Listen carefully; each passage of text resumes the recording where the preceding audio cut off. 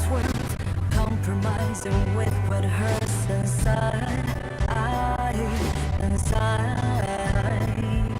When you let fear decide your fate, you don't choose which path to take in life. I'm finally letting go of everything that still holds me. I'm against all odds, but I won't give up, 'cause it's my time to shine. Standing in the spotlight, and no one let me down. Destiny is calling higher. I'm not afraid to fight for everything I love. Victory is on my side.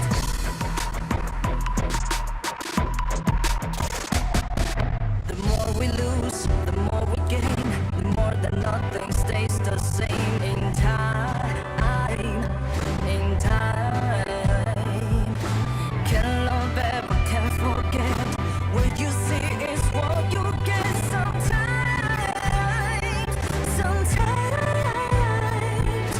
Gonna show the world tonight.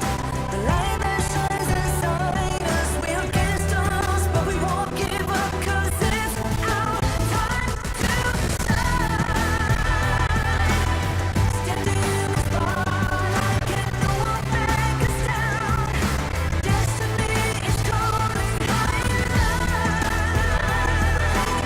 We're not afraid to fight for everything we love. Victory is on our side. Takiki-takiki-takitao. Takiki-takiki-takitao. Takiki-takiki-takitao. Takiki-takiki-takitao.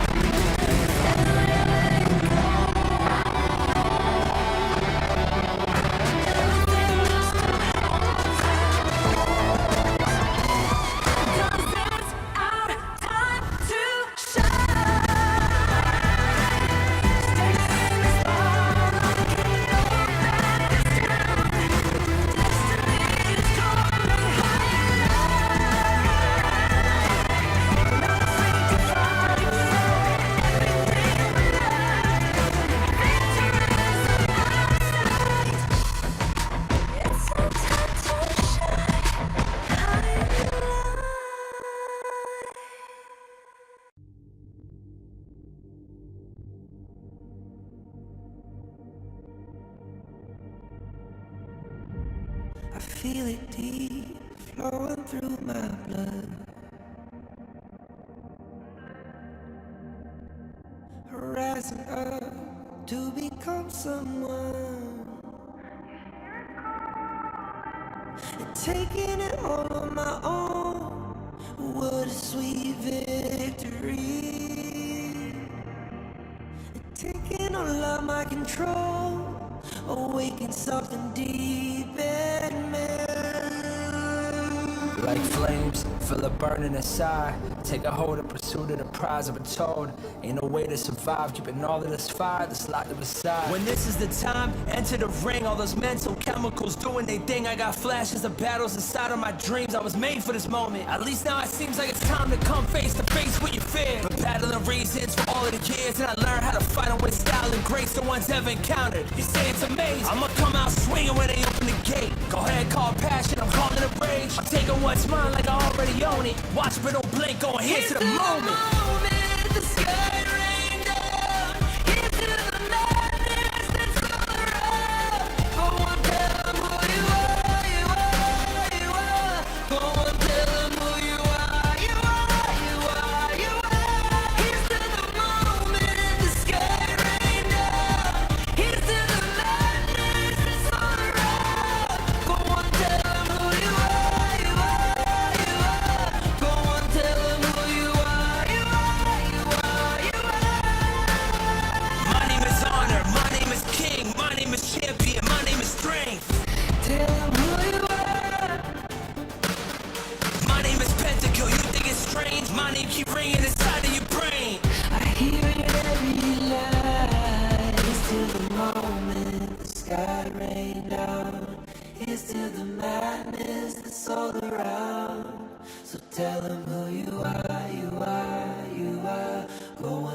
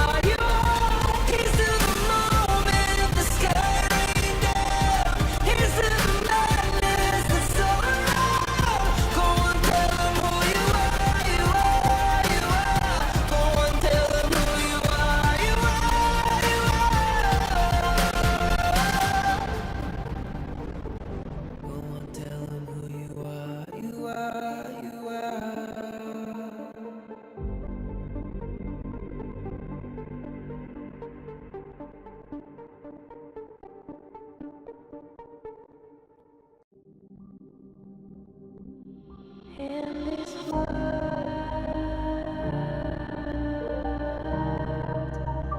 All it was in this world. All it was in this call out my name. Cut through the sound of the rain. No matter how I feed the flame, you know I feel the darkness and the pain. All of the ways we tried to break free from the night. You know we made it out, we found the light. I fly so high, light up the skyline. Let's do it this time, like it's a whole new vibrant world.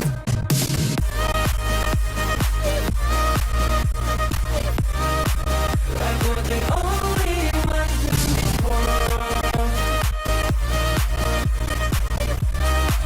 Like we're the only ones in this world. Now I see that I got everything I need. It's alright, I'm on fire, I'm alive, 'cause now I fly so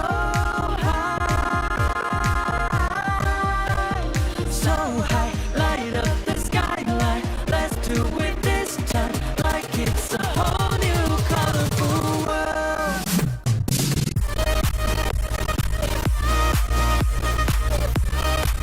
Like we're the only ones in this world. Like we're the only ones in this world. Never thought we'd get this far, burning like the stars. How we get this far, like we're the only ones in this world.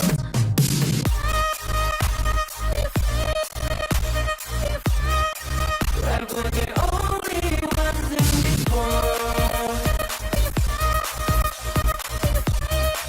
Like we're the only ones in this world.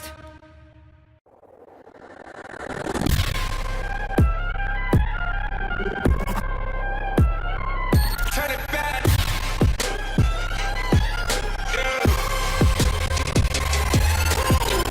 Gear up, hold a weapon, getting ready, coming down.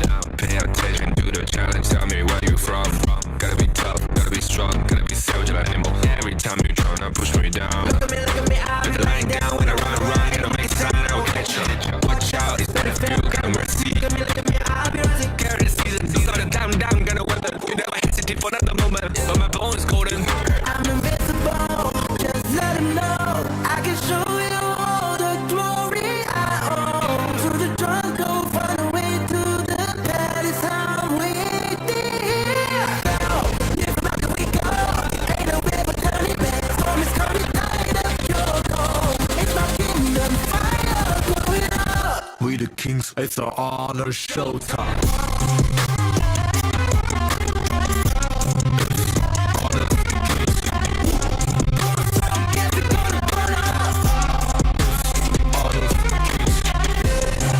On a careless spree, I turn to violence. All my enemies, they go on silence. When the mouth only sits for seconds.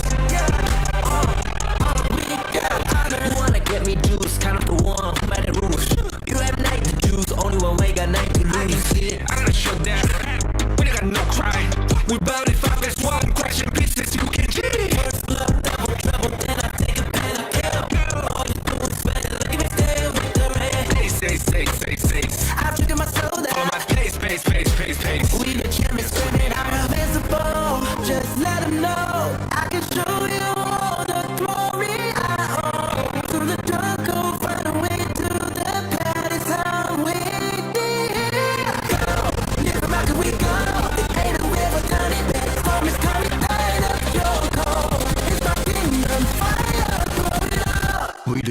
It's all a showtime.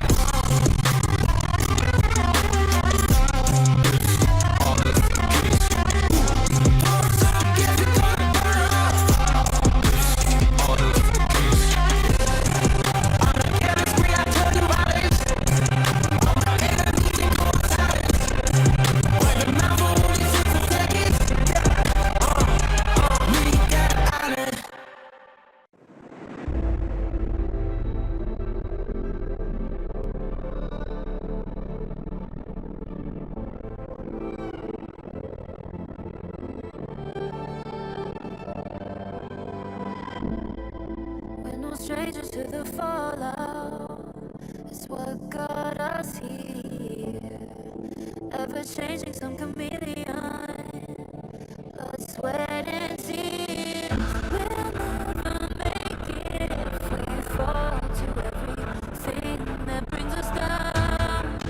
With a comeback is now. Blood, sweat, and tears. What we want, 'cause it never costs. Every day, put in work. Sweat and tears. Nothing comes overnight. Strength in numbers, start to line. We don't gotta fear. Blood, sweat, and tears.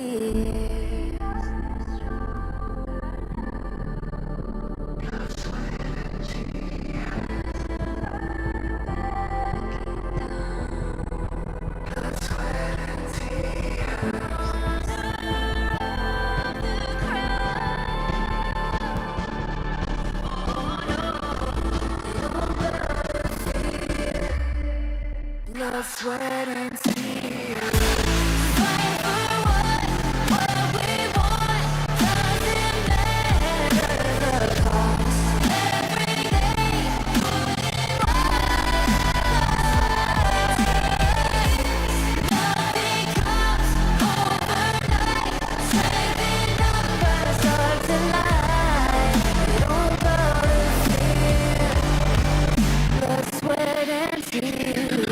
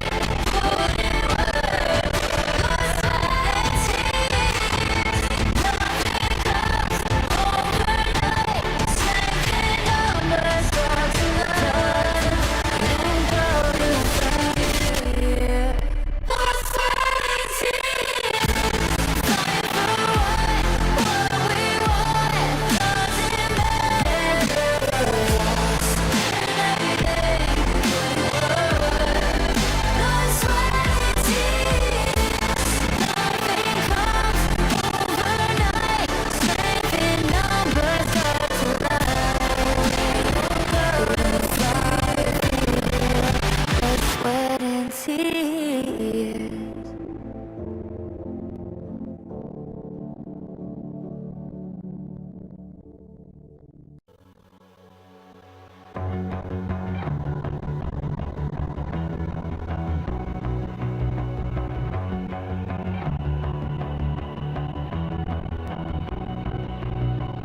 You've walked through the darkest night.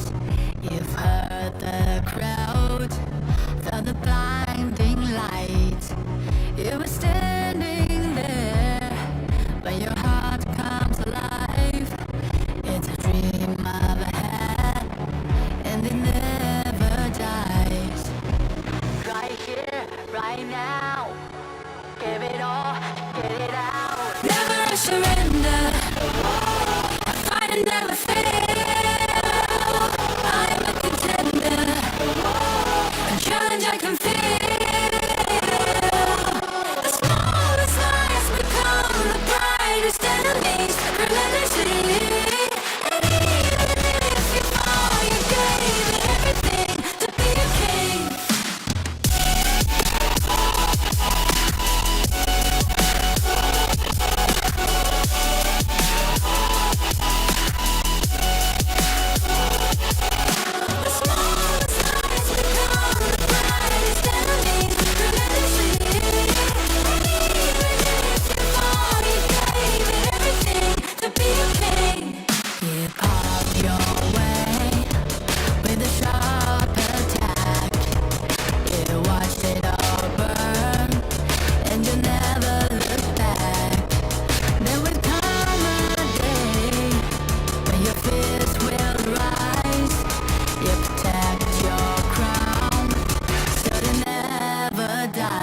enemies. Never I surrender. Fight and never fail. I'm a contender. A challenge I can feel. The smallest lies become the brightest enemies. Remember to and even if you fall, you gave it everything to be okay. On my way, on my way. Find my way, find my way. On my way, on my way. Dream my way, dream my way. Never a surrender. I fight and never fail. I'm a contender.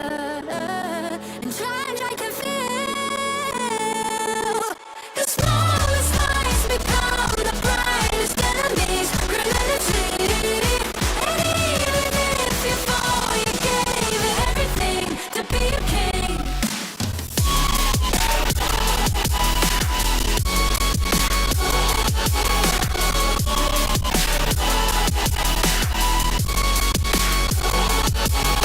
The smallest lies become the brightest enemies. Relentlessly. And even if you fall, you gave it everything to be a king.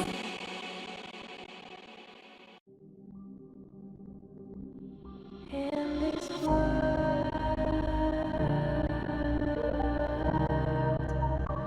only ones in this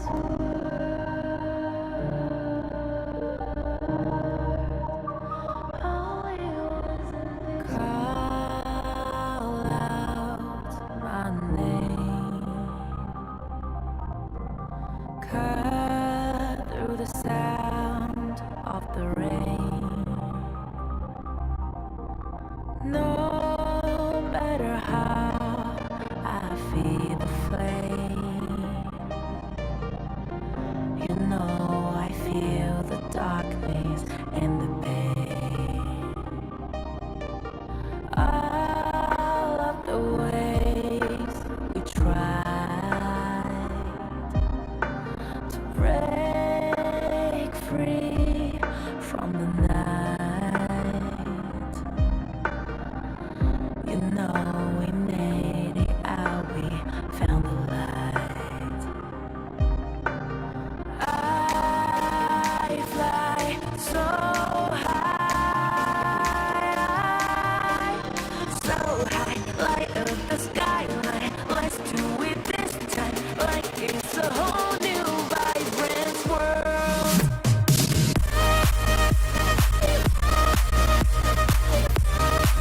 Like we're the only ones in this world. Like we're the only ones in this world. Now I see that I got everything I need. It's alright, I'm on fire, I'm alive, 'cause now I fly so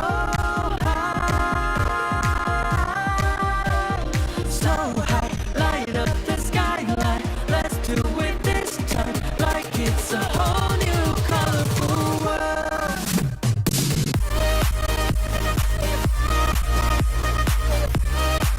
Like we're the only ones in this world. Like we're the only ones in this world. Never thought we'd get this far, burning like the stars. How we get this far, like we're the only ones in this world.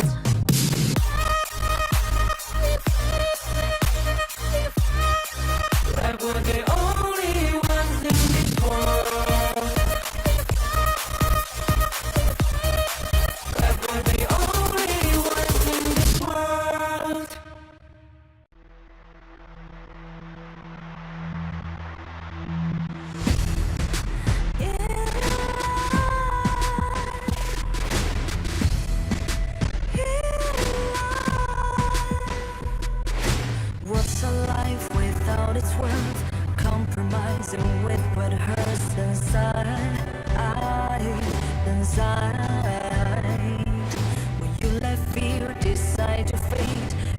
can choose which path to take in life. In life, I'm finally letting go of everything that still holds me. I'm against all odds, but I won't give up 'cause it's my time to shine. Standing in the spotlight, and no one let me down. Destiny is calling high. I'm not afraid to fight for everything I love. Victory's on my side.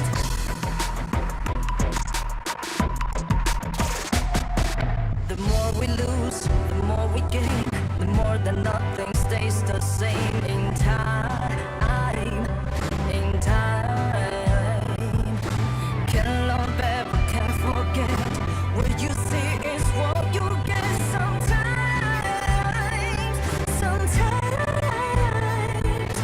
Gonna show the world tonight.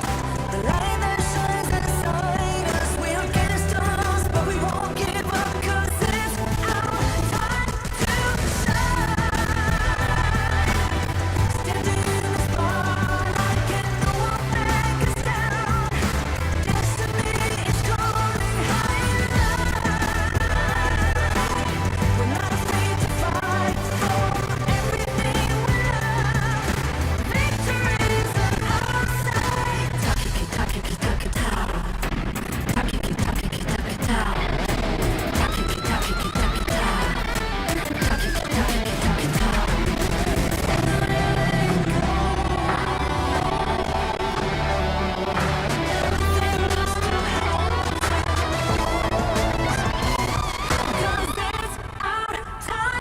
to shine. Standing in the spotlight, can no one back us down. Destiny is calling higher. We're not afraid to fight for everything we love. Victory's on our side. It's our time to shine.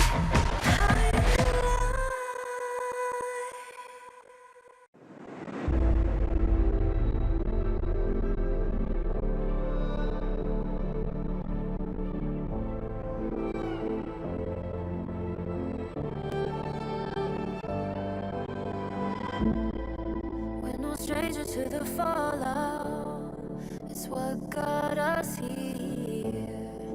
Ever changing, some chameleon. Blood, sweat, and tears. We'll never make it if we fall to everything that brings us down. With a comeback each night. Blood, sweat, and tears. Fight for what we want. Doesn't matter the cost.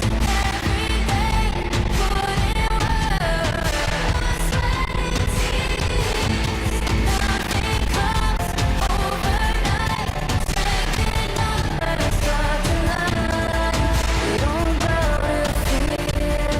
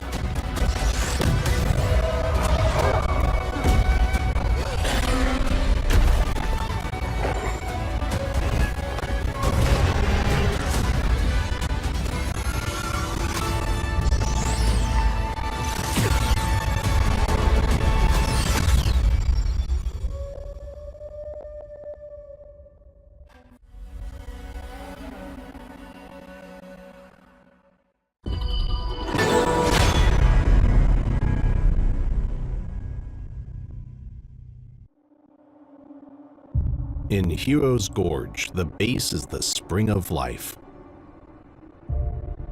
In the real world, every forest and plant is the Earth's spring of life.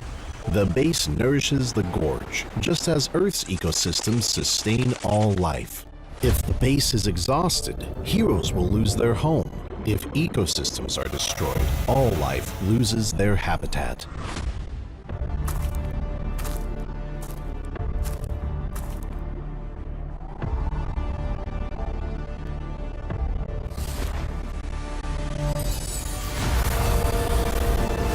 Honor of Kings is working with players worldwide to support real-world environmental causes and protect our planet's future. By participating in Protect Nature, Protect All Life, all efforts in the event will contribute to real-world causes. Protect the environment and let us defend the honor of our planet together.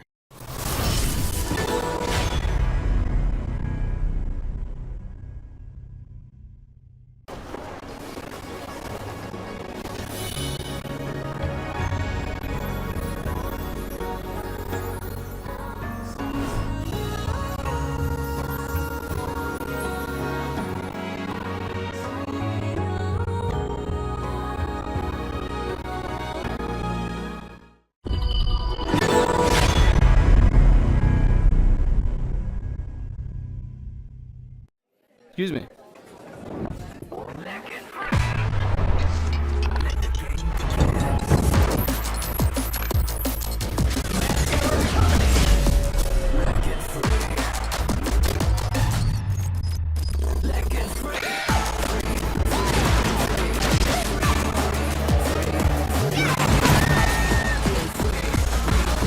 Hugging stinks. Victory! Another round. Sure, but how about a smoother phone next time?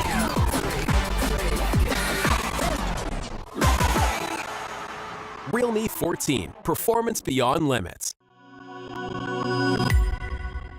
Welcome to the Honor of Kings Major East League Spring and Major West League Spring 2025. Two independent tournaments, each featuring 7 top teams from rising powerhouse regions across the globe. Major East features teams from South Korea, Japan, Middle East and North Africa, and South Asia. Major West brings together talents from North America, Latin America, Europe, and Turkey.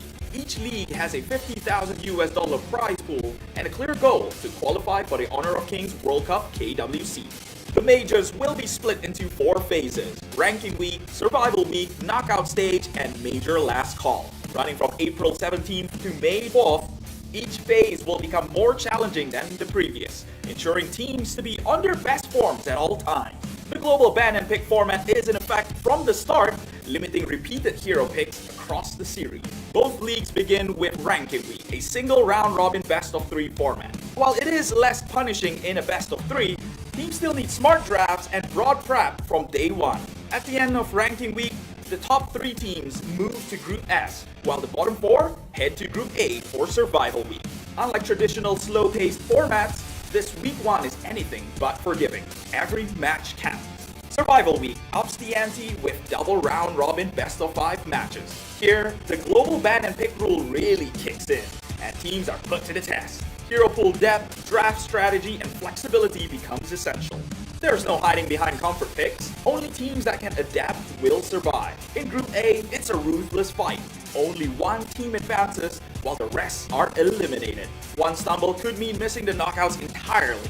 It's fast, high stakes, and decisive. In Group S, the top 2 reach the upper bracket, while 3rd place drops into the lower brackets of knockouts. The final stretch is the knockout stage, featuring a double elimination best-of-5 bracket. Each league's champion qualifies directly to KWC, meanwhile runner-ups get one last chance in the Major Last Call, a final best-of-5 to secure their World Cup slot. This format rewards consistency, creativity, and composure under pressure. Catch every moment live on our official channels. Every game is a chance to prove your region's strength and your team's readiness for the global stage. The path to honor starts now.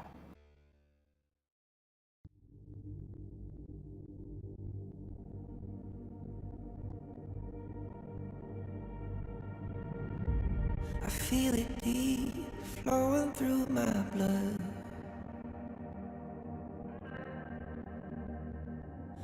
rising up to become someone,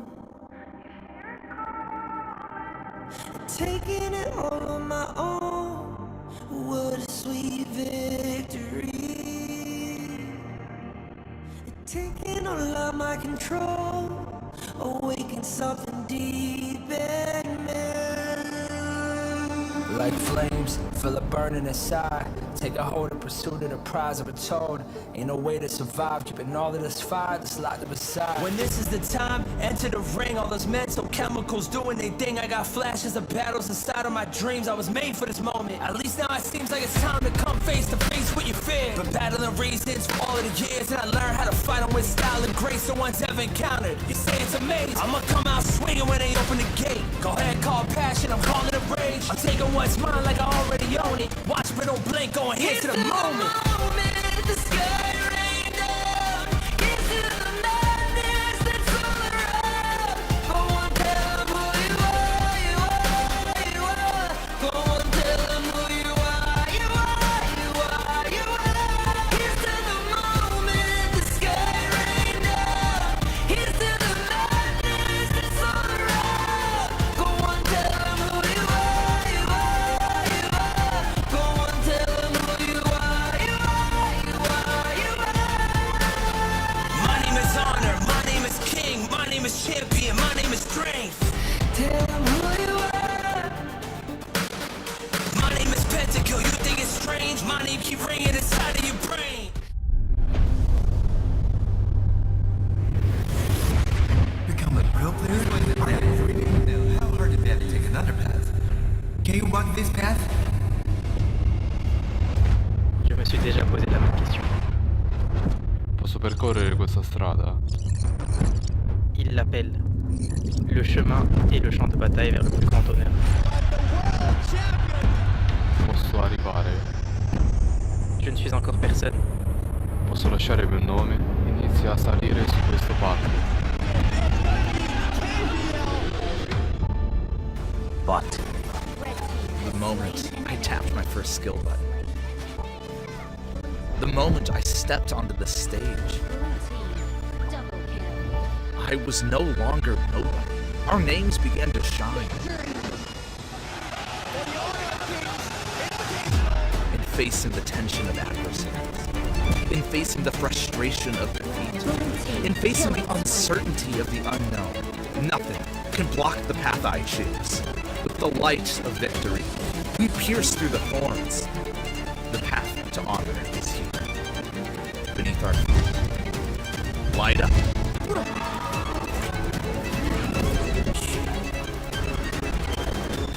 When our footsteps awaken the dawn of the gorge, to walk this path is to walk toward honor.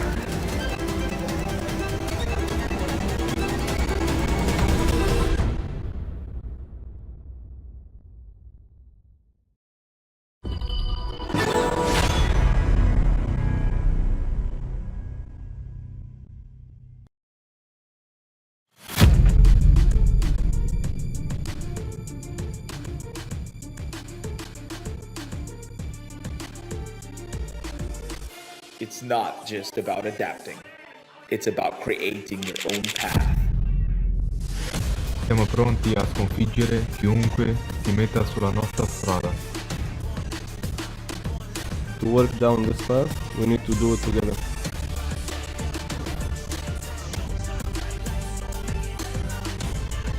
Side by side, we walk the road that shapes our fate. Es hora de cumplir con nuestro papel. Siamo pronti a sconfiggere chiunque si metta sulla nostra strada. It's time to walk the path of honor.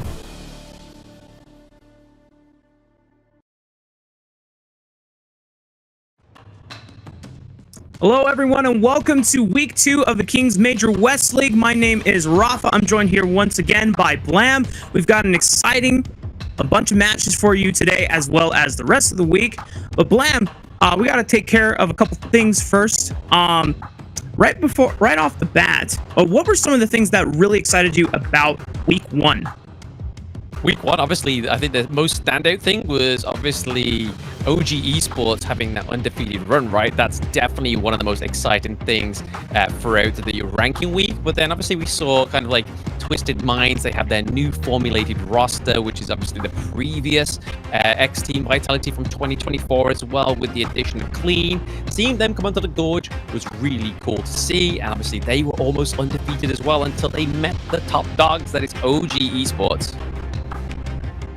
OG Esports continuing to show themselves as such a force to be reckoned with.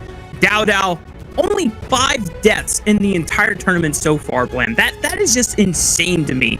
He's not just escaping death, he is defying death. He is dancing with death, and anytime he gets his hands on Pei, I don't think there's any other hero that looks just as powerful as when Dao has his hands on it. Obviously, he's well equipped and adaptable to play things like the Augur, which have had a high draft presence rate we've seen in, a few series, but when he plays Pei, oh, it's a beauty. It's a real beauty.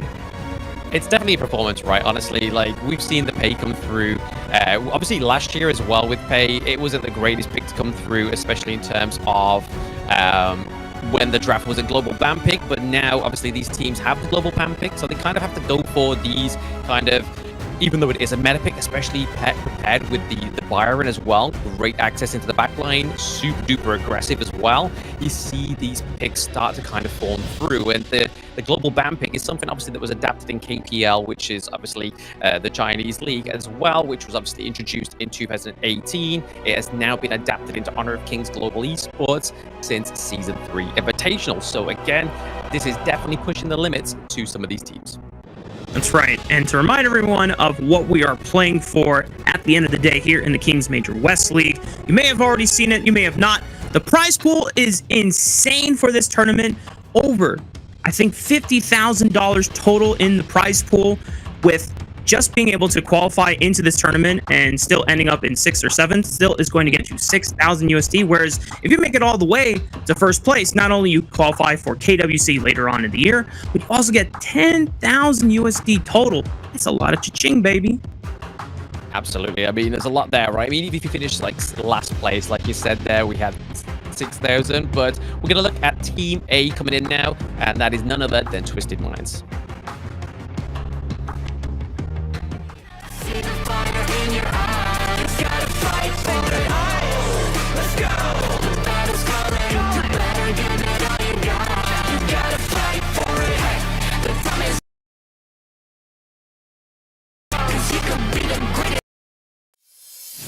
And on the blue side, for our first best of 5 today, it is going to be Twisted Minds. You have 90 in the Clash lane, Clean in the jungle, Hai Long in the mid lane, Shanks at farm lane, and CT Boy at support. Oh yes, this is a great team. Obviously, I was sharing very much excitement for in the introduction, right? Like, this is the X-Team Vitality of 2024 with the addition of Clean, definitely making it a better rounded roster so far. Obviously, not only from statistically with the amount of wins they've got this far, but definitely displaying themselves on the Gorge with prowess. Now, while Twisted Minds, for the majority of the tournament, was undefeated, they did eventually fall to OG Esports in such an epic Clash showdown that we had on our last day of Week 1. And even though it was a 2-0, I have to say the second game they put up a hell of a fight. They were able to at least take a earlier composition that tried to blitz for the stages of the game and compete. Unfortunately, they still lost in the end. But meanwhile, Twisted Minds, they are not going up against OG Esports. They're going up against YikeZ Globant. Check them out right here.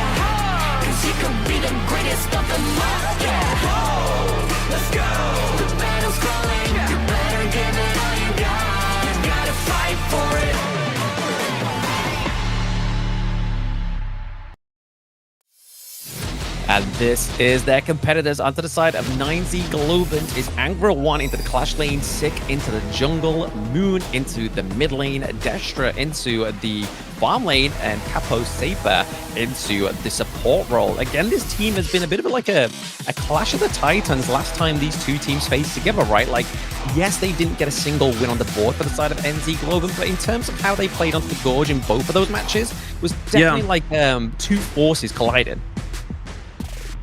It was definitely the most competitive series that both 9Z Globant and Twisted Minds had for themselves. The funny thing is that while Twisted Minds against a majority of the teams outside of OG Esports were undefeated and took wins in all series, 9Z Globant having just a slightly bit more inconsistency across the group during week 1, where I think 9Z Globant dropped, I want to say 1 or 2 matches or 3 series overall.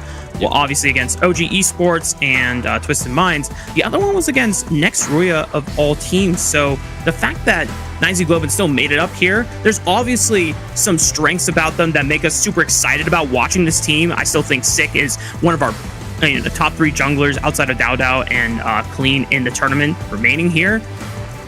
I think it just goes to show that when 9Z Globant, they have the potential to strike higher and be able to contend with the top teams, but it just comes down to the execution. In where would you say the execution needs to be cleaned up more for 9Z Globant, Blam? Again, it's like they both play very aggressive teams, right? Like both Twisted Minds and both NZ Globant want to be the very aggressive teams in the early game. It's kind of just like how they roll that out or try and kind of maintain that into the mid game, then to try and make that into something like either a Gorge domination in terms of turrets, or they're getting the kills and translating that into some neutral objectives. But right now it's going to be seeing the side choose here between these two teams. It looks like Twisted Minds is going to go over to the blue side, so they do get that prior blue pick. We've seen many picks be contested here in the global pick and ban. A lot of heroes like Arlie and My Shiranoi tend to be the ones that you immediately strike off when you are on red side, and you are immediately locking down if you are on blue side. But in terms of specific heroes for both of these teams, I know that Pei has definitely risen up in priority for both Twisted Minds as well as OG Esports. Haven't really seen it rise up in priority for many other teams unless it's off of the back of something like an Ogren potentially being ready and available, and you want to deny something of that kind of early pressure. But one of the combos that has been super dominant in our first week has been Princess Frost and Leong. Super powerful CC lockdown. Twisted Minds already denying one half of that combo. Yeah, it's massive, right? I mean, the amount of CC that you have, not only with the Winter is here, but then obviously the suppression that comes through from Liang as well. It just makes them kind of like a very hard CC combo to get over. It's really like a great momentous combo that's definitely bared its fruit within the ranking week, right? But let's have a look at the bans here. So Gudo getting banned out as well. Very interesting. A pick that hasn't naturally fallen into the jungle role as much as some of the other leagues that we've been watching. But over the same time, with NZG, they banned out the My Shiranui and the Ali. Again, very two typical bans over to the red side. And then we get Nighty getting his first selection on the board, which is going to be the Dharma. We know that he crushes on this hero. So again, very good for the side of Twisted Minds, trying to lock down Nighty's prior pick. 9Z Globant taking their time in what they want to answer with. Could just be looking at a strong scaling bot side with the Lung for Destro. And then, of course, Diadea, just one of our staple supports that has just always been contested, sometimes banned, super early on into the draft phase. And now Twisted Minds have a chance to round out their 3-man core, looking at not only a support of choice, but with the Ogren available. I mean, they're basically daring and saying, yeah, we can lock this in, and we feel confident that 9ZG don't have an answer for it. Yeah, it's a very, very stern team comp here for the side of Twisted Minds, right? Like, they've got the Ogren, so Clean gets to go on that pick. We have the Lian Po as well, which is normally most times out of 10 sort of like drafted against the Ogren as well as like a Musashi. But the fact is they get the Lian Po as well. So obviously the Tremor Smash coming into the Conductor of Souls as well is going to be an absolute dream to come through here. But then if we look over the side of NZG, we see a little bit of a counterplay here. They do want to go for a control mage like the Lady Chen. Again, the Destructive Deluge comes through, is really going to try and upset the whole kind of like circle setup, because again, we have the Conductor of Souls, which is a circle AoE. We have the Tremor Smash, which is another circle AoE. So just trying to kind of mitigate the damage that they could potentially do over the side of Twisted Minds is what they're going for here for NZ Globant. Well, what they're lacking so far is that strong front line, which I hope we're going to see in this next part of the draft. But looking at the bans, they ban out the Chano. Again, I'm not a fan of Game 1 Chano. His statistics from week 1 did not bear the fruit that he needed to, right? But this is now a best of 5, so Chano will definitely start to becoming a little bit better within the win rates and in the latter parts of these series. Yeah, 9ZG taking away farm lane options for Shanks, who has right now the second most MVPs of the tournament so far, 5 to his name, whereas Twisted Minds focusing on the jungle hero pool at the moment. Monkey already being taken off the table here. I imagine that if they are very fearful of something like the Musashi, it would be banned here. Otherwise, you're just looking at other heroes that either bring that frontline tankiness and the CC, and Dune is definitely one that fits both check marks right there. He definitely does fit the check marks, right? But I mean, to the same with going for the Musashi here, yes, it's a great counter for the Orgrim, but then you've got the Liempo, you've got the Dharma as well, right? So Dharma and Liempo can really kind of try and focus the Musashi down. So if he tries to sort of like go in there, you can deny him with obviously try and push him around with both Dharma and the Liempo, but it looks like they may be locking in the Dion Way, which is something we really did not see in week 1, but we've already started to see it within the East League. I was watching it earlier. Dion Way came through for, I believe it was G, and they lock in the Dion Way. So again, they have the Leap of Fury, so they can try and like dive in onto one of the squishy heroes onto the side of Twisted Minds. They have the slow from his second ability. So again, it just means that it gives time for the Lung, it gives time for Diadea, as well as the Lady Chen to try and get on top of those picks. So this is an interesting answer that 9ZG are coming up with. Rather than try and assemble a bunch of crowd control from the jungle role, which is normally how I have been informed how you deal with Ogren, so that he never gets a chance to sustain and be able to be that front line that he is for the team. You're just trying to just ignore the Ogren and just dive the backline instead. It's like, okay, Ogren, well, what are you going to do if you have no backline to frontline for anymore? As Twisted Minds round out their composition with Lady Sun and Nua. Yeah, again, this is a really good draft fight by the side of Twisted Minds. It's definitely what they needed to kind of round out their game 1 team comp, right? They needed damage, they needed kind of backline, especially the Nua with the Annihilation from her ultimate. That is probably like the ultimate backline. You can drop that down wherever you want to in the Gorge, and it's going to travel in a straight line. And it's going to do some damage in the late game as well. And it's also got that kind of wave clear potential. So if you are kind of really struggling to sort of try and put a halt to the enemy team's wave clear in, say, for one of the lanes, and 3 of your team are down, you can drop the Annihilation down to really just try and sort of like halt it at a stop there. But honestly, over to the side of NZ Globant, going for the Mayin, you can kind of see what's going to be really happening here. You're going to be seeing City Boy trying to sort of like make sure he's positioned around Shanks to make sure he's not getting caught out. Same with Nua, so same with Highlang into the mid lane, right? Like, these are going to be kind of like your 2 sort of golden gooses within this draft. I'm doing some quick stats check up here, Blam, because I'm curious if we've had yet to see a DN Way in King's Major West League. I know you saw that it's been popping up in King's Major East, but as I go through the numbers here, this is our first DN Way in Major West League, and I see this hero a lot when we're, chilling with the boys and, hitting solo queue. And I see this guy just kind of run at me and be a giant meat stick and just be able to, or not meat stick, stat stick. It just seems like if he's got enough farm on his side and he's beating you in gold, there's not much you can do in a 1v1 against him. So I'm curious how 9ZG are able to play around it, since this is going to be my first experience of witnessing it here in the Major West. Yeah, I mean, it's got a lot of sustain, right? And like I was saying, when he got picked up, you've got Leap of Fury, which is his ultimate. So again, he's able to kind of leap at one of these sort of like lower health targets onto the side of Twisted Minds. But then also, if they try and run away, he has his second skill that flies a slow. And they've got to be careful because he has that increased attack speed from that first skill as well. So he can definitely deal out the damage fast and quick. And it's true. Now, one thing we want to make sure that we remind everyone at home is that we are very thankful to the Thrilling League that All the action we get here is thanks to EWC, who has been sponsoring Kings Major West League. Shout out to them. Yes, and here we are. I mean, we're getting a little bit of poke and prod here. A lot of damage going up to the Capacipa down there, but it is all aided by the Realme 14 5G. So our players are geared up with the Realme 14 5G. Built for performance, made for gaming, smooth, cool, reliable, just the way esports demands. Ready to level up, get yours, and feel the difference. And back to the action here. Just a minute has already passed within our first game of the series here. You can already see that CT Boy has been quite active on the Gorge here. First touching mid lane and making sure that Long was able to get the push into the mid wave before then reaching over to the top side and ensuring that 90 was getting in the first couple pushes. And so far, it doesn't seem like that Shanks has really lost that much on it. Hasn't been getting that much pressure from Capaseva and Distro in the 2v1 so far. So it seems like we're in for a relatively passive early game unless YikeZGG decide to push the tempo here.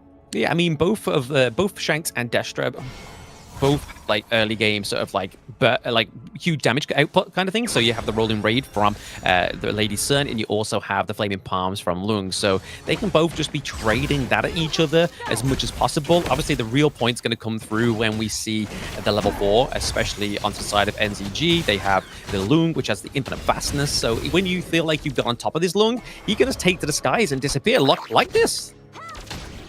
There's already some aggression about to happen. Looks like there was ultimates expended both from Shanks, and in return, that's why you saw the infinite vastness used by Destro, as he's able to safely escape any sort of play that was happening there. Maybe CT Boy was looking for a quick collapse and get some decent knock-up in, but with Moon collapsing first, Shanks is in trouble.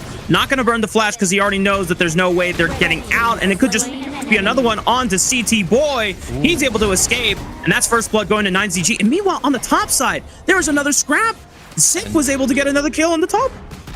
Absolutely. I mean, Moon rotating down very nicely there to give aid over to the side of the farm lane, right? He was able to pick up the first kill as well. So Lady Chen picking up some first kills is going to be good. Obviously, you're more kind of wanting that resources to go over to the Lung, but honestly, I thought that was going to go a lot worse for the side of NZG because they knew the infinite vastness was off. There was no real pressure applied down to the farm lane, because if they were, they'd be able to catch him out. The only thing separating Destra from the side of Twisted Mind would be obviously either Diadea or Ride the Wind, but right now 2v1. 90 tries to get away, using the Truth Mantra just to push Sick and Angry One back, but the dive into the tower is just too easy for them. Dian Wei is packing a punch right now, and Sick is not wasting a moment to use the power of it right now. Meanwhile, in a response from Twisted Mind, they go deep into YikeZGG's bottom side jungle, but they're pushed out, and now the collapse coming in, a 4v3. Twisted Mind is going to have to concede ground here. Yes, concede ground as well. I mean, this is the thing that I was thinking about in the early game, right? Well, actually, the pre-game was like, YikeZ Globant know how to be aggressive in the early game, and that's exactly what they need to do against Twisted Minds. They just need to formulate it and convert it into something more. There is it stealing the Tyrant.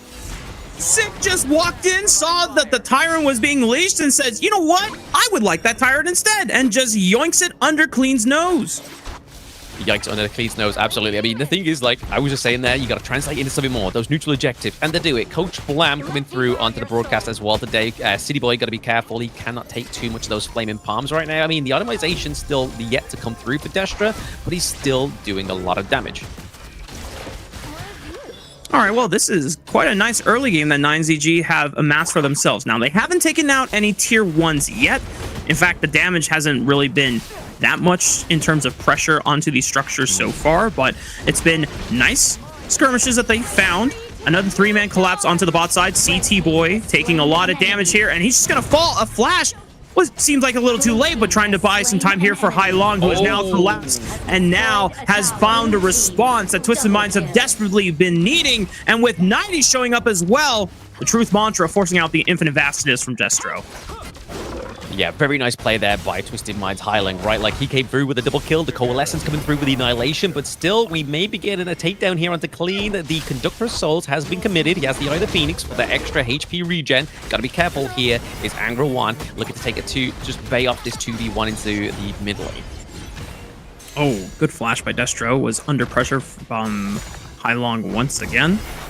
And that 1v1 you saw, when Sick is able to just close the distance, you cannot win against this guy. Unfortunately for him, he's got no gap closers outside of Leap of Fury if it's already been expended and clean.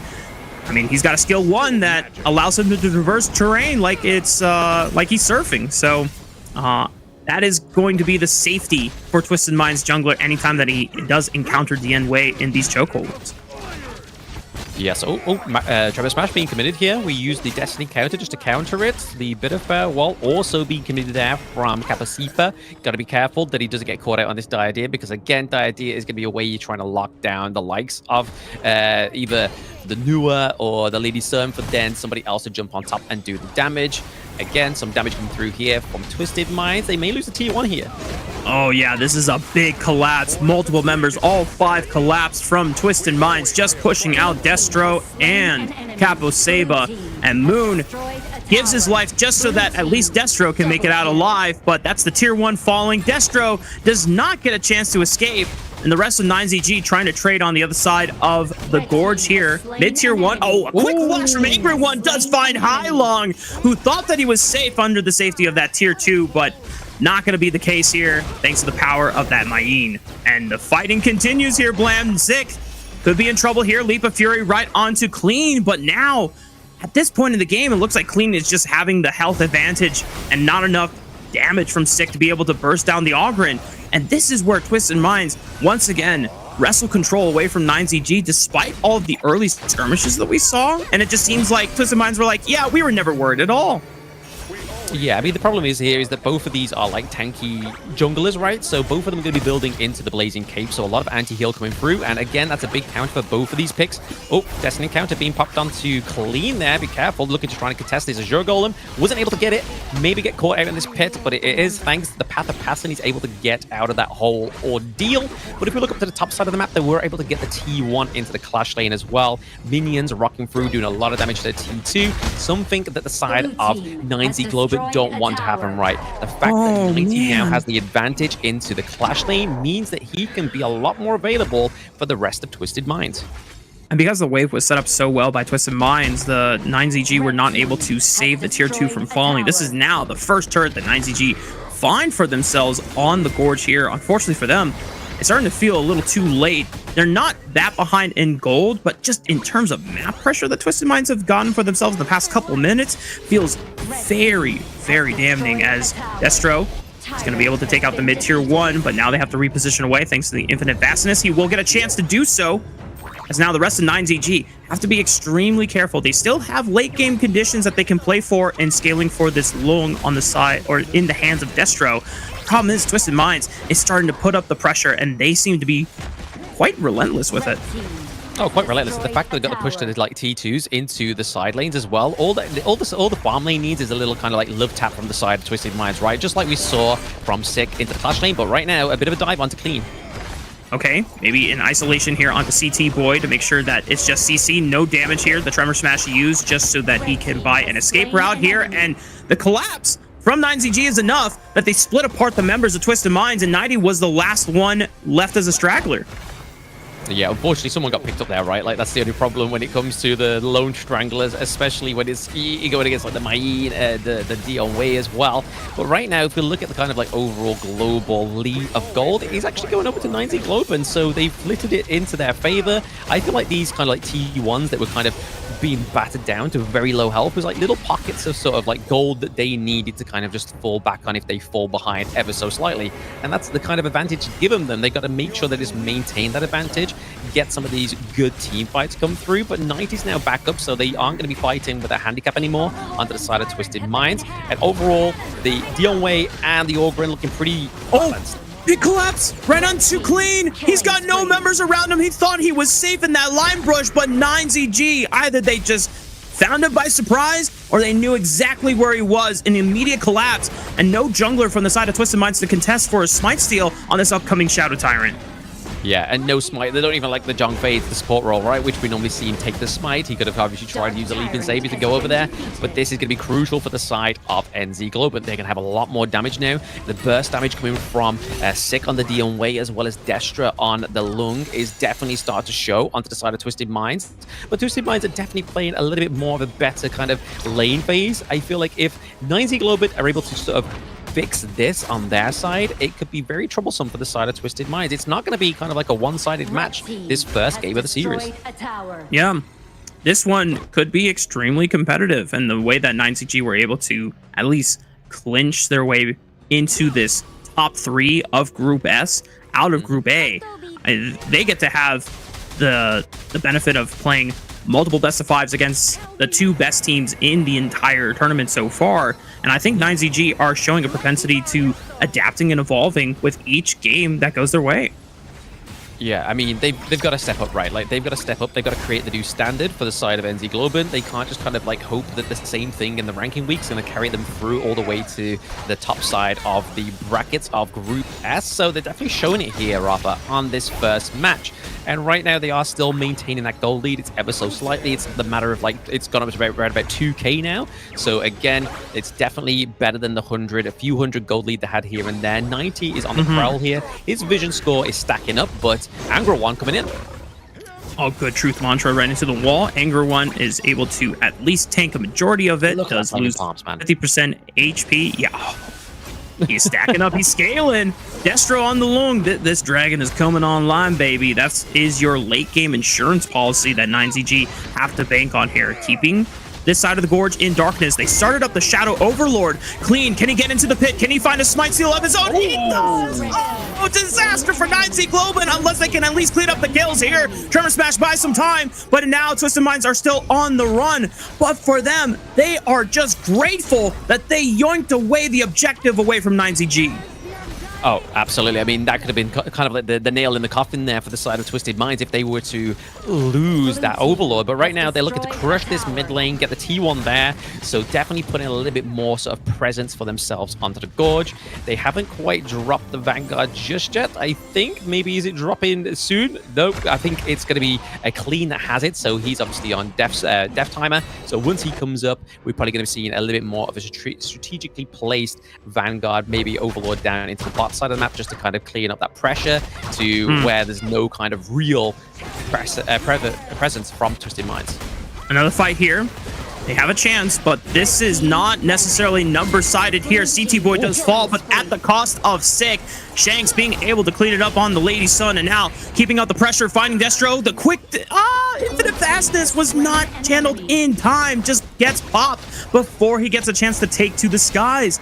And with Clean occupying the space in the river here, 28 seconds before the Shadow Tyrant comes up once again, Twisted Minds have regained control of the Gorge here.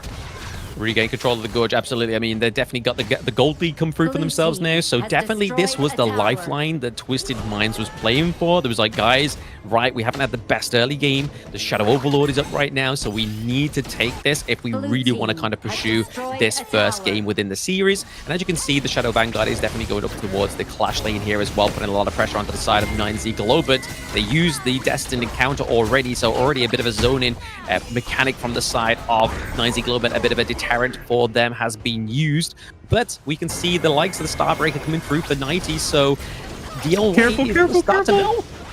Ooh! Angry One, thankfully for him, just a little bit beefier on this Mayeen. Oh no! Sick! He tries to get pressure and being able to walk in first for the side of 9ZG, but Twisted Minds were waiting, Blam. They had the trap ready, and the rest of the Argentinian representatives just not able to fight their way back into the bottom side jungle. That's the Shadow Tyrant easily picked up there, and Twisted Minds continuing the pressure.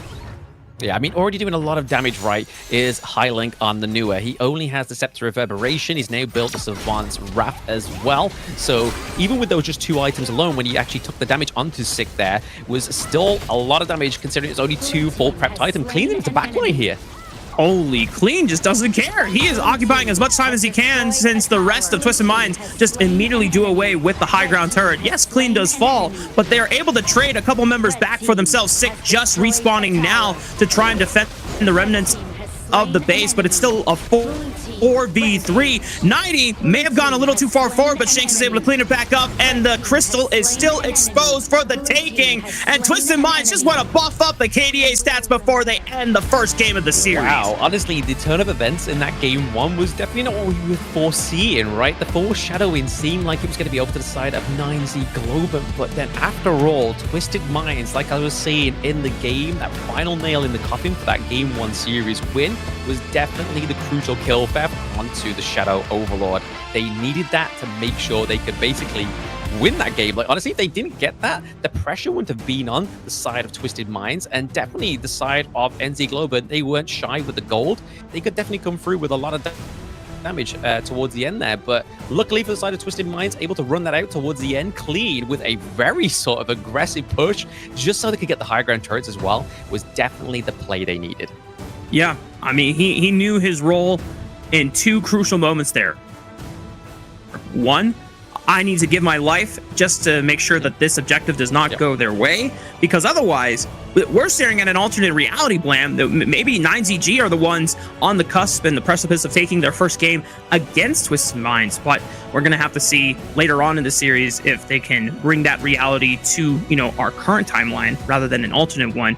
Meanwhile, the side of Twisted Minds, I think if you are a Twisted Minds fan, you might be not super concerned, but, you know, you might be a little miffed that there's a couple skirmishes that they may have been a little too disrespectful to the side of YikeZ Globant in, where they're like, hey guys, I don't know if it's a not respecting Dian Wei thing, or, you know, just forgetting what kind of a stat stick he can be, especially if he gets in range of you. But Twisted Minds, the overall end goal is still to win this tournament, and their only biggest challenge so far was OG Esports. That is the only series that they have yet to be victorious in the tournament so far.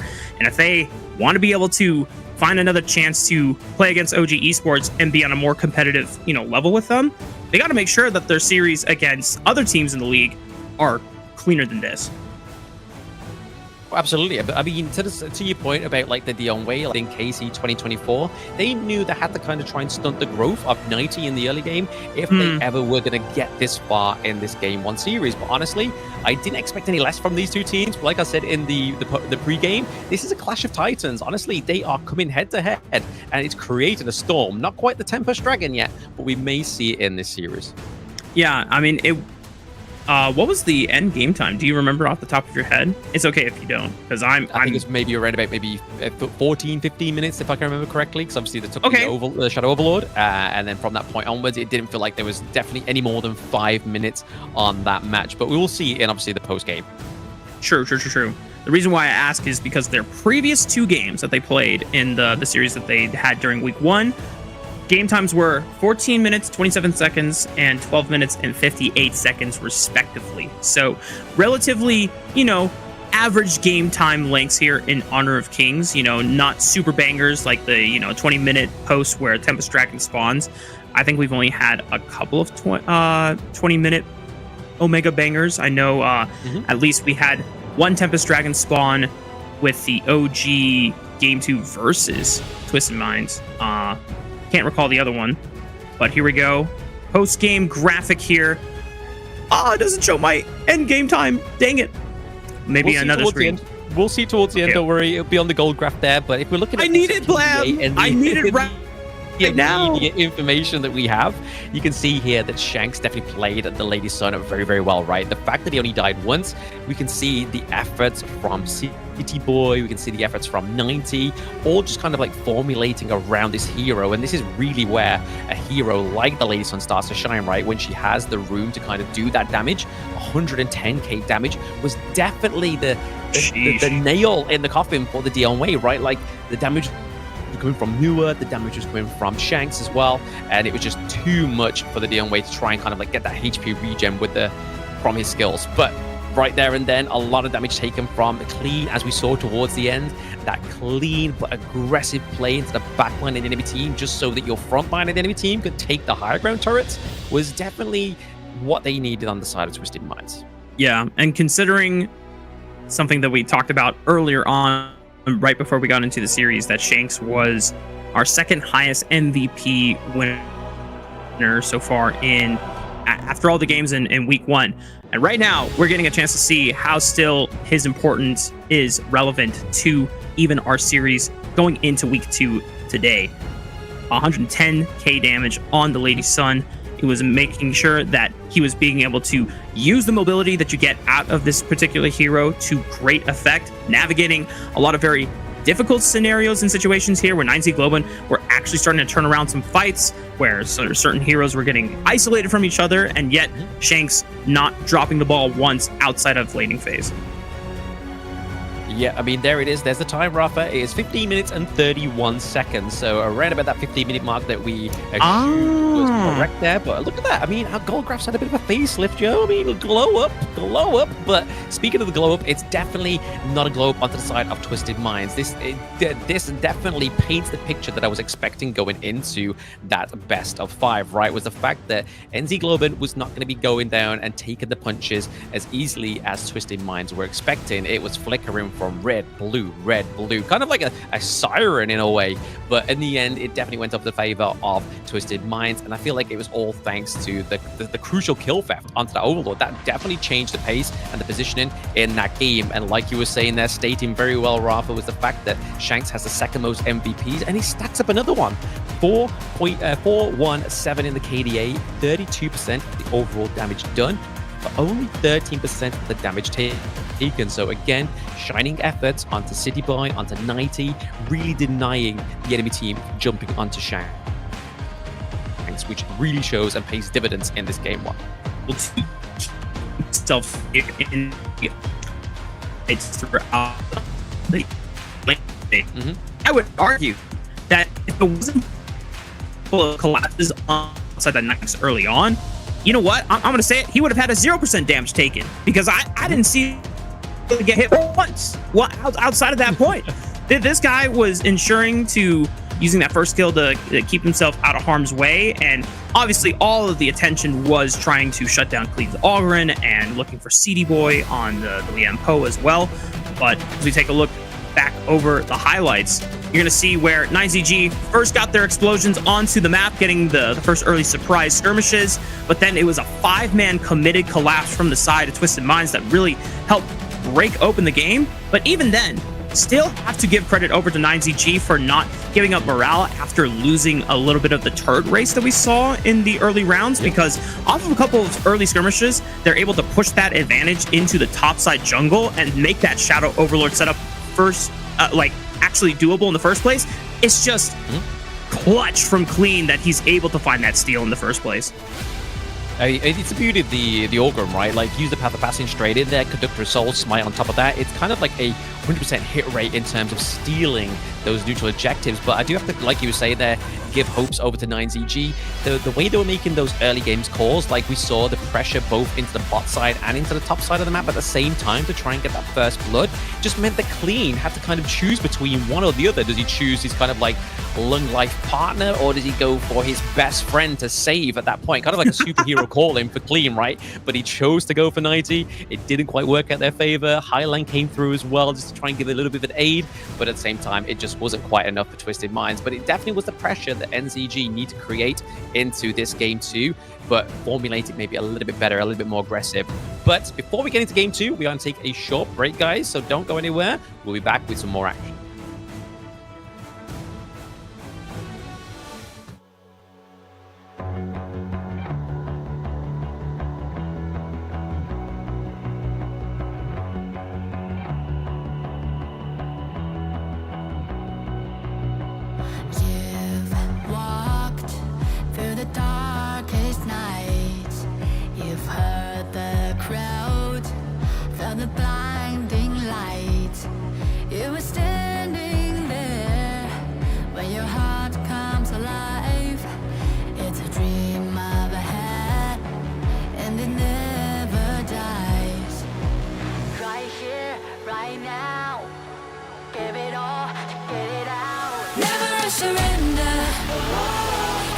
Never fail. I am a contender, a challenge I can feel. The smallest lies become the brightest enemies relentlessly. And even if you fall, you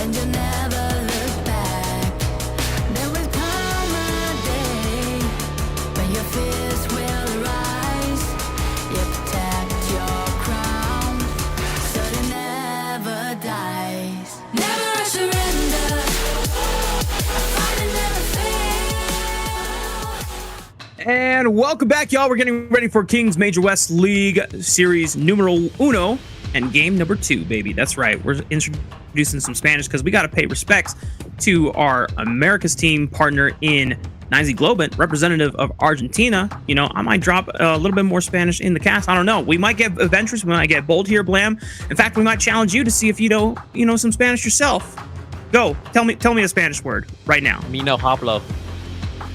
Okay. You know what? That works. You know, you don't speak it. But that works. You know, that's kind of an ironic statement right there. You know, you're saying I don't speak Spanish, but you're saying it in Spanish. So therefore, you're contradicting yourself. It's, you know, we could teach you a more complex version off broadcast. You know, where we could get really into the thick of things. But of course, we have to remind everyone that in game 1, these were the picks here. And because of global pick ban, they are no longer available to the respective teams on these sides. With Twisted Minds, this is a best of 5, so they're already 1 on the count. 2 more wins nets them the overall series victory. Exactly. I mean, some good picks coming from both of these teams, right? Like the Augurin, the Dharma, the Newer as well. Obviously, we didn't see Newer much in week 1. It didn't really come through as much as I was expecting it. But again, it's best of 3. You kind of want to be putting sort of like the more sort of like less intrusive picks into the mid lane, right? Like we've seen a lot of Princess Frost, a lot of Lady Jen, a lot of Shut as well. So just those control mages coming through rather than those kind of like dominant sort of like high damage dealing hero picks like the Newer. But over to the side of YikeZ Globant, they do exhaust the Lung, they exhaust the Dryadea, the Mayin. Again, Mayin had such a great appearance rate in the first week, right? I mean, it didn't probably have the greatest of win rates in terms of like overall success, but it was definitely there on the Gorge more times out of 10. But once more, we are going to be seeing Twisted Minds going to go over to the red side this time, actually, and then YikeZ Globant are going to go over to the blue. So we do have the reactive counter pick side for Twisted Minds in store in game 2. Yeah, just as a fun fact, I think Mayin is at least in the top 10 in terms of draft presence rate, which is where she gets a lot of bans. She also gets a decent amount of picks as well. Hang on, let me count. 1, 2, 3, 4, 5, 6, 7, 8. Number 8 on our list here. And that is contesting with things of the likes of Arlie, My Shiranoi, Dharma, Ogren, Diadea, Princess Frost, and Dolia. Those are all coming before Mayin on the table here.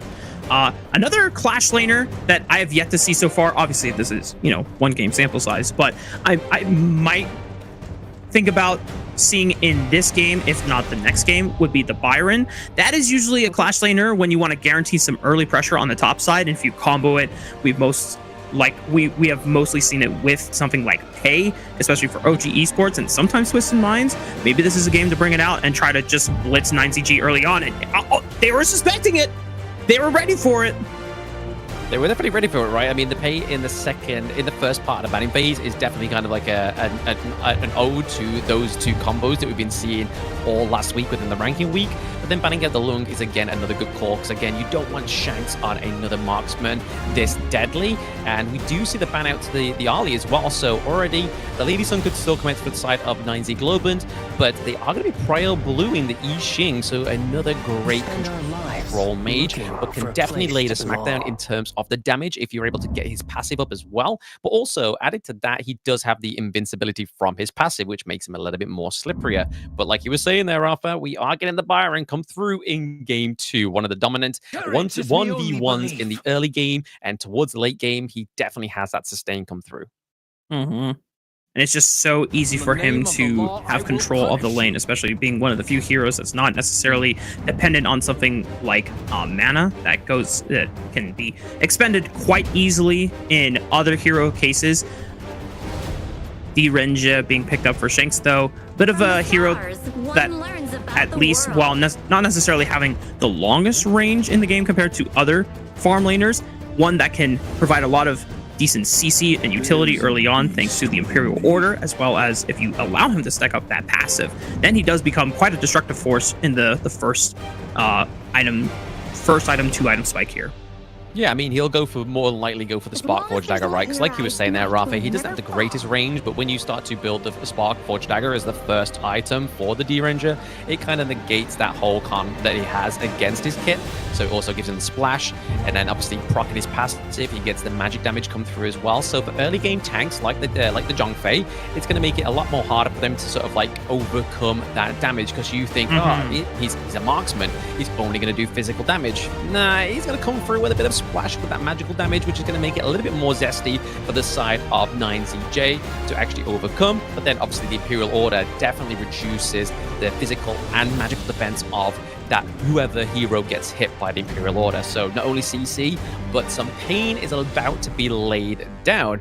Back to the draft at hand, though. Elaine and Guan Yu both being banned, so very high, big picks into the clash lane for week 1. Elaine would be a fantastic pick here because of obviously access into the backline onto the top of the D-Ranger, onto the top of the Sakia. Kind of gives a little bit of a notability of what they're going to be picking into the mid lane. Another squishy hero. The Shirk coming through here, a control mage, which Highline has actually performed decently on.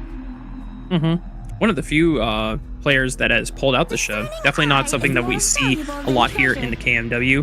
Meanwhile, YikeZGG trying to ban out. Also, a big note on the Jing. I was waiting for this one, just like in their previous series, when the cards and the chips were down and Sick was not able to make it happen on the first hero, which was more of a tanky frontliner. This time, he's going back to the Lamb, a powerful assassin, and in the right hands can completely take over a game. I feel like we saw this matchup happen before, though, right? The Shirt coming up against 6 Lam, most specifically within the ranking week. I feel like it was. I believe, yes, it actually was. It was OG Esports against 9Z Globant. So again, this definitely matchup happened. It's Twisted Minds kind of saying, look, we kind of know what you're going to go for here.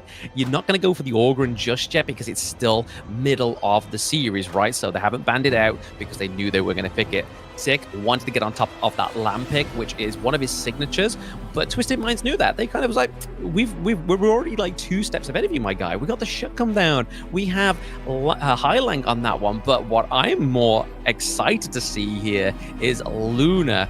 Clean on the Luna here is going to be very interesting. It's all going to be kind of trying to get that sort of like high damage coming into these team fights. Got to make sure there's dodging the unbridled outburst from Zhongfei, because as soon as that comes through, it really kind of stunts Luna's mobility into these team fights. So that's probably going to be one of the main goals of Kapasipa on the side of 9Z Globant.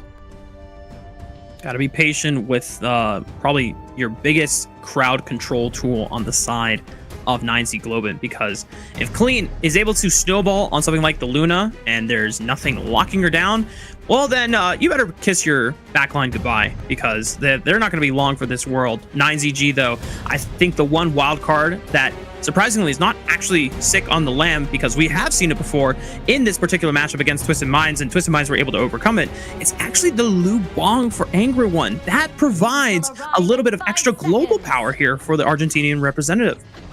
It does, and it also, I believe there was one team that played the Lubang and the Musashi combo as well, which kind of plays the same kind of synergy here with Sick on the Lam, because you're going to be diving into the backline with that Death from Below, right? Like Death from Below, flash in, and then you have Lubang on top of you, giving that huge shielding, but then he comes through with the CC as well, really helps you get that kind of like overall damage from the Lam. So again, I think it's just replicating that same kind of synergy between these two heroes.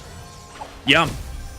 You are basically acting as a delivery service for the Lu Bong, so that he can be right on top of the backline, and then suddenly if one of your frontliners that packs a decent amount of CC is just in melee range of D-Renja and Shi, well that's not a happy place for Twisted Mind to be. But we are on to the Gorge for the second game of the series. Just under a minute down already. Not much major action has happened. Some early roams have come in from mostly the mid laner here on the side of 9ZG. Moon just giving a couple love taps over to Flash lane here, making sure that Angry One behind, as we've already noted before, Byron has a pretty nice, powerful position in terms of early laning phase strength. Yeah, I mean, you can kind of see already they're trying to put a bit of pressure onto Highline here, because they don't want him rotating in the early game, because as soon as he starts to rotate, it becomes a lot harder for Destro on the Lady Sun to actually try and make it more of a survival in the early game. And you don't really want to be giving Shanks that early game lead as well, right? Because as soon as the itemization starts to come through for the D-Ranger, that's when the pain train also comes through.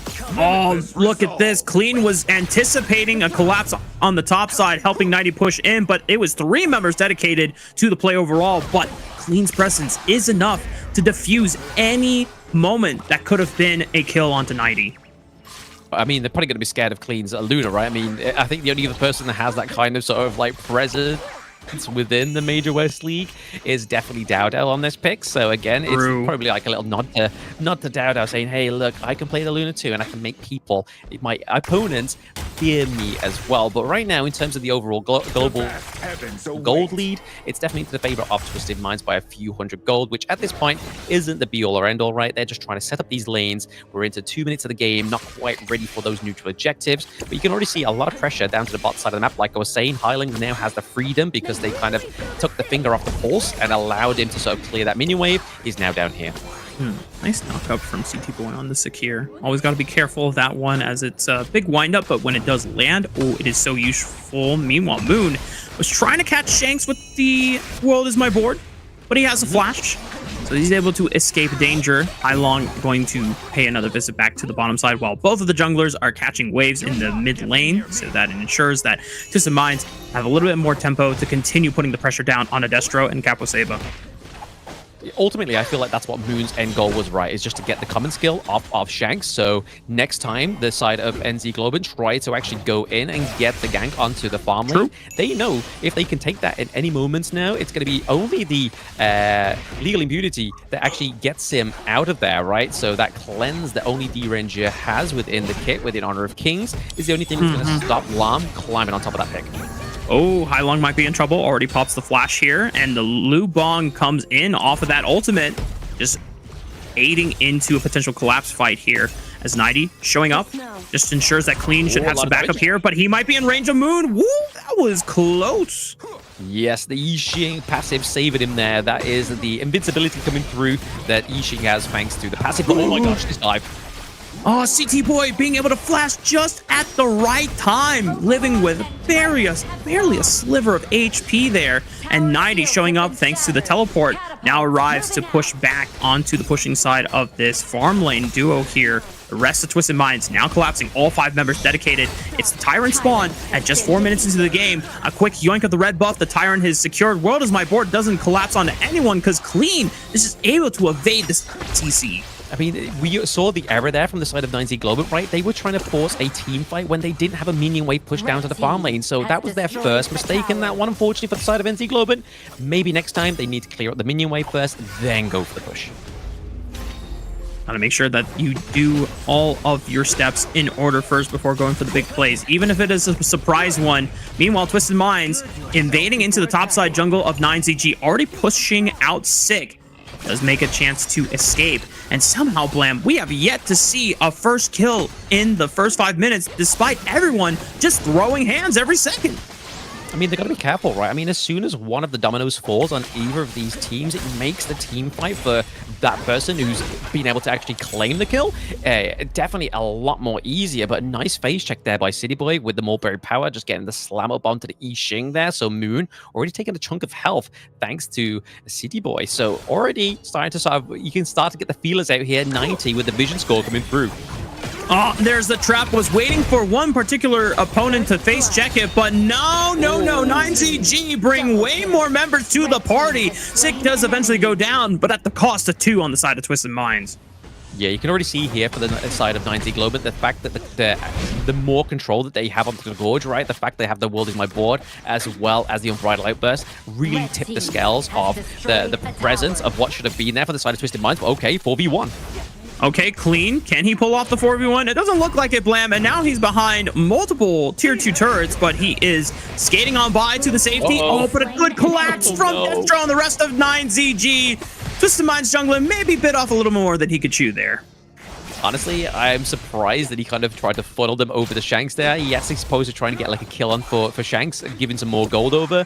But in that moment, there was no real way for Shanks to try and get any kill there because Clean was already very low. It would have been a 1v4 for Shanks at that point as well. It just kind of set like a really bad setup there for the side of Twisted Minds. However, they were able to get the both sidelines T1s, which seems to be Twisted Minds' MO and a little bit of their peace of mind into this best of 5 against 9Z Globant. They know that their macro is just a little bit cleaner, and they take the T1 into the mid lane as well, so already pushing back YikeZ Globant, even with the lack of kills, which should be something that the viewers should be thinking of here, but yeah, and the depth from below from Sick, just being able to wipe the floor on the Hai Long Shi right there. Now, he's going to get a chance, or Moon should get a chance to recall safely here. No one from Twisted Minds is going to dare step up into the jungle, especially when they don't have the numbers advantage anymore. But like you said, Blam, it has been such a strong story of Twisted Minds just having better macro overall. Like, yeah, they've only had 1 kill on the board, but they've been able to correctly execute so many strong pushes on these side lanes, and even though YikeZGG are at least finding kills, I think it's coming at the cost of them overgrouping and then losing resources on these side lanes. Yeah, I mean, the resources going in the right direction as well, right? Shanks is now ahead of about 500 gold over to the side of Destra, onto the side of YikeZ Globant, but that's where they need to maintain that momentum, right? Is giving it all over to the Ranger. You know for a fact it's going to be building some defense items. We already see the boots of Fortitude, so physical damage reduction coming through for Shanks on that pick. But we have the Doomsday. We missed a kill onto Destra there, which is unfortunate. But that's unfortunate for the side of YikeZ Globant, right? They've lost one of their big power spikes. Well, it looks like Sick is going to bring Angry One to the party here. Oh my goodness, it's not enough. Yes, they find Shanks, but the easy collapse from Twisted Minds. They had full control of that topside jungle, so I feel like that was a one-way trip for both of the Clash lane and jungle duo of YikeZGG, and Twisted Minds are going to say, okay, cool. Yeah, that's still a 1v2 for us. 1v2 for them, right? And they were able to... So this is where the shirt comes through in terms of the counter pick towards the Lamb as well, right? Like, this is where we're starting to see that shine. The control coming through with the Silky Threads, just able to kind of maneuver him about. He kind of feels like he's got control of his hero, but at the same time, Shirt's like, no, let me pull a few strings, homie. I'm going to get you and move you in the direction that I want you to be, and you can position him very nicely into these team fights, exactly displayed the way it was into that Clash lane fight, right? But now for the side of Twisted Minds, they got to make sure they just kind of mitigate that clean going into the back line here. Holy, dude, he is so mobile on this Luna. I forget that how nimble this hero can be, especially in the right hands now. And just look at that. Clean is just able to easily burn the world as my board steps outside of the range before it could lock him in there. Gonna look to try and... Dude, Clean, this is just disrespectful. He's dancing in and out. He's drawing pressure from 4 members here, but at the very least, YikeZGG are able to push him away and get the Shadow Tyrant for themselves. Actually, not Shadow Tyrant, since we're not even 10 minutes into the game. It feels like it's been longer, but the rest of Twisted Minds have been freely taking control of this topside jungle at the cost of, you know, YikeZGG overgrouping for the Tyrant. Yeah, this is when Twisted Minds knows where they can beat YikeZGG, right? And this is what I was kind of like alluding to in game 1. It's the fact that the macro for the side of Twisted Minds is just that much a little bit better. They're able to kind of like do a feint of hand, like, hey guys, over here, and then come with like the left jab and like connect it to the jaw of YikeZGG is definitely what they're doing here, and it's becoming very brutal for the side of Twisted Minds. They're able to get the Clash lane all the way down to the higher ground turret as well. They just need to keep imitating this, and if YikeZ Globant keep falling for this strat, they've got to kind of reconsider how they go play the rest of this game 2 or even game 3. Yeah, and once again, Clean is doing the same thing, but this time he's got friends. He's got all of the rest of the Twisted Minds ready to secure the Shadow Tyrant while he just plays a distraction on the other side. Now Sick trying to go into the backline, bringing Angry One with him. Kappa was the first one to fall, and they can't get on top of Shanks. Now he's just going to run down Angry One on the right side. Meanwhile, he collapses back in with the rest of the comrades of Twisted Minds into the mid. Sick was able to make his escape, but the rest of YikeZGG just not able to contend with the power of Twisted Minds right now. And a lot of the common skills being burnt out as well, right? Means that it was just like, it was their final hope to try and get out of there. They had to use the flash. It's only Destra that's alive with the flash right now. He has the rolling raid. He has the ability to kind of not use that common skill. But right now, if we're looking at the global gold resources here, you can kind of see the Twisted Minds are ahead by about 6k gold, which going into that 11-minute mark, Rafa, is not where you want to be if you're YikeZ Globant. You need to make a final stand here at the high ground turret. Otherwise, those high ground turrets are going to fall, and Twisted Minds will just have full, complete control of the Gorge. I mean, they pretty much have it already, but those high ground turrets are your last line of defense before exposing that crystal. And with all these lanes being pushed up, all the jungle resources are completely forfeit. From the side of YikeZGG, Twisted Minds get to take everything away, continue extending that gold lead now to about 6,000 or actually starting to push into the 7,000 region, just a few hundred away. Shadow Overlord ready for the taking. Clean is going to take his time and just cleaning out a majority of the jungle resources on the bot side before they set up some traps and vision control on the top side once again. Yeah, so we can see here, obviously, Shanks is still ahead in terms of the gold. It's definitely more of a better than convincing that 500 gold lead that he had previously. It's now sort of like circumvented around about that 2k gold lead, and you can tell by the itemization as well, right? He has the Daybreaker already, so a late game item already come through for the side of Twisted Minds. But at the same time, we're seeing YikeZGG able to actually try and take these T1s into the side lane. Is it just a little bit too late for them? They need to take a good team fight here if they want to make use of this macro that they've applied in the late part here. True. It does shore up a bit of the gold deficit, but the gold deficit is still large enough that Twisted Minds very favored in closing out this game. High ground tower still standing for the sake of YikeZGG. And in terms of wave clear, it's not definitely the worst that they have to play against, but now with Overlord, Vanguards starting to pour in onto the top side of the mid lane, and with the Empowered One coming in through the farm lane, at some point, YikeZGG's defense is going to give. The endurance will not be that much longer, and Twisted Minds will just wait for the right window to pounce. Yeah, exactly. They're just trying to push here with the Vanguard into the bot side of the map. As soon as they get a higher ground turret, it becomes much harder for the side of YikeZGG to actually try and make this a bit of a comeback, right? Because you have those enhanced minions come through, and once they start to get into your base, I mean, even to your heroes as well, they start to do a lot of damage. There's the first domino right there. High ground turret number 1 falling in the mid lane, second one in the clash lane, and just like that, they find a straggler in Moon. 5-on-4, numbers advantage created. Now 5-on-3, no Destro either. The only damage dealer left is Sick.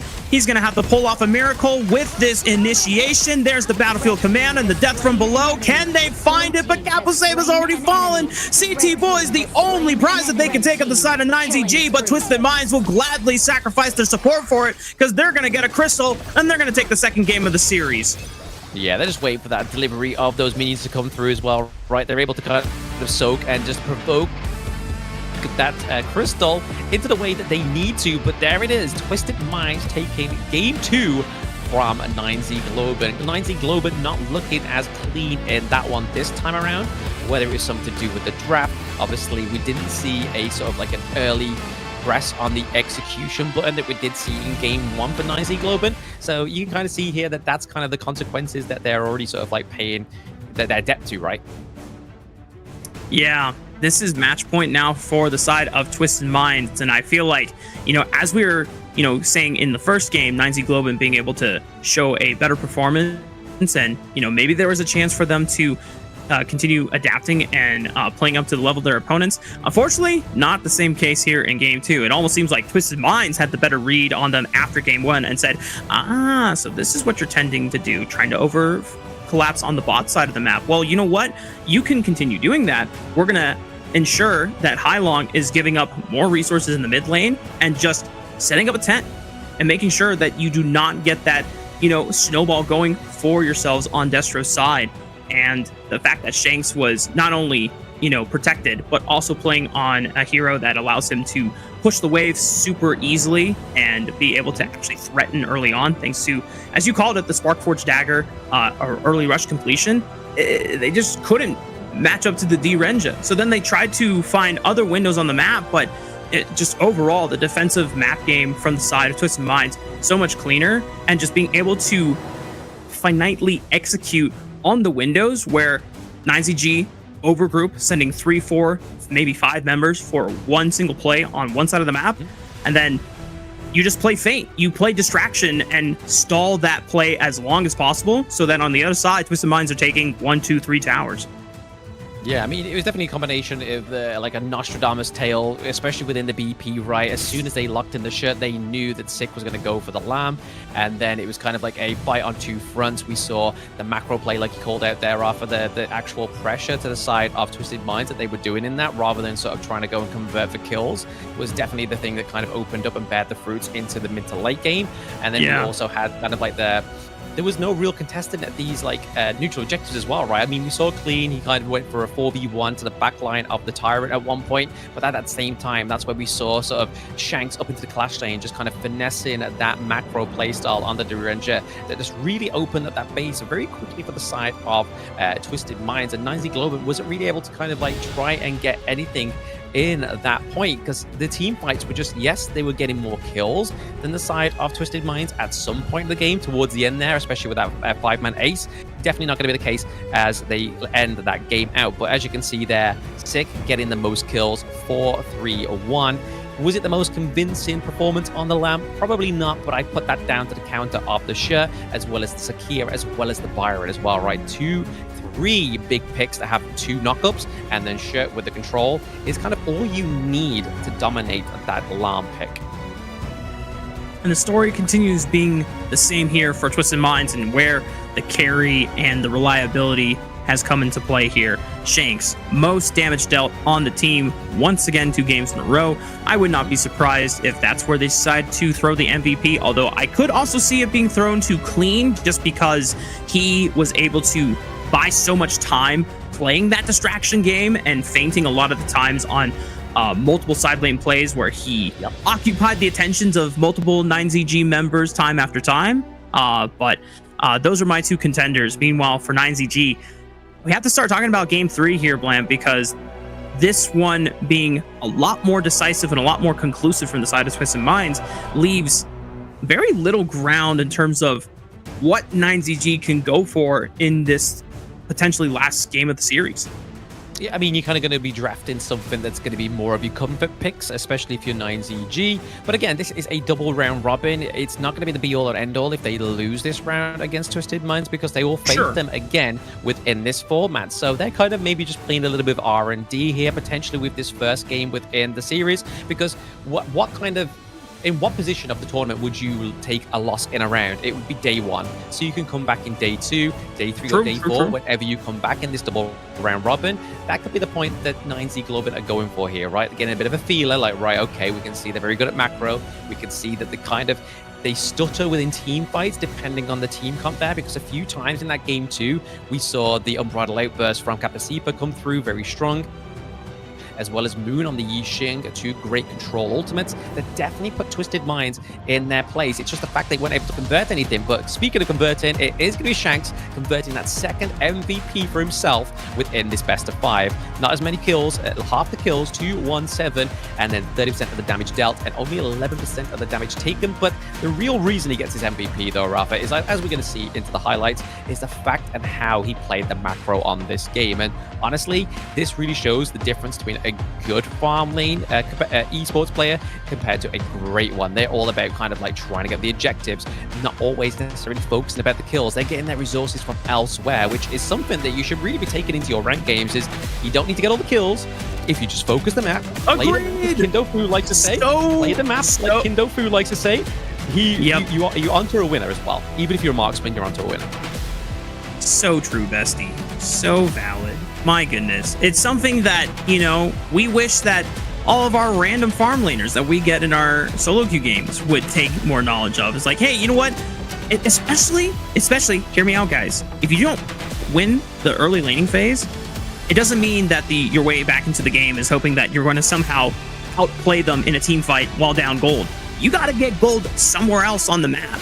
So, let the rest of the map try to dictate plays on the other side, and then, go push towers. Go get that money. Get that bag for yourself, and then maybe go and participate in a fight once you feel strong enough. But even in this case where Twisted Minds are super ahead, they could have easily flipped the game multiple times, having, Shanks on the D-Renja show up and try to scrap. But he said, why do I need to scrap? Kills don't get me turrets.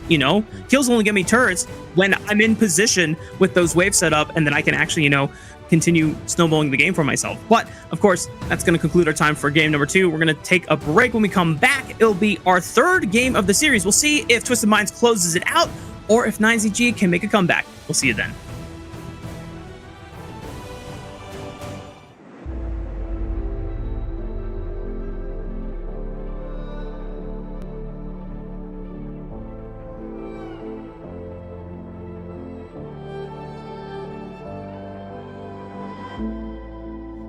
Stranger to the fallout, it's what got us here.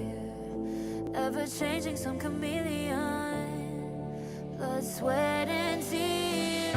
We'll never make it if we fall to everything that brings us down. With a comeback is now. Blood, sweat, and tears. Fight for what we want. Doesn't matter the cost. Every day, put in work. Blood, sweat, and tears. Nothing comes overnight. Strength in numbers start to line. We don't bow to fear. Blood, sweat, and tears.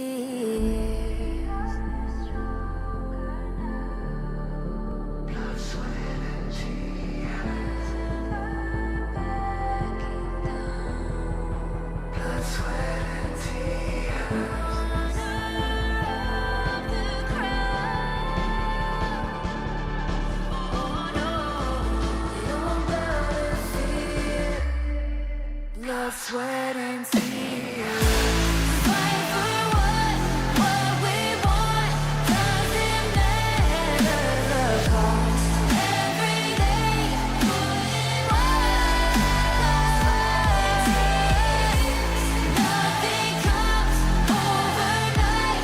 Strength in numbers start to lie. We don't bow to fear. And welcome back, y'all. We're getting ready for game number 3 of our first series of the day of week 2 of the Kings Major West League. My name is Rafa, and I've got Blam in the caster booth, still rocking 2 voices right now, as we've had quite an exciting show of strength from Twisted Minds in the recent game 2, and even though it was a little bit more competitive from the side of YikeZ Globant in game 1, definitely didn't feel the same challenge in our most recent game, and now we're at match point. Twisted Minds in favor right now. One more game puts them in a dub for the series.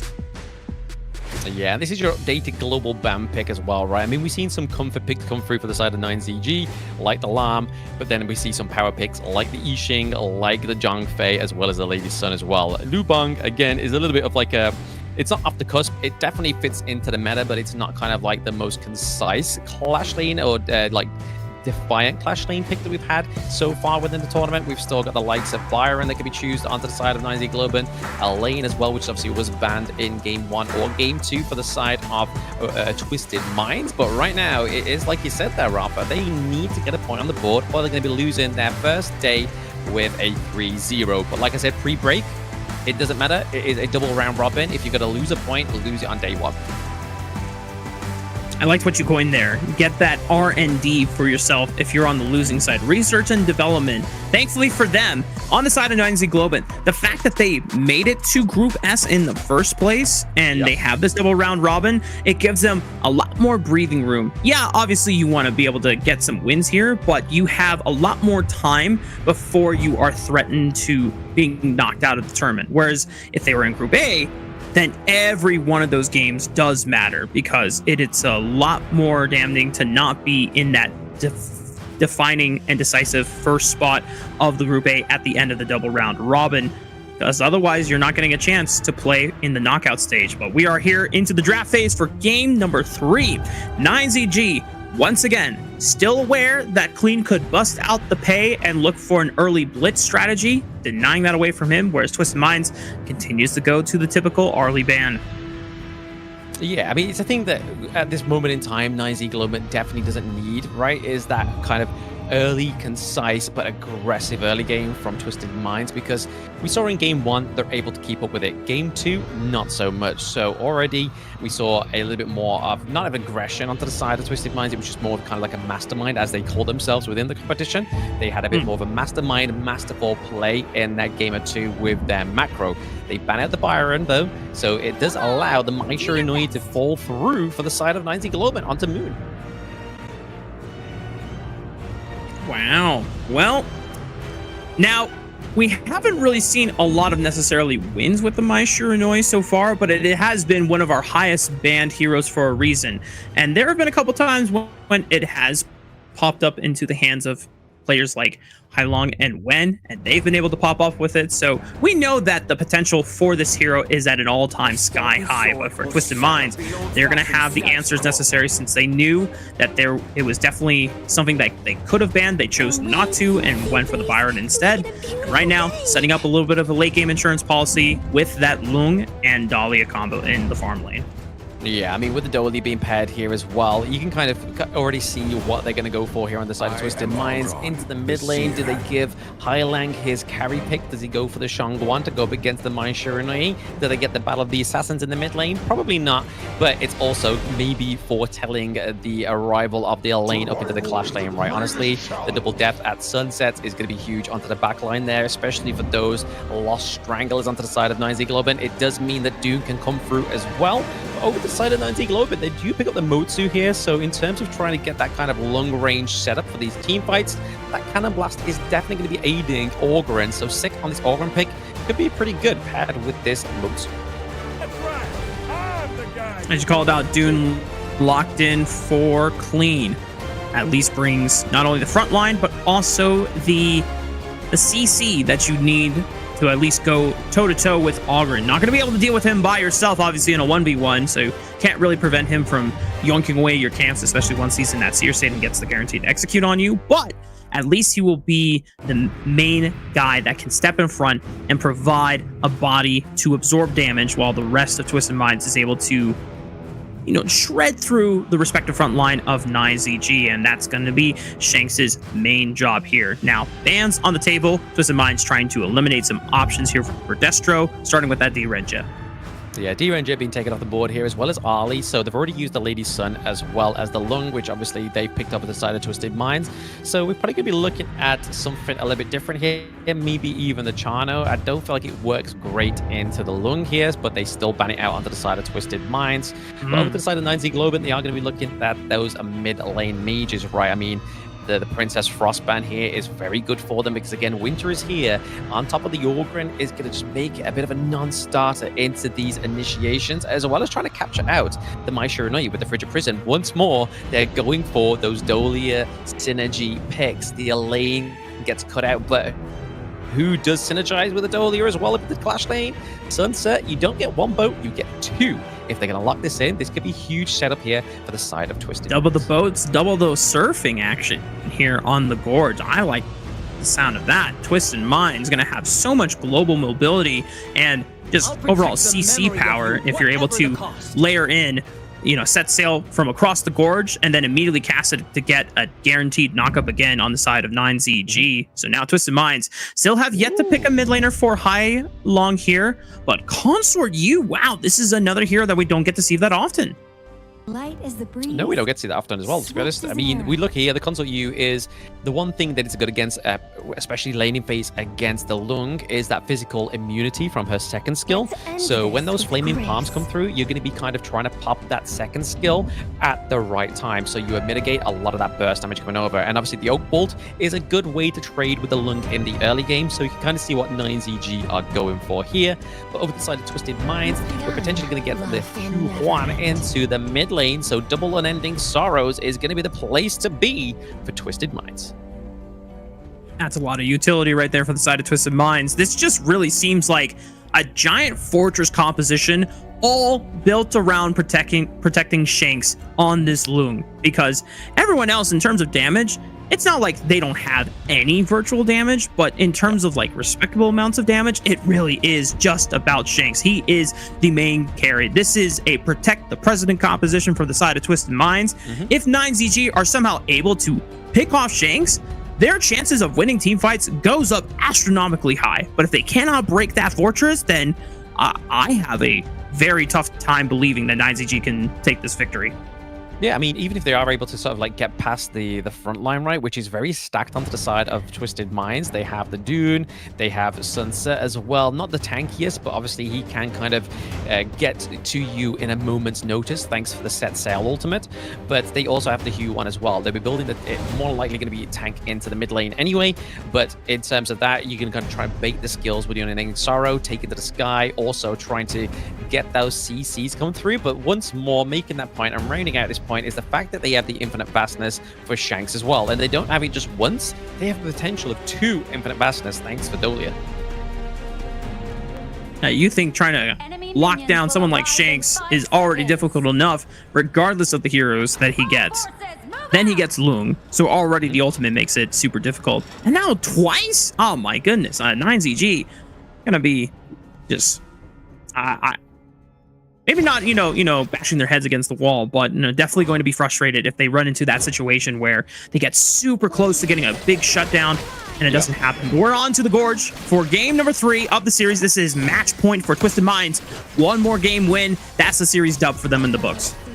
Yeah, we've got a bit of a rotation here, a bit of an alter change within the lanes. Obviously, we see Shanks go up to the Clash lane here. Again, it's going to be a little bit easier for him to go against the Charlotte, especially towards sort of like this level 1 territory. And at the same time, we do see that Destro, 90's gone down to the bot side of the map as well, right? He has the CC. Have to be careful there. Highlang almost taking a bit of damage over time and almost a crucial death there for the side of Twisted Minds. You don't want to be giving over the extra bit of bounty with the first blood just yet, but definitely a very aggressive early start here for 9Z Globant. Yeah. They burned the flash off of... Uh-oh, wait a minute! 90! Run, my boy! Run! Oh, it's not enough! The arrow from Destro finds him in the back, and that's first blood for 9ZG. Exactly, that's what I was trying to replicate into the mid lane, right? But they got it down into the farm lane. The Oak bolts coming through is something that's going to be easier to kind of shred through onto 90 than it would be onto Shanks on the Lung.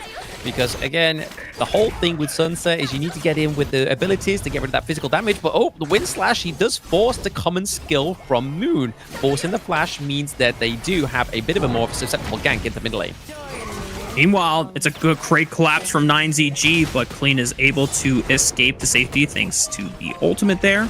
A lot of innate mobility that you can get out of Dune. Sometimes it can catch people by surprise if you're not familiar with this hero in general, but for Twisted Minds, at least being able to diffuse a lot of the pressure that was in the mid lane. Can't say the same about what happened to 90, but at least now we have Hailong trying to rotate over to the bot side, collapsing on the pressure whenever it is felt. CT Boy helping Shanks on the top side.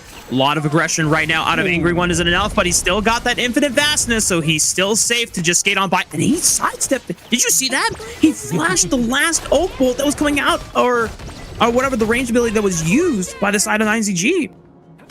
Yeah, it would more likely be the either Maisha Runui there or the skill from Charlotte, but they're able to get the teleport here for the side of 9Z Globant. Means that they can try and put more pressure down to the bot side of the map if they really want to, because right now we see that Destra definitely has the priority down there, but that's all thanks to obviously the long range poke from not only the Console U, but also the Motsu as well. So already setting up a decent farm lane here. Cannon Blasts are definitely landing here for Kaposiba.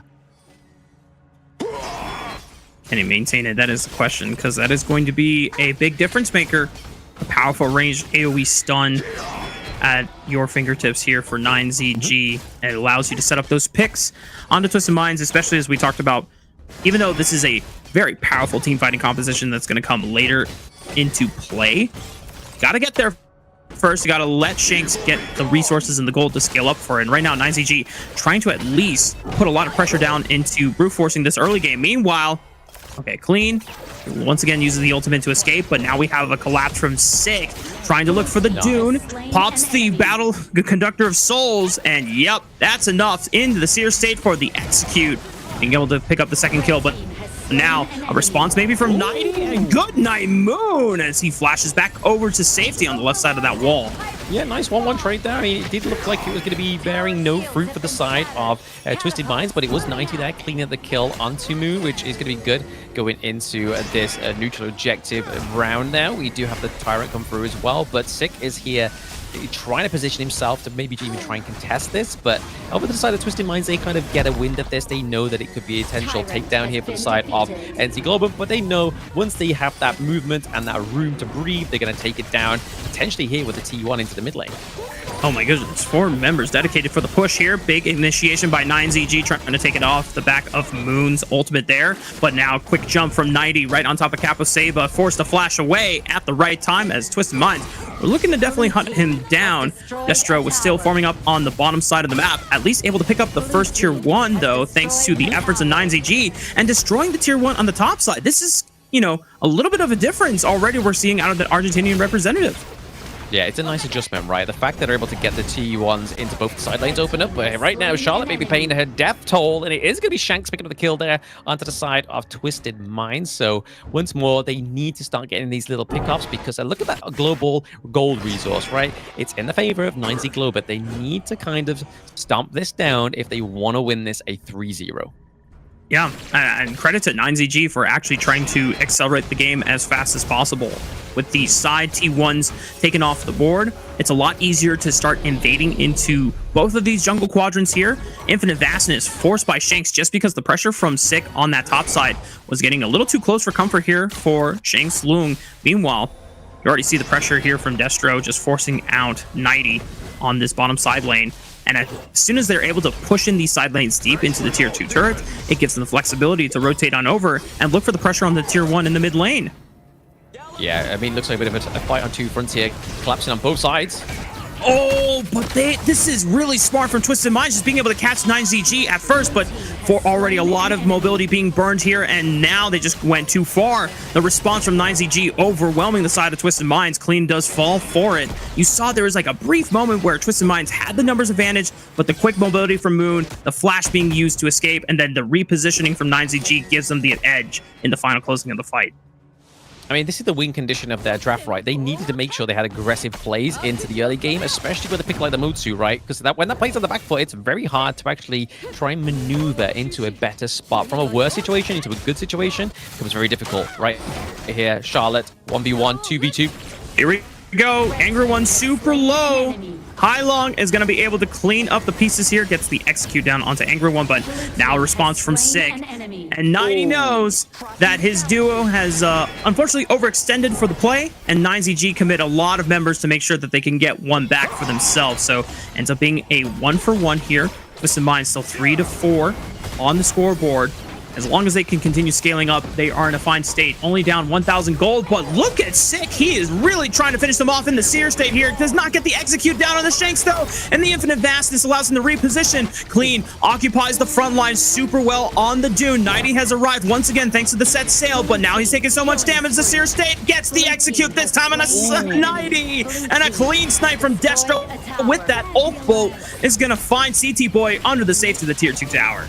Yeah, this is what I mean with the consort UA. Like, if you get a good early game as well as the Motsu and have those Oak Bolts come through, because you're going to be looking at the itemization for this pick, there's going to be a lot of crit come through, and when those Oak Bolts do land, they definitely don't land with a kiss, they land with a smack, and that's definitely what happened there within that team fight between YikeZGG and Twisted Minds. Twisted Minds need to try and formulate some kind of win here. Did they try and go for a neutral objective steal? Is that what's going to get them back onto the board? But right now, they've been pushed all the way to the T2 turret territory. And you know what they're smacking with, Blam? It starts with the letter D. Call it death, like capital death. YikeZGG Destro just making sure that he is putting a lot of damage into these moments when he can find a major fight on the top side, though. Already Moon forced out of the group, though, and Sick is just trying to occupy as much space as he can on this Ogren, healing up, sustaining through all the damage in the CC. Clean starting to fall, using the ultimate to escape, and the rest of Twisted Minds retreating to the safety of the tier 2 tower, but that gives up pressure in the mid lane. And look at this, Blam. YikeZGG, even though they're not getting kills, they're forcing fights, they're winning positioning on the map, and they're snowballing it into objectives.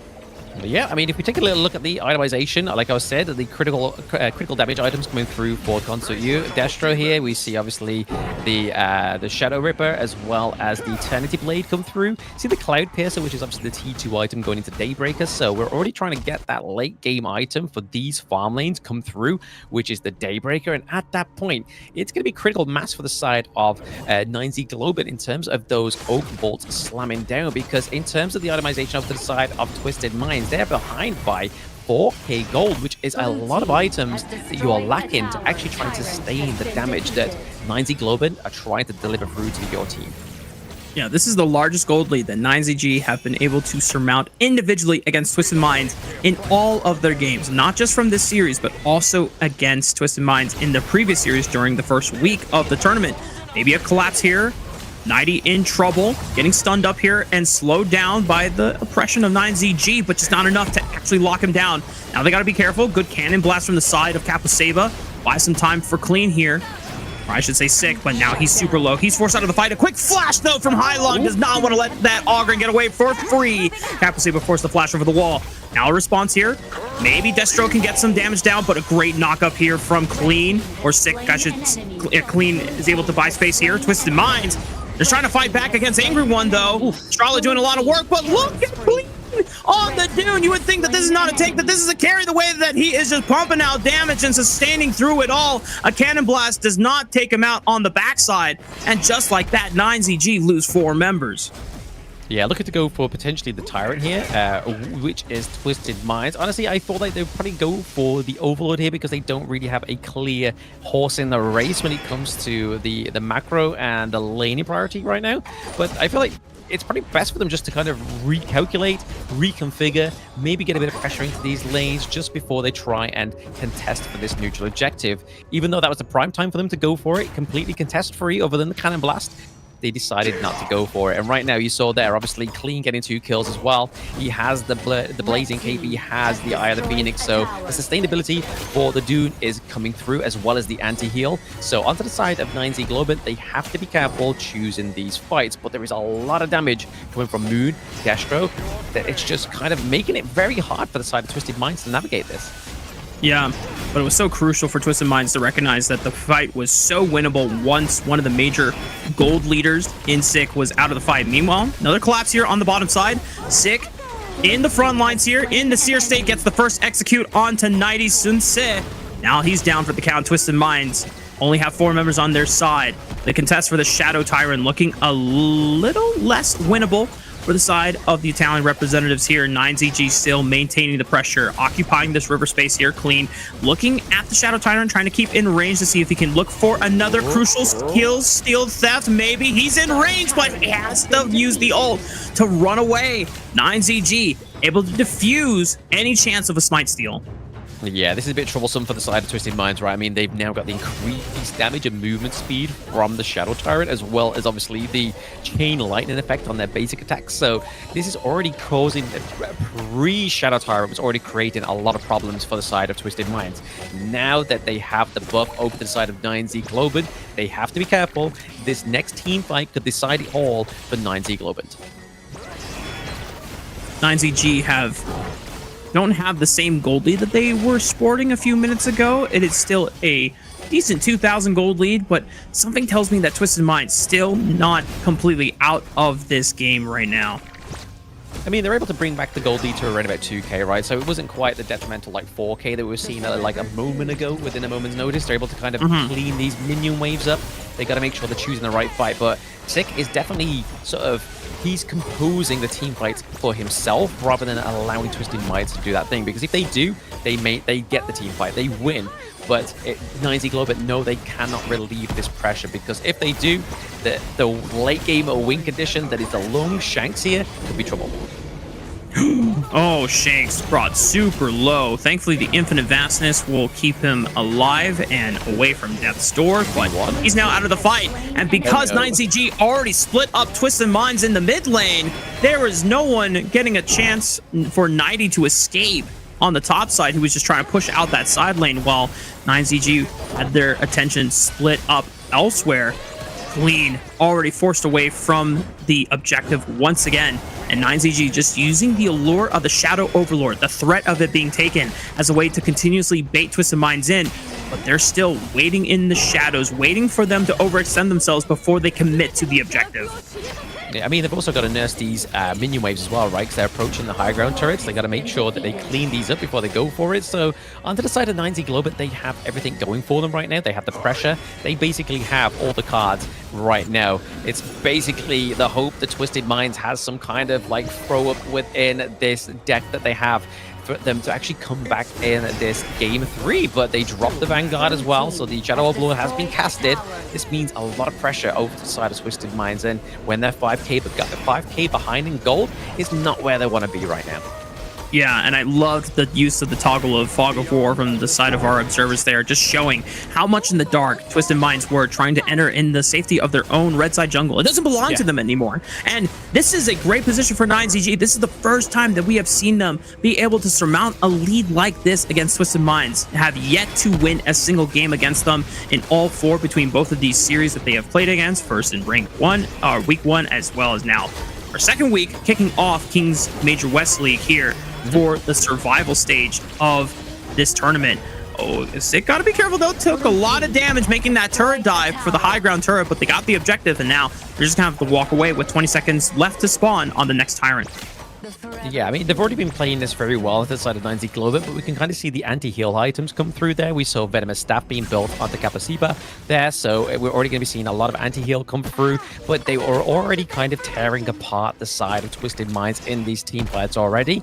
Having these extra little bit of Brucey bonuses in terms of their itemization is only going to make these team fights a little bit easier for them to conduct. Overlord Plate Mail going through as well, a lot more health, over to Auburn, Sick on Auburn there as well.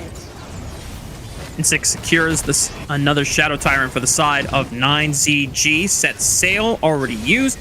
Stall some time so that YikeZGG cannot immediately blitz into the jungle, but they're definitely on hot pursuit. Look at Moon eyeing the backline here. It's all about being able to find Shanks. If you kill Shanks, then Twisted Minds have no more damage left in the tank to be able to deal with the onslaught of YikeZGG's side. And right now, they're all huddling around him.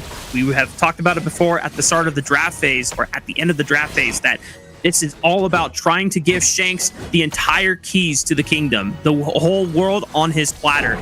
Shanks would be the sole member that could turn this game entirely around, but it's a massive hill to climb for the side of Twisted Minds, and YikeZGG are just one good fight away from being able to close the game. Yeah, it's not out of the bounds of reality, right? But I think like 90 gets caught off very early into these team fights, which is the problem. And as well, we see here the Highlang took a lot of damage also, so they're able to take these high ground turrets for now, and they're already playing on the back foot on the Twisted Minds because they lack the range, they lack the access into the backline, which was really like a clean, decisive BP draft here from YikeZ Globant. The fact they took the lane off the side of Twisted Minds really upset this team comp.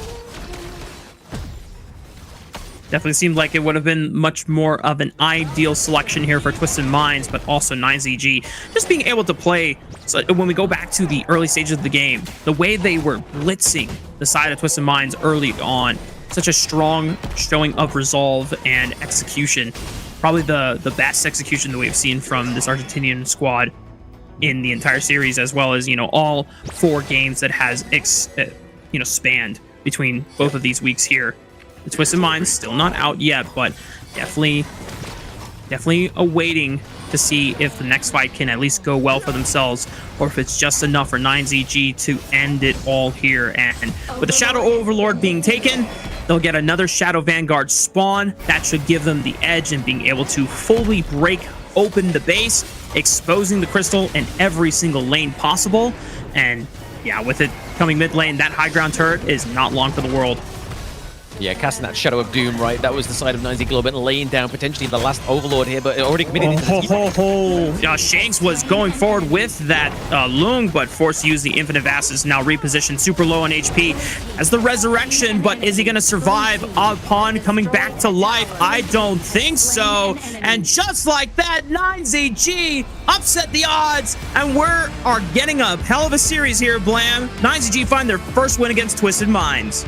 Yep, 2-1 scoreboard so far for the side of Twisted Minds, but that is going to be a bit of a twisted upset for them, with YikeZ Globant taking that Game 3 victory from them. But like I was saying there towards the end, this was definitely sort of like a battle of attrition, and the fact that the BP really kind of set up this victory for the side of YikeZ Globant, especially with the band of the lane when we saw an early lock-in with the Dolia, just kind of was a foretold tale, just a story that was like written before us that we knew that was going to happen, especially with Kapasipa onto the Botsu as well as the Console U, paired in with the Orgrin as well. Just kind of like so much range and so much aggression in the early game meant that if YikeZ Globant didn't play that way, it obviously would have been a completely different story. But the fact that they were able to compose it from the very early game all the way to the late game, not taking a single ounce of pressure off onto the side of Twisted Minds, was the clear indicator that they were going to win that one, right? And towards the itemization you saw towards the end there, that's when the true colors started to shine. Shanks was already fully stacked itemized. He was not going to get any stronger. His flaming palms were not going to hit any harder. So the only way they could have won that one was, again, just a phenomenal team fight onto the side of Twisted Minds. And for what we saw in that game 3, it was kind of just out of the realms of possibility. Yeah, the only fight that looked extremely winnable for the side of Twisted Minds was the one pick where Sick just got a little too far ahead of the rest of the team and took way too much damage, and Hailong was willing to commit his flash to get the trade. And because Sick was one of the highest gold holders on the side of YikeZ Globant, it showed that Twisted Minds were very recognizing of the situation, like, hey, this is a fight that we can actually win. So they flipped it and were able to take a 4-4. I think they only lost 2 members in the fight or in the exchange, and that, unfortunately for them, YikeZ Globant quickly adapted and said, all right, we can't do that again. Let's all group up. Let's continue, playing and spacing appropriately. Obviously, Sick can occupy the front line and absorb a lot of the damage for themselves. Just can't go that deep. Can't go that far forward. And, it was a beautiful resolve for the side of YikeZGG being able to quickly learn from that one slip up and then continue pushing forward and picking up their first win against the Italian representative. I mean, it was a slip-up, but it was a slip-up they could afford, right? Because they already had the pressure into the lane, so they knew that the side of Twisted Minds wasn't really kind of in the position to try and take the neutral objective. If they were really invested in the idea of losing some more of those T2s in the higher ground turrets. So it was kind of like YikeZ Globant holding all the cards and saying, look, we lost that team fight. That's okay. Don't worry about it. We'll get them in the next one.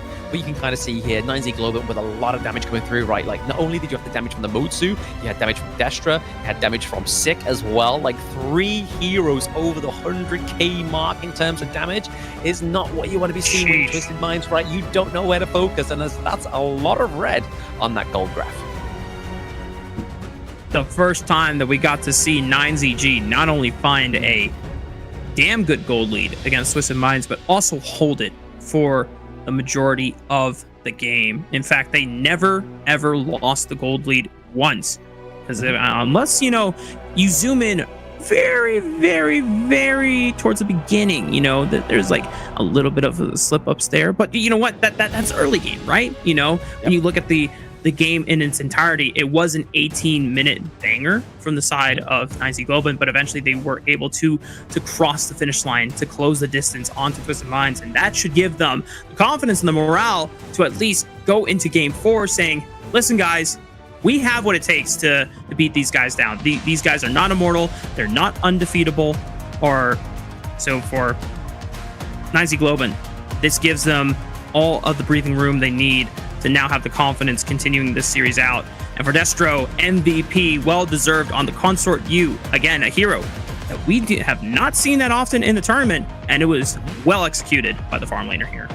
Yeah, well executed, but it was well set up, right? Like, the fact that they had the Motsu there as well as the Orgrim meant that Consort U was just kind of untouchable. And the fact that 90 fell so many times, like we're going to see in these highlights here, just meant that there was really no access to the backline, because Clean was getting cleaned up very early into these team fights, soaking way too much damage that he was really able to actually take on in his own stride. And then 90 would always get caught out in the early parts of the team fights in a 1v1 against Charlotte, or even a 2v1 between Moon and Angra. But here we see a good commit here into the set sail, but it just isn't enough as they push into the T1 territory. They're not scared at that point, and then that 6 snipe from Destra was really just kind of like, okay, they are playing with the big boys now. YikeZGG are definitely trying to win this one out for themselves. Getting 1 win on the board is closer to that prize. But honestly, I have to say though, the 18-minute game is a little bit too long for them. That gives a lot of room for error, a lot of time for Twisted Minds to adapt with the right draft to come back in a very earlier,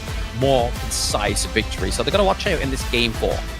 Yeah, big win is taking a game off of Twisted Minds. Now the next step in the evolution of YikeZGG being just as competitive with Twisted Minds is got to be finding a game win that is a little more decisive. And definitely a lot earlier. You know, if you want to be in the same status as, you know, teams like OG Esports, you got to find these like near 10, 11, 12-minute wins, right? But, you know, who knows? Maybe they make that adaptation going into Game 4, which is exactly what we're preparing for. So don't tune away, anyone. We'll be right back after this break.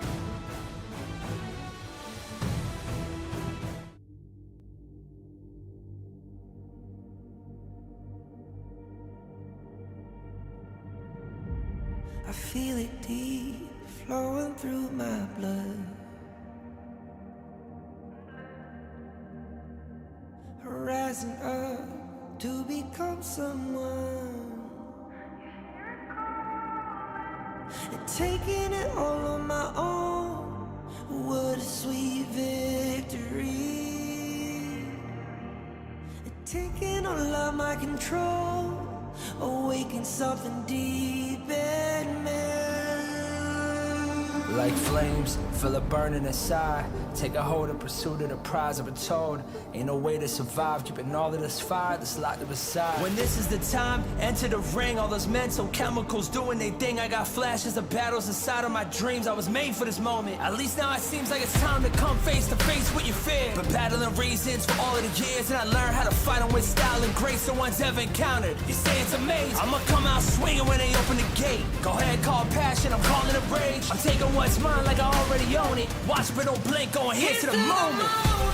The sky rained down. Here's to the madness that's all around. Go on, tell them who you are, you are, you are. Go on, tell them who you are, you are, you are, you are.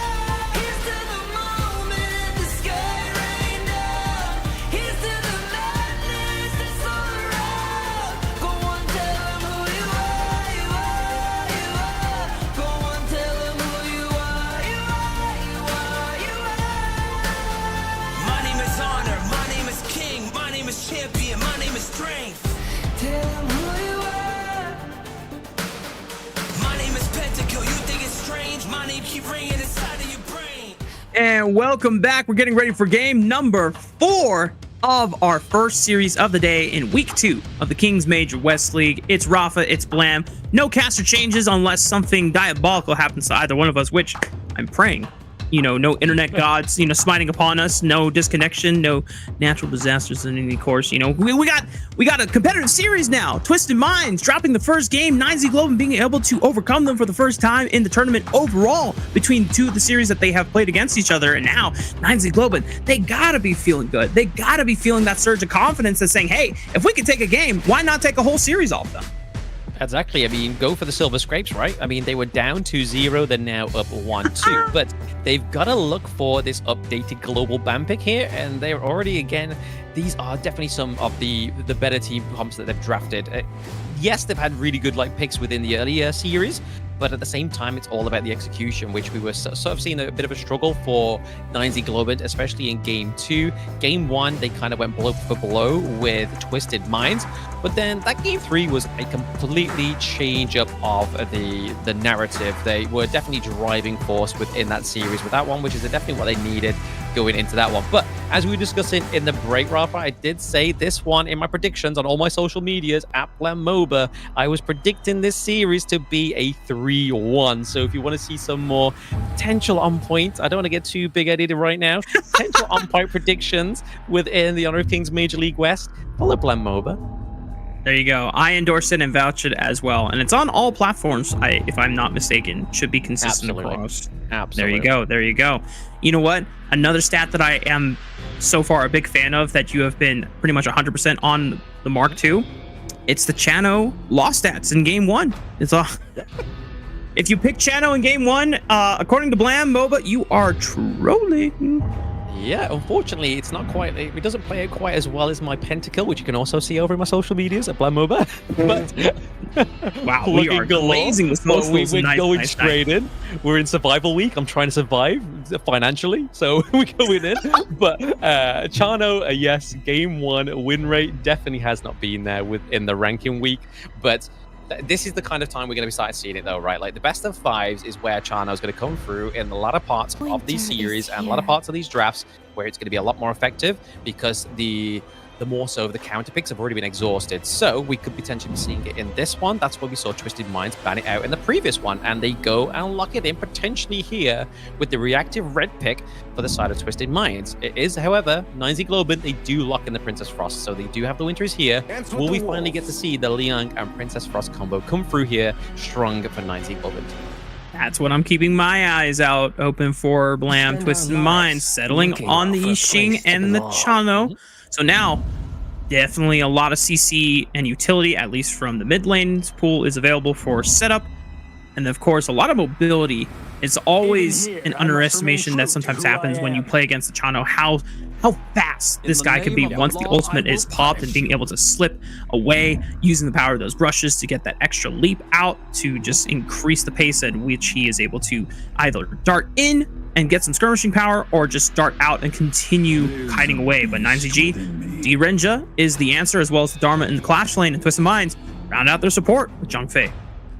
Yeah, I mean, I do like over to the side of Twisted Minds, though. They do have the Yixing as well as the Zhongfei, which is something that did quite bear. It bared much better chances for YikeZ Globant in that game 2 compared to their game 1, right? Like, they were able to get a lot of control, push away, and Twisted Minds here are definitely looking to kind of try and make sure they take the Liang off the table here. They don't want to see it paired with the Princess Frost because it was actually a decent win rate. I believe it was around about 63%, if I remember seeing it correctly, on one of the infographics within the social medias of Honor of Kings Global Esports. Again, if you want to get your most information on social medias, make sure to check out the Hawk Global Esports channels as well. They definitely put some great kind of intel together for those that love to watch the esports. But yeah, I like the Zhongfei pick because at the current moment in the draft, the only thing that was keeping Chano away from a near defeat, that is the Dharma, was the Soaring Signal, but it's only a little kind of nudge, whereas the Unbridled Outburst, that is a push so far away, it creates a lot of distance between Chano and the enemy team, which is exactly what Shanks wants right here. He wants a little bit of a win condition. He wants some like a safety net for the side of Twisted Minds.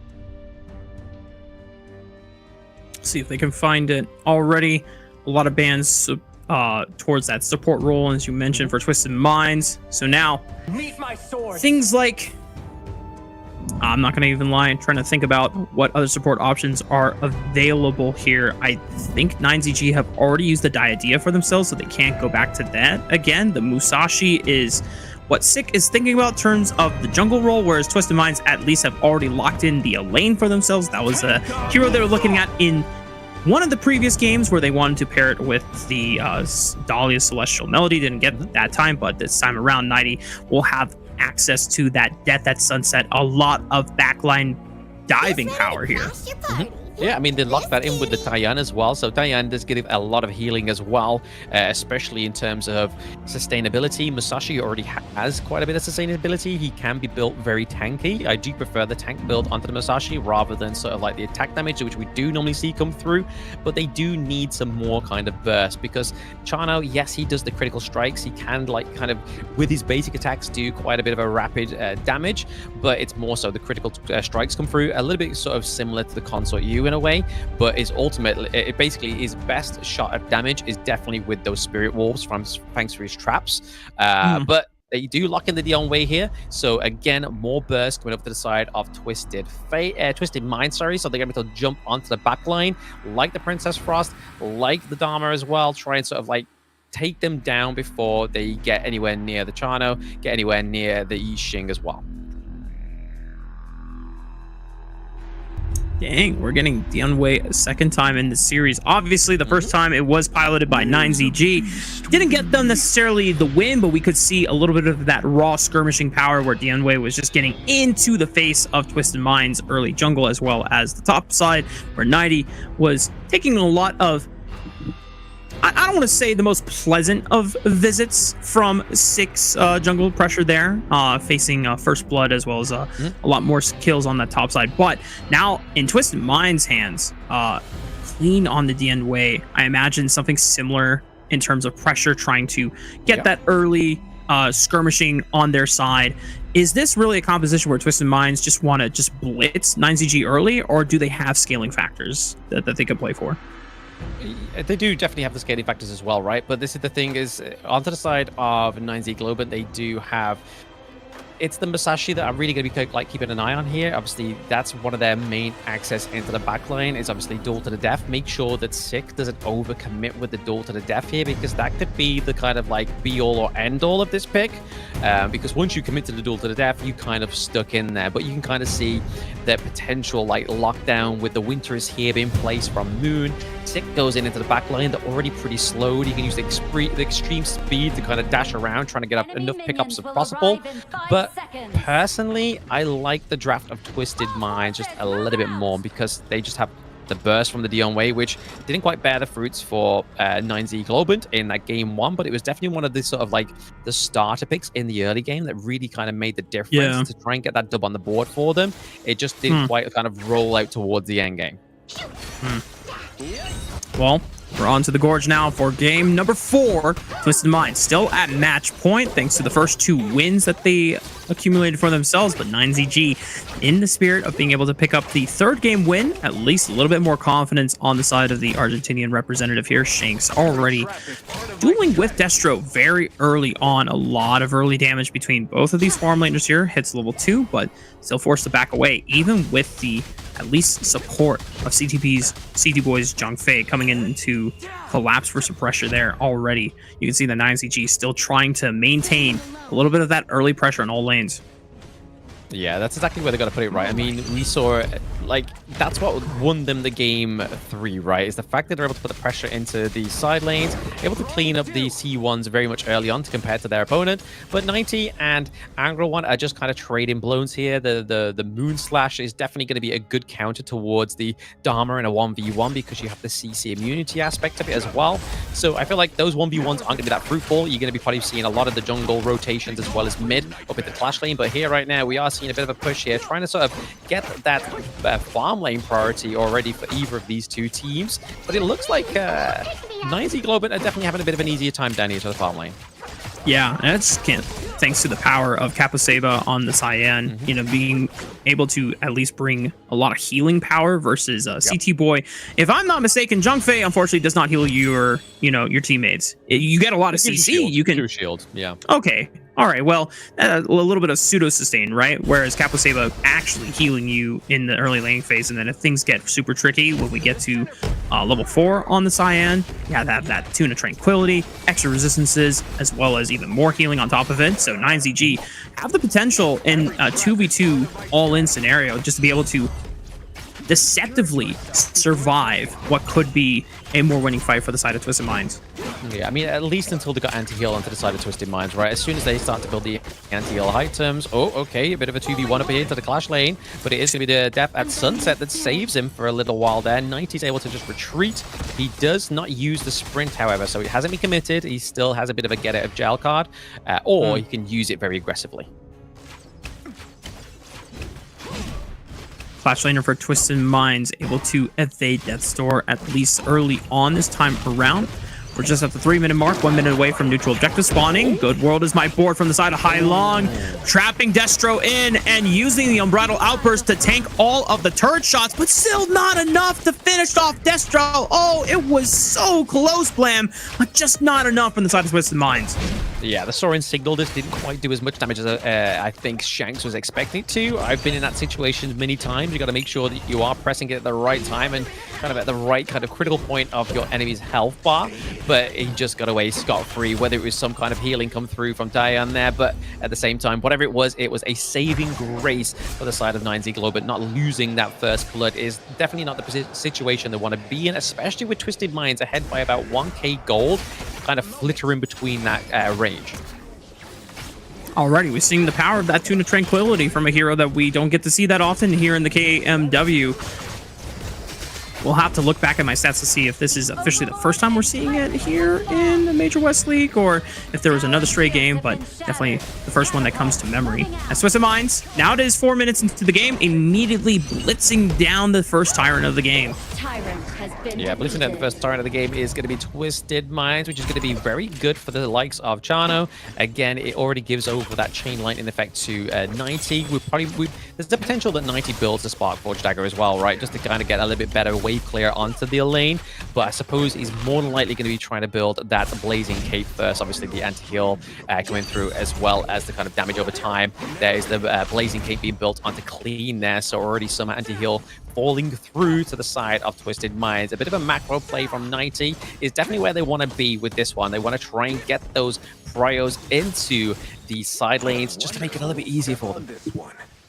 It's definitely what allowed Twisted Minds to get those atypical wins on, or the traditional wins they found in the first 2 games of the series, as well as a majority of the series that they won in all of their games from the first week of play. And just like that, Tier 1, first one to fall in the Clash lane thanks to 90's lane, using the teleport to now bring his pressure to the bottom side of the map and pushing 9ZG out of the comfortability range that trying to use this red quadrant of the side for. And right now, Collapse is coming in. Big engage. Destro forced to use the flash already, but Clean is relentless on the DN way, and not even 9ZG's front line and healing is going to be enough to save this backline from collapsing, as somehow Caposay was able to escape danger. But now they're going to continue the chase onto the Tier 1 into the bottom lane, and just like that, Blam, that is a huge win for Twisted Minds. Oh yeah, absolutely. I mean, the way the Kappa Saber was able to get it there was the kind of like, it was the final grace from Moon, right? The frigid prison from the Princess Frost, freezing City Boy just suspended in air was enough to keep him alive. But oh, okay.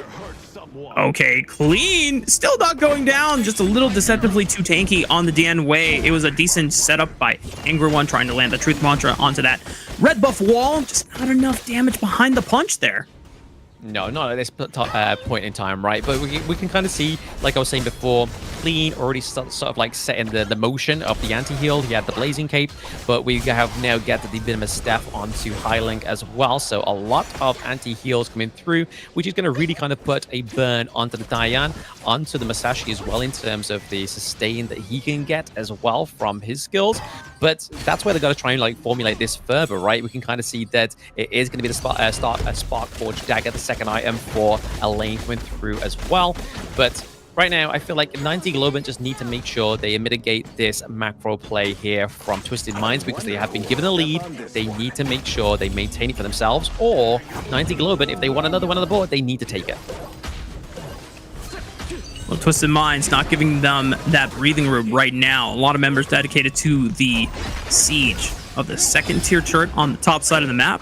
Thankfully for 9Z Globant's side, they're able to answer with enough members. However, on the bot side, it looks like Destro just took a 1v1 against Clean and was just not expecting the damage output from Dan Wei, or Clean just getting the better from him. Yeah, you don't want to underestimate the burst damage come from Dion Wave, right? Like the fact that Clean can Leap of Fury, right? Obviously, he didn't use it. It's back off cooldown. He also has the slow as well. So yes, Destra does have the cleanse for the D-Ren Jet, but that's not going to be enough with the damage. Meanwhile, you already see CT Boy just buying space in between the two towers, and Sick is the first one to fall in the dive from Twisted Minds, and they are just relentless with the pressure. This is a far cry from any of the games that we have seen this entire series, even the ones that Twisted Minds have already won. This is a 6,000 gold lead at 8 minutes into the game. This is Twisted Minds coming out with a statement and proving that Game 3 was just a fluke. Prove it that Game 3 was just a fluke, and also that Chano doesn't work in Game 1, but definitely works towards the latter part of the series. They are definitely putting a name and a staple onto that one, Rafa, which I'm very proud of, because again, I called it. It's not very good in Game 1, but midway into the best of 5, it is definitely bearing the fruit, right? Like the Sword Signal coming through here, just enough to kind of create the space that he needs, but at the same time, you can see here that Clean's kind of giving him a bit of free roam into that Crimson Golem buff, right? So giving that extra damage over, going for the Tyrant is the real setup here for Shanks on this pick. It's not even a Shadow Tyrant, but it's still an objective that Twisted Minds can take for free, allowing the minion waves to push in naturally on the Clash lane side of the Gorge here, whereas 9ZG trying to focus their efforts in defending this second tier turret from falling in the farm lane. Unfortunately, they can't even step up because Twisted Minds have this corridor already checked and ready to pounce through in case 9ZG overstep their welcome here, so they just have to cede ground on the second structure. And right now, high ground turrets are exposed in both top and bot lane here. Yeah, they got to be careful onto the side of 9Z Globant, right? All it takes is just another team fight, very precise from the side of Twisted Minds. As you can see here, they haven't dropped a single death just yet. There is still time. There is still means to do that. But when you are behind 8k gold, the means becomes a much more of a less of a reality, more of a kind of like a miracle at this point for the side of 9Z Globant. They have to try and get a pick-off to get into this team fight. But there's just no way into it, right? Like, their front line is kind of already pushed back. Masashi doesn't have the sustain that he needs to, thanks to all the anti-heal. Taiyan as well doesn't feel that comfortable with going in because of the Elaine just being able to just jump straight on top of her as well, just completely mitigating the back line and the support from this Taiyan pick.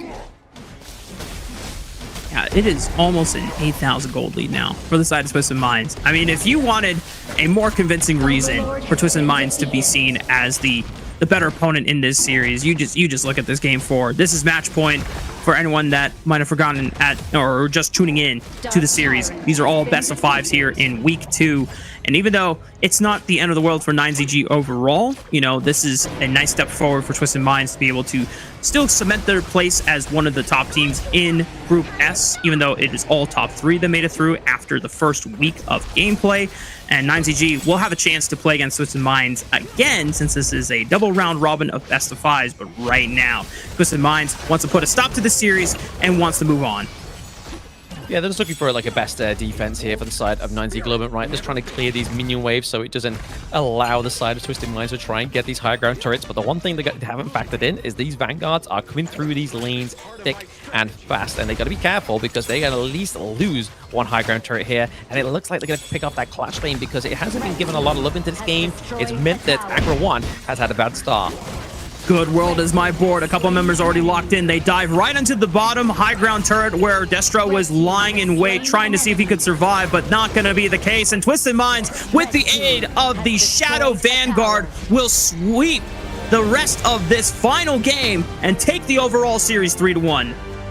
There we go, the 3-1 scoreboard. That was, I'm not saying predetermined by Blam, but through statistical, looking at these things through a looking glass. That's exactly the prediction I came to within my predictions. But Twisted Minds obviously just having a shaky game 3, right? They were definitely out BP'd. Their draft didn't quite work the way it needed to. 9Z Globant just had a better draft in that game 3 and a better execution of that draft as well. But in game 4, that's a different story to be just a complete different story for the side of Twisted Minds, is the fact they just were so aggressive in the early game.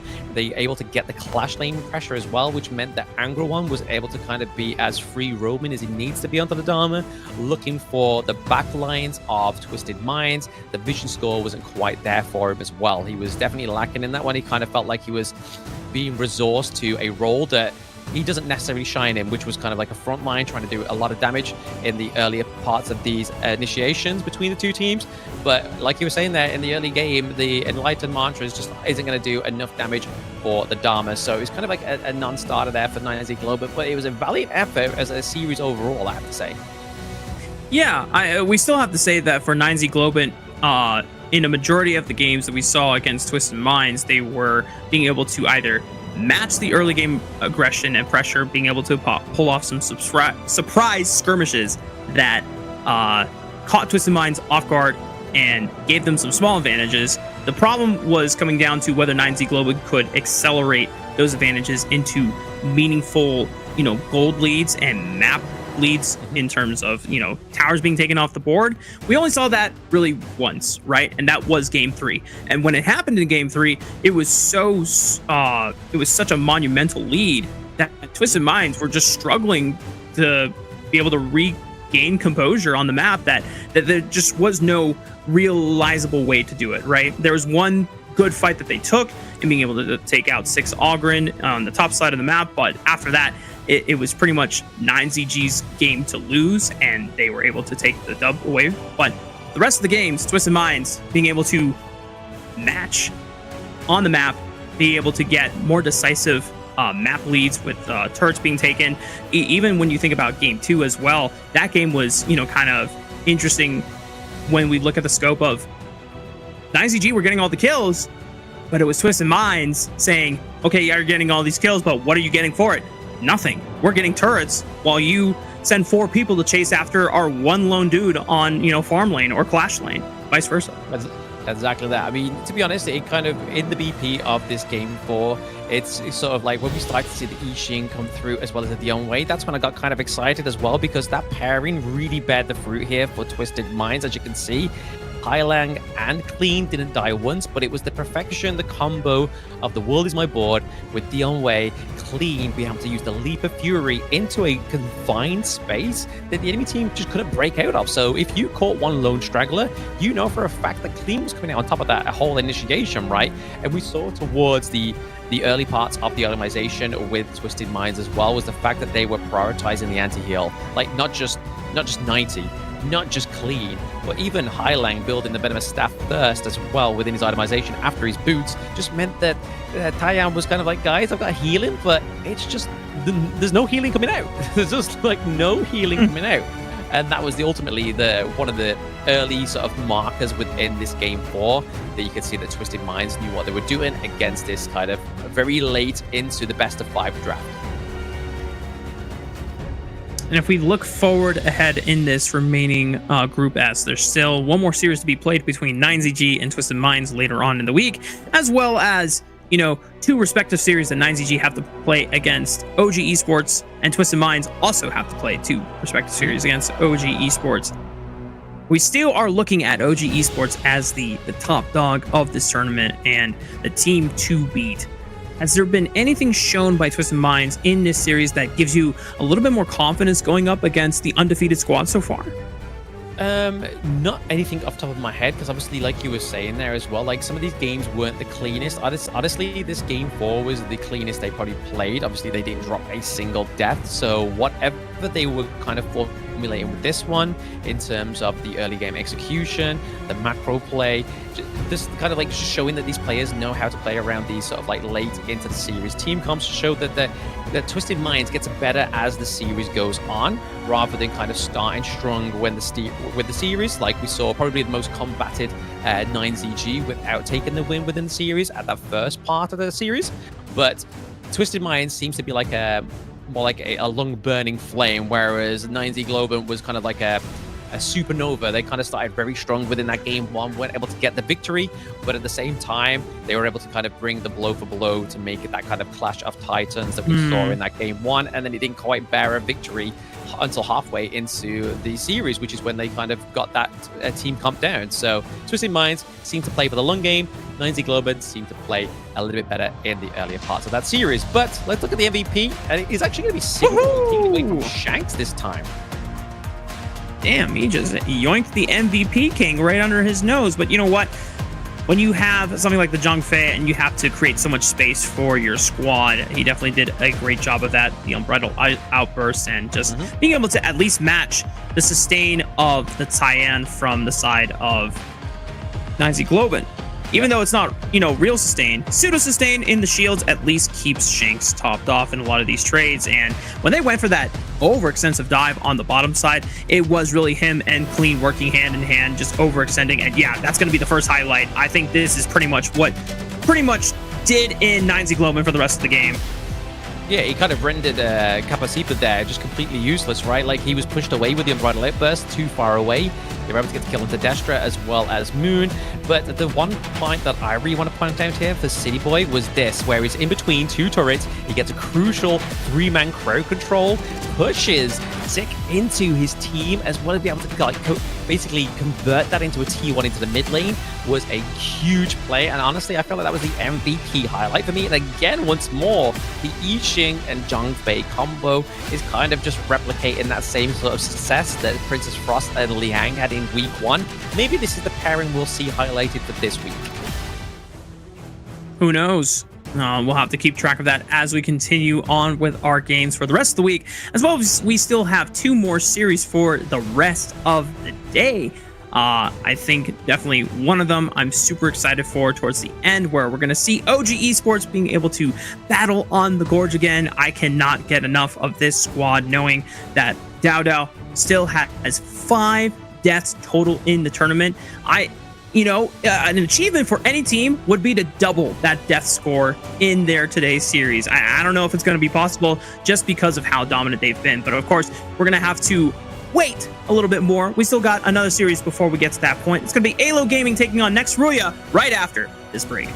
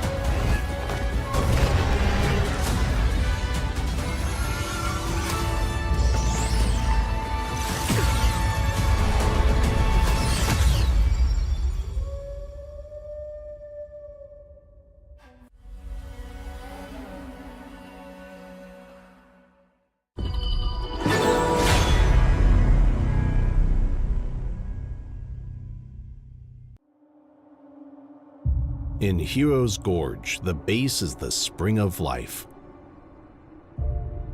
In the real world, every forest and plant is the Earth's spring of life. The base nourishes the gorge, just as Earth's ecosystems sustain all life. If the base is exhausted, heroes will lose their home. If ecosystems are destroyed, all life loses their habitat.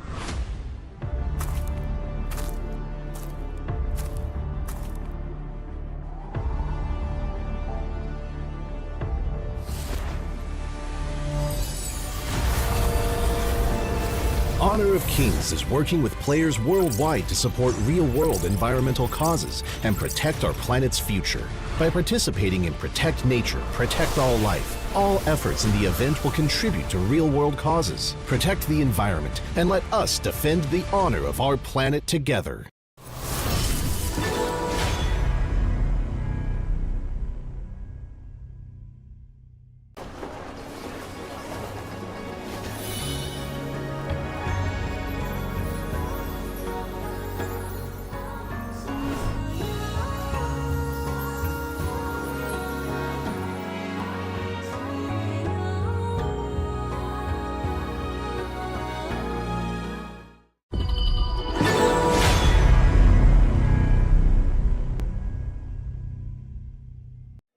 Excuse me.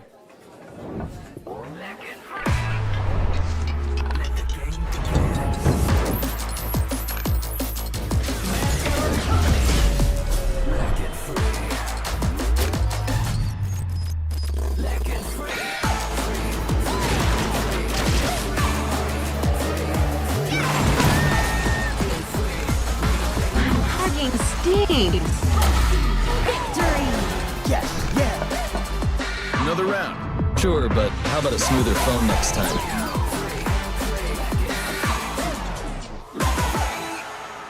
Realme 14, performance beyond limits. And welcome back, y'all. We're getting ready for our second series of the day.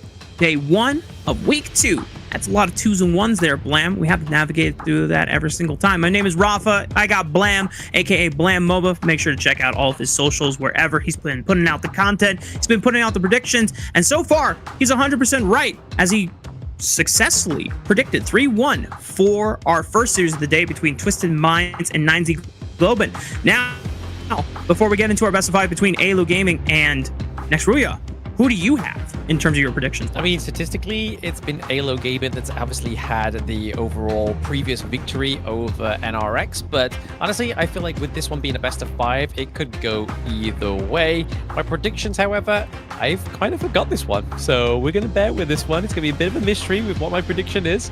I'll either be very happy that I've got a 100% prediction rate towards the end of this series, or I failed. So we'll yet to see. You know what, Blam? Keep talking. Be the anchor for me. I'm pulling up your socials right now, and I'm scrolling through the feed. Go for it. I'm certain of, obviously, is AYLO Gaming did play Chano, but you can imagine which series he did not come through on, which is series game 1. He didn't play it. They did play the Chano in that one. They did play in number 2, and were able to actually get the dub on the Chano as well. So there we go. I said no hablo, but I do know those. Thanks to Rafa. You're welcome. You're welcome. We're teaching more Spanish for you on the broadcast here.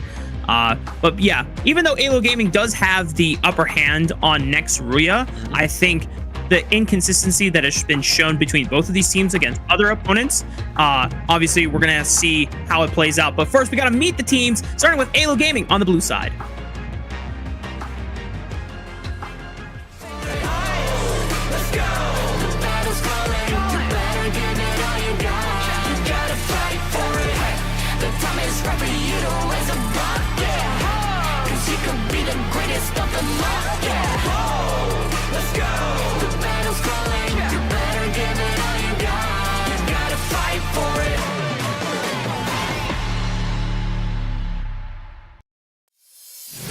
Here's your blue side squad in AYLO Gaming, the Crown Hunters, being able to qualify through the Latin America Open Qualifier, previously known as Lete Gaming, now known as AYLO Gaming, the Peruvian representative, starting with Oxa in the Clash lane, Vermon in the jungle, Lo Maximo in the mid lane, Solista in farm lane, and Robo Alma at support.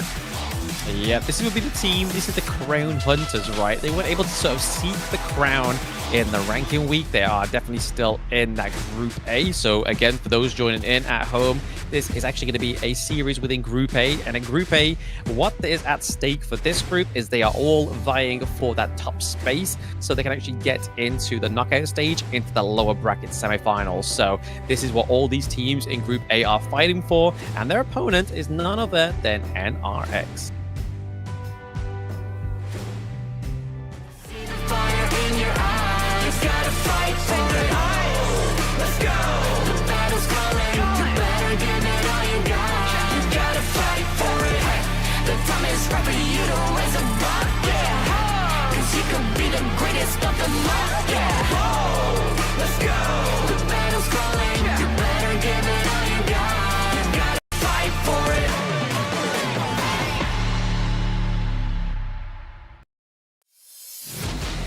And here is their opponents from AYLO Gaming. It is going to be next RÜYA, the Light Chasers, and it's Knight up into the Clash lane. It is Atix into the jungle, Ryuga into the mid lane, Void into the farm lane, and Demon into the support role. But don't let these faces fool you. They have swapped around positions in the previous series they played, so a little bit of a virtuoso as a team in the West. Yeah, Void not only getting a chance to pick up 2 MVPs in one of their series that we casted on day 3. Have to remind myself, I believe it was against Virtus Pro, but we saw Void go into the Clash lane, take the Dharma for himself, get the MVP on that, go back into the farm lane, pick up the Chano, and then pick up another back-to-back MVP. This guy just trying to, you know, flex his diversity pool and just being able to show that he is capable of being able to play any archetype of hero. Exactly. I mean, you may as well, right? Like, if you've got this within your utility of your team, you may as well use it because it could be the trump card that you need to take that victory over your opponent in the series. But if we do actually give props over to the West for one time, I know, scary, right?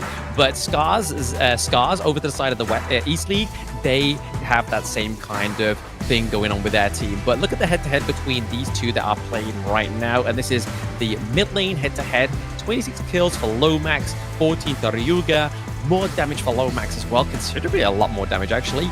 Gold per minute as well is also just keeping it onto the side of Lomax. So overall, in terms of stats, so stats speaking, Lomax is definitely the stronger mid lane player within these matchups. Yeah, and the one series that we had between AYLO Gaming and Next RÜYA was an off-broadcast one, so we didn't get to see it firsthand. But, you know, just ratting off some of the picks that Lomax was able to pilot to great success against his opponent in the mid lane against RÜYA was not only the Ganamo, which we have seen a few times and being used to great success as a long-range artillery mage, but also Shangguan. That's a hero that I think only one other player that has really used in this tournament. It's not one that we see often. It's not one we see often, but it's one what we see often when the Dolia comes through, and that's exactly what they did in that draft, right? Once Dolia comes through, it starts to kind of opening up these not predictable, but basically it's a sure sign to know that some of these heroes are going to come through because they just synergize so well with the Dolia. But we're getting into game 1 BP with NRX against AYLO Gaming. NRX going to be onto the blue side, so they do get that prior blue pick for themselves. Be very interested to see what they go for, whether they're going to try and lock in something like the marksman for Void very early on. Will it be like a Lung? Will it be a Lady Sun? Or we'll be looking at that jungle pick for Aptix, because again, these two players have been kind of like the star-studded players within Next RÜYA, I feel. Right now, no surprising bans of the sort. My Shernoi and Dharma, typical ones that we have seen from most of the teams here in the Major West League. If we want to continue down typical bans, Arlie would be the next one on the red side here from AYLO Gaming. Yixing, not necessarily something we see early on banned, but it's definitely meritable since it gives so much utility. And there it is, the Arlie ban. So it does mean that Lung is still available. And the last time these two teams did play together, they did actually lock in Lung in the first round. But it looks like NRX are going to go for the Dolia first up. So again, we could start to see some of those more sort of telling picks that I was on about recently. Will they end up taking the Dolia away so they don't see over the side of AYLO Gaming? But one thing they do take away from the side of NRX is one of the picks that they could have gone for is the Hugh Huan. But again, this could be flexed either into jungle or mid. A great pick onto the side of red side because it's kind of got your enemy team guessing, where is this hero going to go?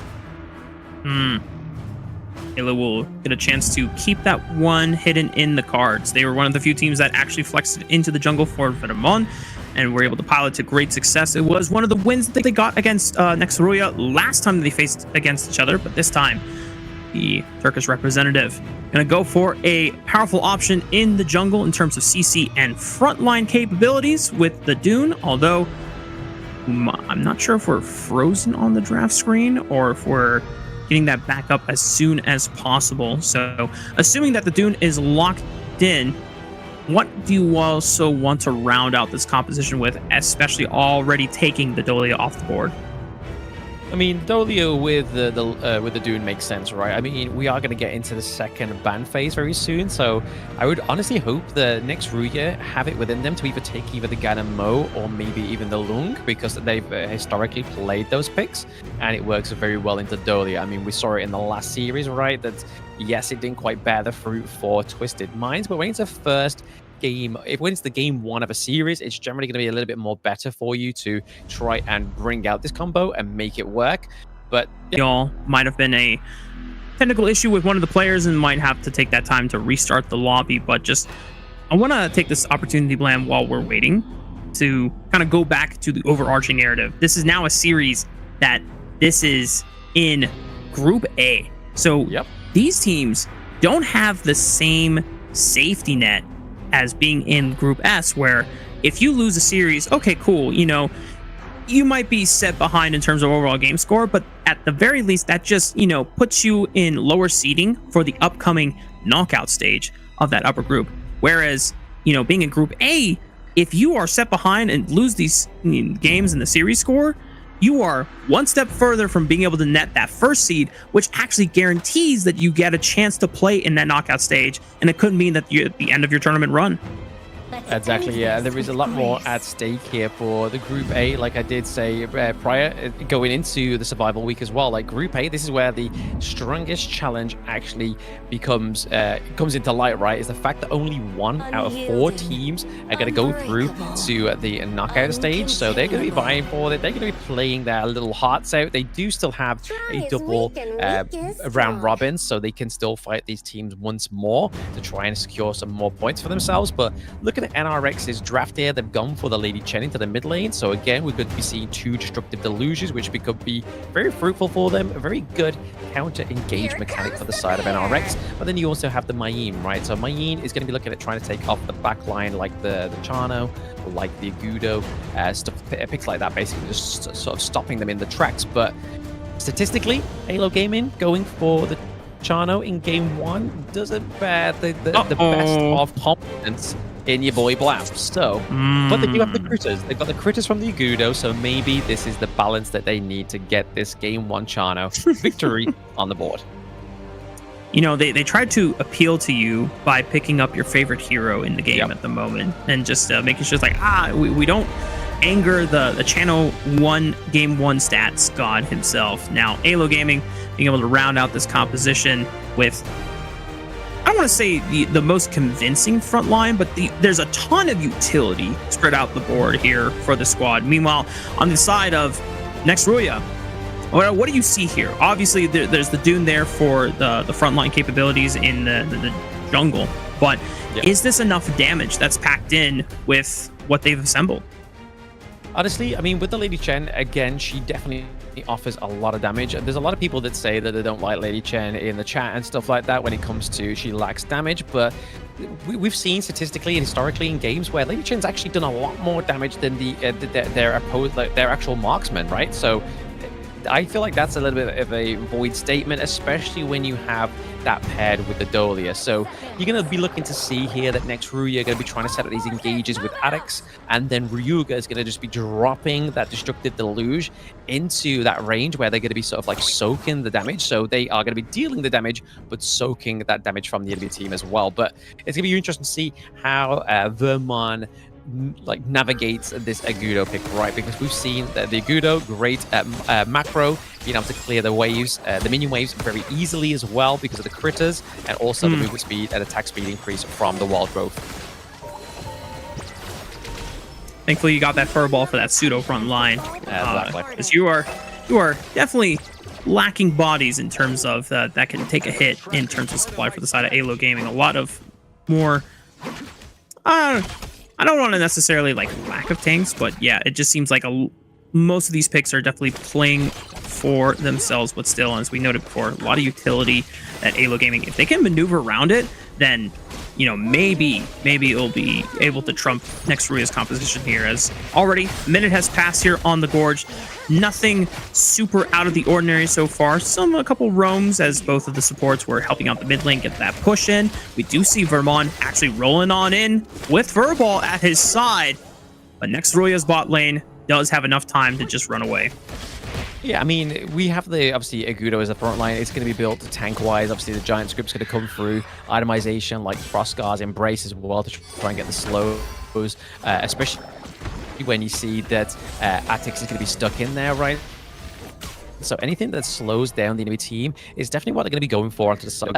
At the same time, they're going to have low max as well. So Q1, historically, doesn't always build full AP into the mid lane. We get a little bit of tankiness come through as well. That means that she has the kind of sustainability into these team fights and kind of offers that front line as well. 2v2 fight on the top side. Oh no, Blam! Turn off your camera! You don't want to see this! Agudo going down. It's first blood for the side of next RÜYA. Could be Doxa next. Relentless with the pressure on the jungle clash lane duo of next RÜYA. Yeah, no, I didn't like seeing that one, Rafa. I think I'm just gonna sort of just quiver. I'm gonna go back to a little bit of a fetal position, knowing that my Agudo just got brutally slapped out in first blood there. But hey, it's early game. Vermont needs to get those tankier items, needs to build the Giant's Grip into its entirety, and that's when we're gonna start to see the Agudo come through, right? Like not only in terms of split push potential, but in terms of team fight as well. We'll see if AYLO Gaming can bounce back and just prove that, you know, an early 2v2 skirmish is not the end of the world, or if next RÜYA can find a way to snowball this advantage here. Still just under barely 1,000 gold lead, just now reaching that point. We got Tyrant and Overlord spawning in the next minute or so. Next RÜYA, right now, a lot of their members are focused up here on the bottom side, which AYLO Gaming are matching, trying to see if they can find another collapse window here. Yeah, they're just trying to get priority into the bot lane, right? They want to make sure that they open this up for the initial objective that's about to spawn. We do see that the lone sides have been used. They're trying to get the knockups as well from the Lady Chen, trying to get a pick off here, which would be great for the side of NRX, right? As they're trying to set up this neutral objective. Tanks are fighting out into the mid lane here. A little bit of a 2v1 going on down. Vermont looking a bit worse for wear right now, as obviously we know Atix on the Dune can do quite a bit of damage in the early game and can soak just as much as well, thanks to his second skill, Gale's Benediction. Now is the time. One thing I'll be looking for at next RÜYA is how well they can set up traps again. That was one of their signature calling cards that they were especially able to at least leverage against Virtus Pro in their series on day 3. That really gave next RÜYA a really strong identity that I'd not been able to see in a lot of the other teams here in Group A.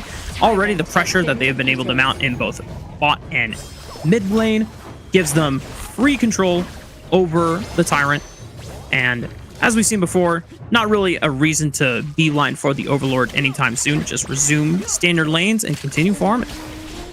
Yeah, I mean, they're already building kind of a bit of momentum onto the side of NRX, right? I mean, they're up by about like 700 gold now, which isn't sort of like the biggest lead. They definitely have been ahead by a little bit further, but they do have the Tyrant come through as well. So they're getting increased movement speed, they're getting decreased tactical damage as well. Oh, almost getting caught out there is next RÜYA. Has to be careful. It popped the flash, so it's a common skill burned on the side of AYLO Gaming's sake.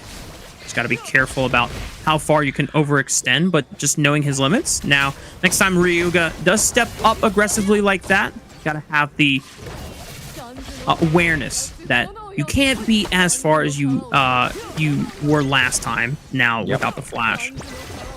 Yeah, exactly. I mean, they exhausted the flash. The ultimate as well, Destructive Deluge, was actually committed there as well. But it is going to be a 3v1 dive into the bot side of the map, opening that T1. So honestly, nice. AYLO Gaming's draft in this game 1 seems to be just like a, maybe just trying to exhaust some of the big picks from the side of NRX, right? Because it's not really bearing much fruit into this early game.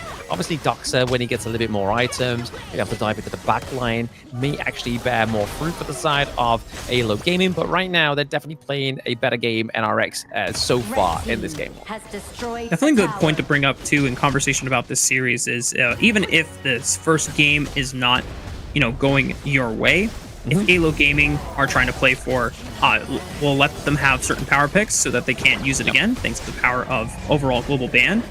Was that a steal? Oh my god, Alma! How'd that happen? Right, it was a Destiny counter. He just dropped it down. Obviously, didn't quite expect it onto the side of Atix there. He was just like, you know what? They haven't got any smite nearby. I'm just going to go here and not smite it. And then all of a sudden, Destiny counter came through. Boom, done. Not ideal. Well, AYLO Gaming at least be able to claim one objective for themselves and continuing the fight for the blue buff, forcing NRX out of the safety of their own jungle. There's a flash burned by Knight, as he was dangerously low, but now the re-engage Atix on the Dune, latching forward with the ultimate, winding up for the second cast of the first skill. Not going to find that knockup, but the rest of AYLO Gaming forced to retreat, and it's still 3 kills total for the side of next RÜYA. Yeah, next RÜYA definitely played a bit more defensive there towards their Azure Golem. They're able to maintain it as well, so good job that was going over to the side of next RÜYA, because again, Dune realized that he has low cooldowns anyway, so to make him even faster is just a benefit for this kit here. They were able to steal the enemy's Azure Golem as well, so they are helping themselves to all blue buffs across the map, but I do have to give points over Solista into this marksman role. He is playing a lot of more presence up into the clash lane, able to get the T1 traded across the map as well. Is a good macro play for the side of AYLO Gaming to make sure that it's kind of not like sitting ducks, not getting any objectives, and kind of not taking any turrets. But there is still a lot of presence up into the clash lane. Knight has to sort this out. Gonna see if they can at least stabilize on the Gorge here. The fact that AYLO Gaming able to find that top tier 1, equalize the turret score, and now continue pressure into the clash lane. It does force the response of an RX to defend the tier 2 for now. Already see Vermon with a 4-man, trying to see if they can at least escape. Forced to use the Furball just to slow down the collapse of NRX, and it was a good call because AYLO Gaming might have been caught out of bounds there. Yeah, they got to make sure they're using it sort of like defensively at the same time. But right now, we are seeing that the goal difference is still not the greatest between these two teams. It's like 1k gold, which could literally change in the matter of a team fight, right? Like, as soon as that happens, the team fight comes through. If AYLO Gaming coming out on top of that as well, means that they could take the gold lead once more for themselves. But we're seeing a bit of a fight here for the T1 into the mid lane. AYLO Gaming respond with the response they need, right? Just wipe out the minion wave, just make sure they don't take down that T1 into the mid lane, because if they start opening up these T1s into the mid lane, that's where it becomes a bit troublesome for the side of AYLO Gaming. But AYLO Gaming are looking to try and open up this T2, sorry, up in the clash lane. So another props to Solista, just really focusing hard onto this clash lane, means that Knight doesn't have the free roam that he needs. Yeah.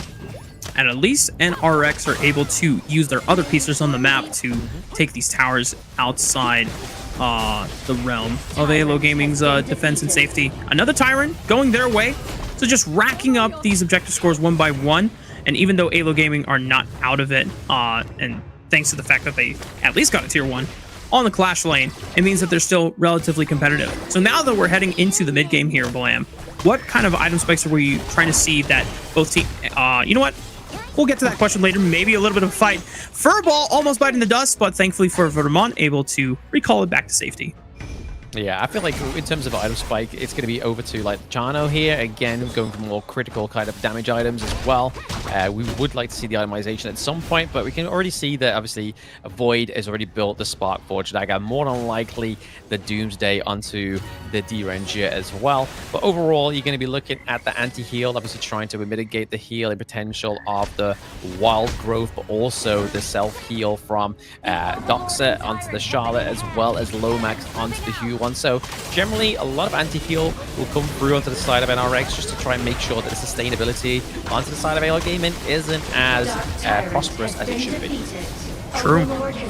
Well, for the credit of AYLO Gaming, they get the Shadow Tyrant, but NRX answer and respond on the cross map with the Shadow Overlord. So a little bit of extra team fighting power for the Peruvian representative, but for the Turkey squad, next RÜYA gonna have now Shadow Vanguard spawning, enhanced one on the bottom side of the map, and still overall global pressure. And as we talked about before here, Blam, it's not about the kills, it's about the way you can play the map, and already nearly being able to take out Lomax on that Yuhuan, continuing the dive into the mid tier 2. On the right side though, Solista able to maintain an advantageous position and snipe out a Tix. Knight is going to be falling next, and Vermont still not falling. The rest of AYLO Gaming still standing strong despite being low on multiple health bars, and yet they are victorious in the fight. A quick flash away from Lomax being able to escape, but can't say the same about Solista as he bites the dust.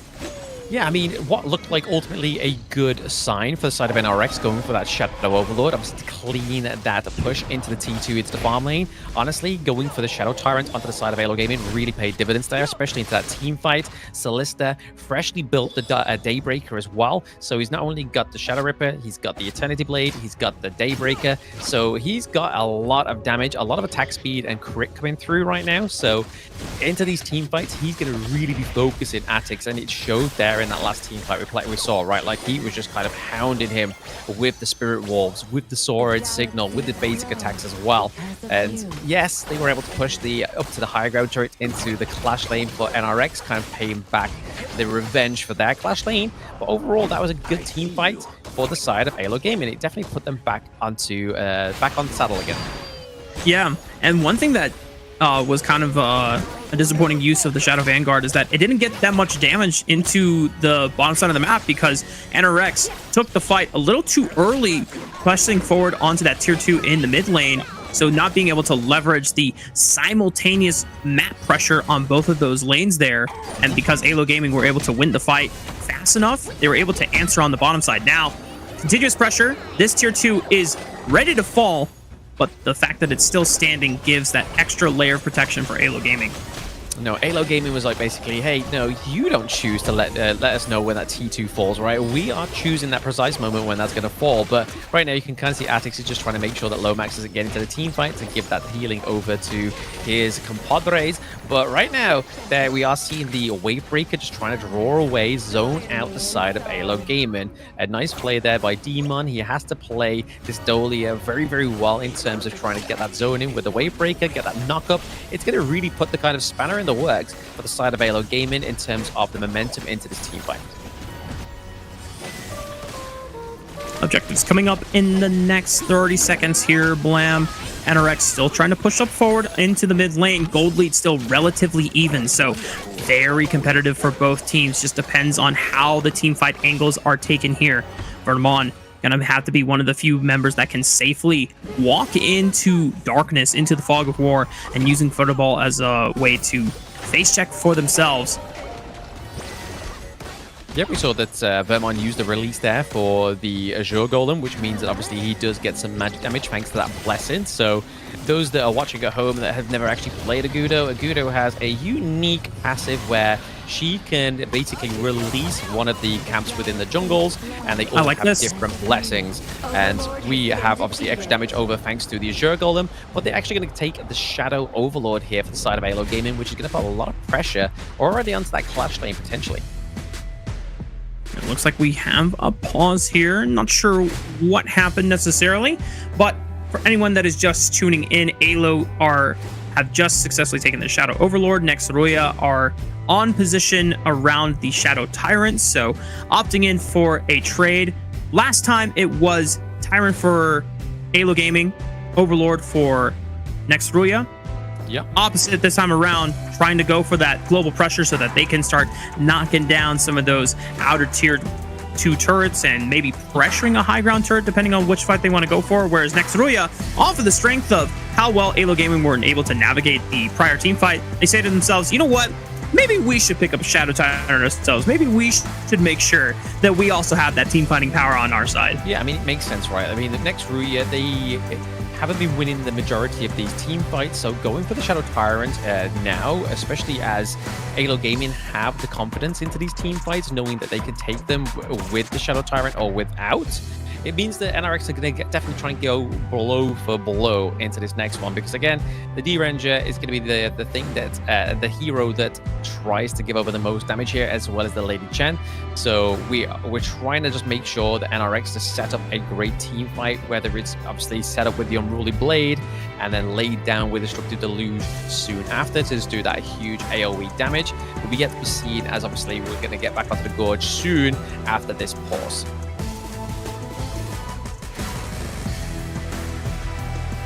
Well, Blam, while we're in this scenario here until we're able to get back into the game,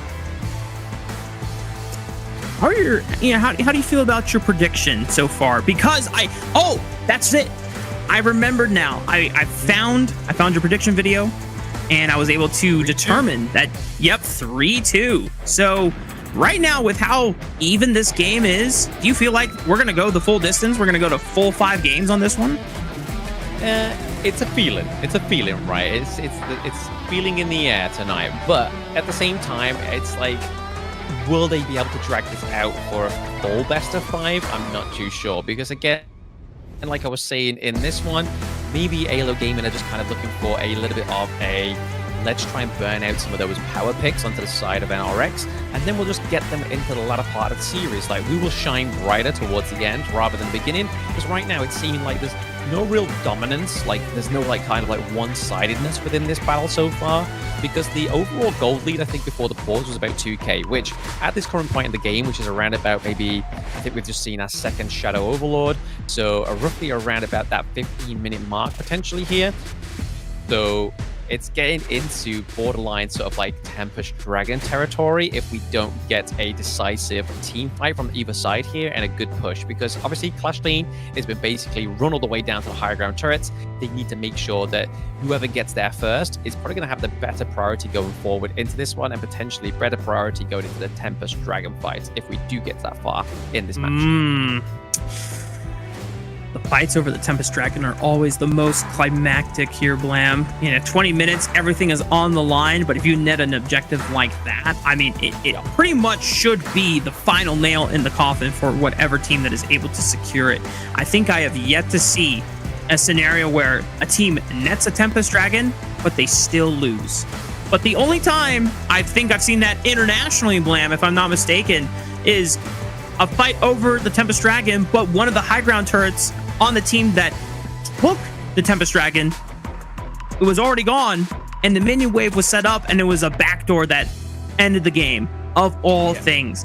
And that is something you always have to keep track of as well. We had an experience where we were super close, super late game in our own solo queue game, but we won because we had set up minion priority on the top side, and no one was answering the minion backdoor potential. So that obviously that is a story and a scenario for this game if it only gets to that point. But those are always some of the most chaotic and funny moments for Honor Kings. Yeah, I mean, let's expand on that story, right? Like, that was a game we played literally, hours ago, and this was a game where one of our teammates decided to pick a Ganon Mo support. So already into the draft, I was feeling a little bit tilted anyway, because I knew my matchup was going to be a 2v1 up into my lane. But still, I kept a calm, collective head. I was like, you know what? I'm going to go Gudo. I've got Furball with me. That's the only support I need. I'm a no support main who don't need no support. I'm just going to go and crush my lane. And that's exactly what I did. I just focused my lane there. I knew that my team was going to have it in these team fights, and rightfully so. I believe you played Doom Rafa in that game, or I think it was Pei actually. Yep. And it was the Pei. Yeah, thank you. Pei, yeah. And just a lesson to be learned there for those regulars in chat that are going to be ranked players.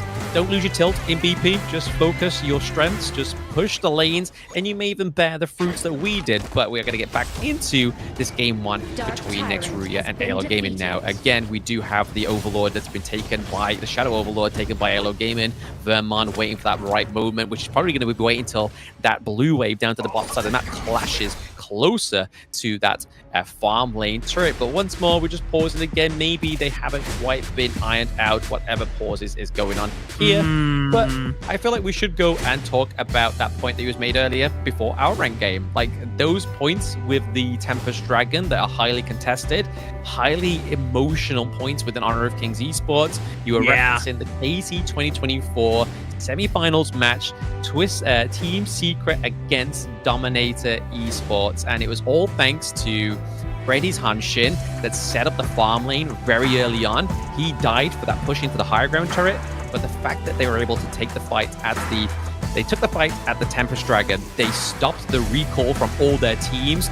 The enemy just ran it down. They had the minions. All they had back at base for the side of Team Secret was KaiZer, and it just wasn't enough in terms of wave clearing. It was honestly one of the most beautiful ways to run out at semifinals in, I think, Honor of King Global Esports fashion. Honestly, those are the kind of moments I'm hoping that get topped in KWC or even the end of year tournament as well. Yeah, the fact that high ground turrets are non-resurrectable or they never come back in the game really goes to show that when you are able to take that kind of structure, it gives you such a strong, consistent amount of pressure for the rest of the game.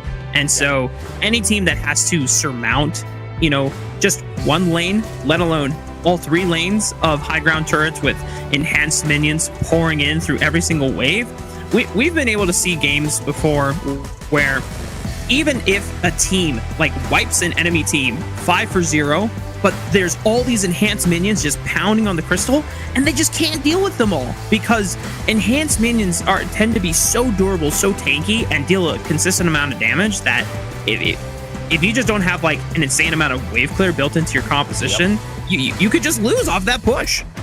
Absolutely.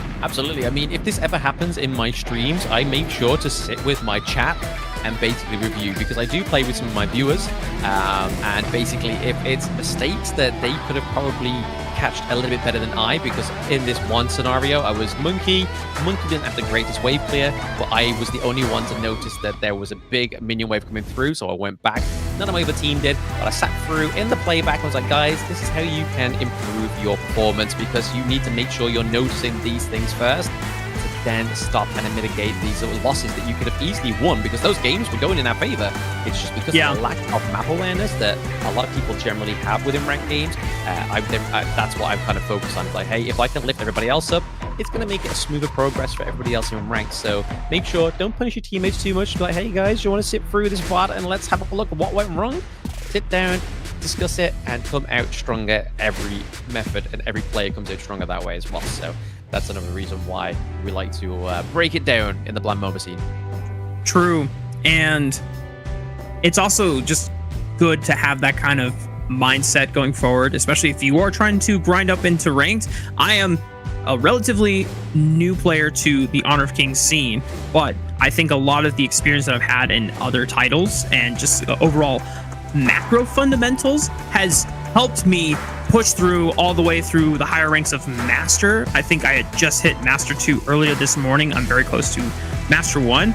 I don't know, what percentage of the player base that is, so there could be some diehard fans in the chat who are in Grandmaster. I think there's like range of like Mythic and whatnot, but for me, being able to come into this with just a couple months to 3 months under my belt and being able to hit that high, I think it's just, I may not necessarily know every single hero that exists in the game and what they do, and ranked solo queue is a great way for me to get that learning experience firsthand and be like, oh, I've never seen this hero. What do they do? Oh, that's what it does. Okay, you know what? That's good to know, right? But in terms of just consistency, I'm able to apply just like overall strong game knowledge of like, okay, well, if these guys are pushing for this objective, can I realistically fight them here? No? Okay, well, what can I do that is useful for my team? Even though I'm most of the time playing farm lane and I'm just locking in Hoi every game, for the most part, if I'm not confident that we're winning a team fight, I'm pushing a side lane. I'm getting turret structure damage. I'm pushing in turrets. I'm trying to open up the base and hitting the high ground turret.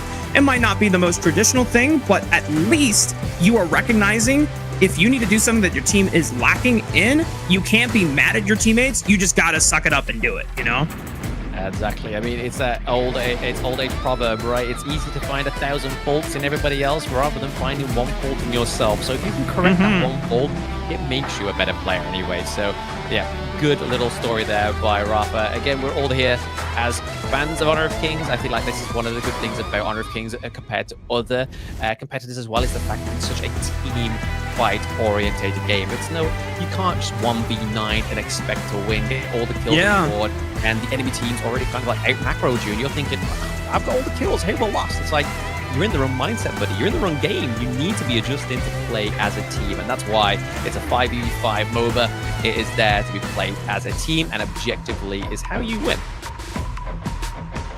And that is why we have some of our best teams here in the Kings Major West League. They have been able to embrace those kind of ideals and the philosophies here. There's been a lot of strong showings by some individual players, but that doesn't necessarily mean they just win the game outright because they got 4 or 5 kills early on. You got to make sure that you're translating that individual advantage into a team-wide advantage, being able to leverage that into macro pressure, whether it is taking those turrets immediately after a kill or looking for an objective off the back of a major pick or a major skirmish. But crossing our fingers here, Blam, that that was the last time we'll see a pause, at least for this series and hopefully the rest of the day.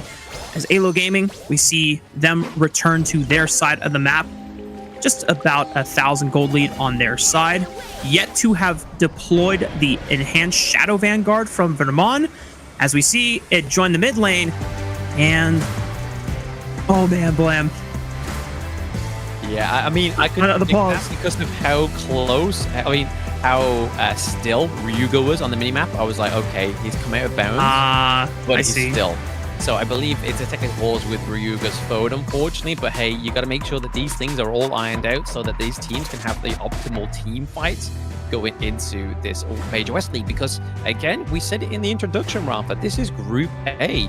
You don't want to be dropping rounds because of a technical pause. You want to make sure that these teams all have a fair advantage going into Group A, so they all have a fair outcome of trying to be the top team that makes it into the knockouts, because it's not only the knockouts that's at risk, right? It's a trip into KWC, and if you don't get the top spot into KWC from KMW, sorry, you also get a shot at the major last call. So obviously these teams want to make sure that their experience on the Gorge, rightfully so, is to scratch. So again, we're just going to go through a little bit of a technical pause here, guys. Thanks for bearing with us, but right now it's looking very, very close, even in just game one. This is game one. AYLO Gaming have a Chano in game one, and they're making it work. I honestly feel like it's because they're just playing it in farm lane. They are playing it with a macro twist. They're playing it like a D-Ranger in a way. Just playing for that early pressure, trying to clear the waves as fast as possible, and then just look for the turrets right off the back. And you know what, Blam? This could be counterintuitive, but maybe the reason why they're doing so well in game one as well is because they have a Gudo on their side. Who knows? Maybe that's the green card that they need, right? It's the Agudo. We getting some of those new skins tomorrow, which I will be definitely putting my the addendum you need details into the game and topping up of like, yo, I need that skin. I don't care. Give it me. It's the Agudo skin. I need it. We will be shortly followed by, I think it's Luban. It's the Veggie Fable skin line, I believe it is. Oh, yeah. I've seen that one. Luban, Fang, and Agudo. But then we also have the... it's like an ink skin kind of thing that's coming out. It's Fade, it's Dude, and it is Ali, and they all look like fantastic skins. So obviously everybody, I think that's from May as well, between May the 1st to the 14th, if I'm not mistaken. But we're going to take a short break, guys, whilst we suss out this technical pause. So let's have a yap in, get some food, go and visit the toilet, and we'll see you very soon.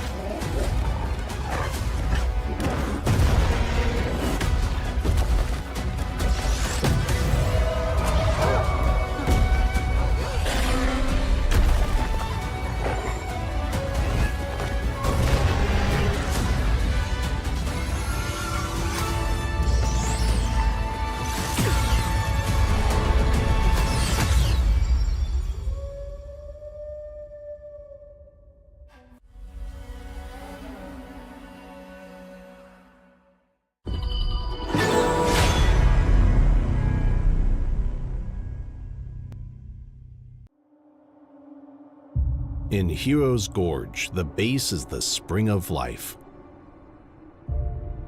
In the real world, every forest and plant is the Earth's spring of life. The base nourishes the gorge, just as Earth's ecosystems sustain all life.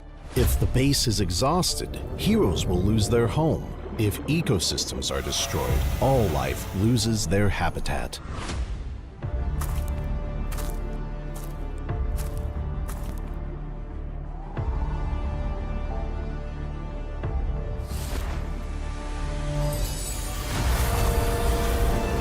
Honor of Kings is working with players worldwide to support real-world environmental causes and protect our planet's future. By participating in Protect Nature, Protect All Life, all efforts in the event will contribute to real-world causes, protect the environment, and let us defend the honor of our planet together.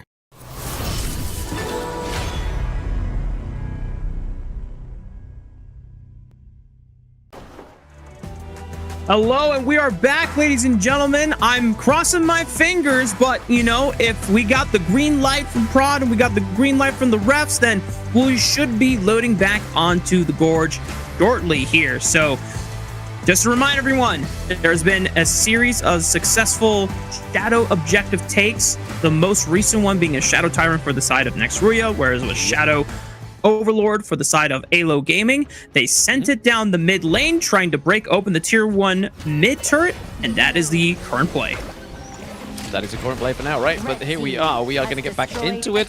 But here we are now. Hopefully, this is it for the game 1. We need to see a bit of a fight back here for Next RÜYA, right? Like, honestly, they need to start dropping down some AoEs, because this wild growth is definitely very oppressive. At least able to find one of the turrets in the mid lane here for AYLO Gaming, but the rest of Next RÜYA able to hold the lines and defenses. And am I not mistaken, was there a turret lost on the bot side of the map there? I believe so, yes. I believe so. There was the push to the team. Oh, dang. Well, yeah.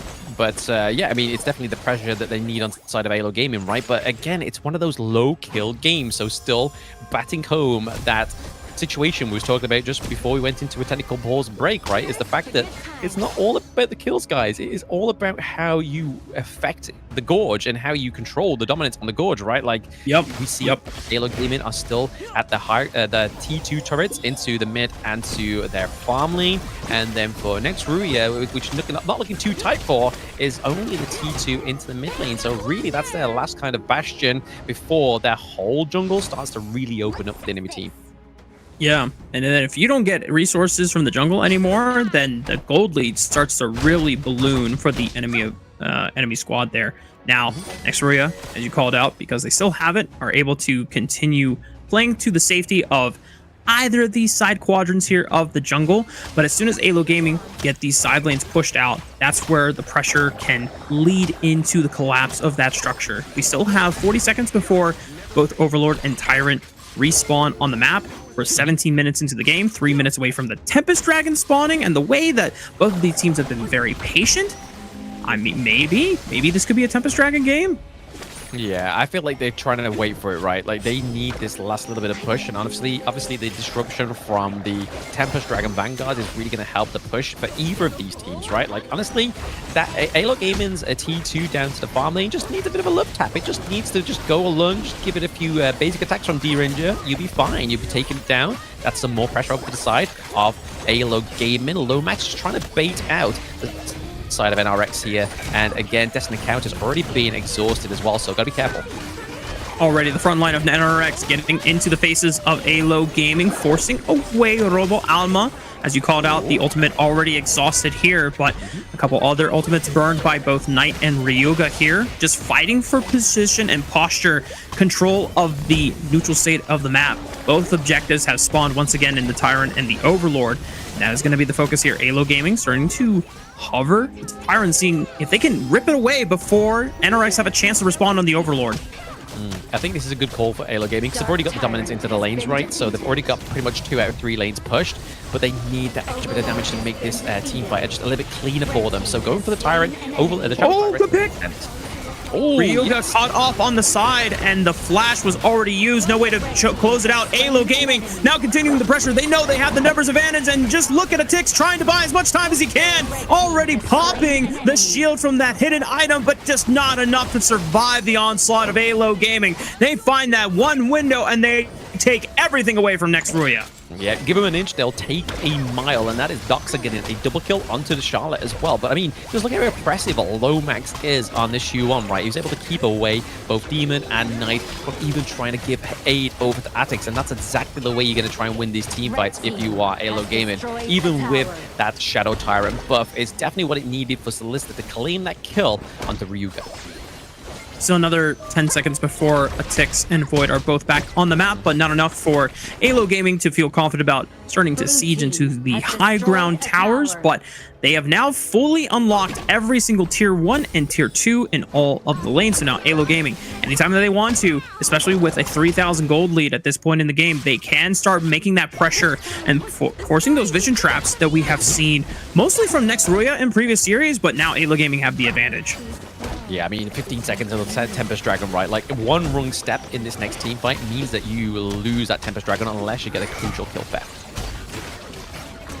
Gotta be careful here. The rest of AYLO Gaming starting to reposition in the mid lane. Decent damage now onto Atix. It's the main front line taking damage here. Gonna try to sustain with these shields. Vermon pressuring forward here as both teams starting to inkling their way towards the top side of the map here. Lomax maintaining vision in the river. Tempest Dragon having now spawned, and both teams still being cautious as ever. Yeah, I mean, AYLO Gaming have got it right. They had the minion wave for the side of NRX pushing through to the higher ground turret, so we can already see that the lane priority was there for NRX. They were really hoping that was going to be kind of the key in the door to start the Tempest, but the fact that Lomax is just constantly trying to bait out those long-range CC moves, and here comes Fairball in as well, pushing. Whoa! Nice amount of CC. Here comes Doxa flanking in from the bottom side of the map here. Forced to flash away just to make sure that he doesn't go down over for the overextension here. It's not enough damage from the side of AYLO Gaming, but the pressure war was won. And that is all that is necessary for the side of AYLO Gaming to win that full side of the jungle and make their way to the Tempest Dragon. Yeah, I mean, you can see here that Atix and Knight have both built Sage's Sanctuary, so they're looking for a little bit of a longevity. They turn! Big knock up onto the back line here.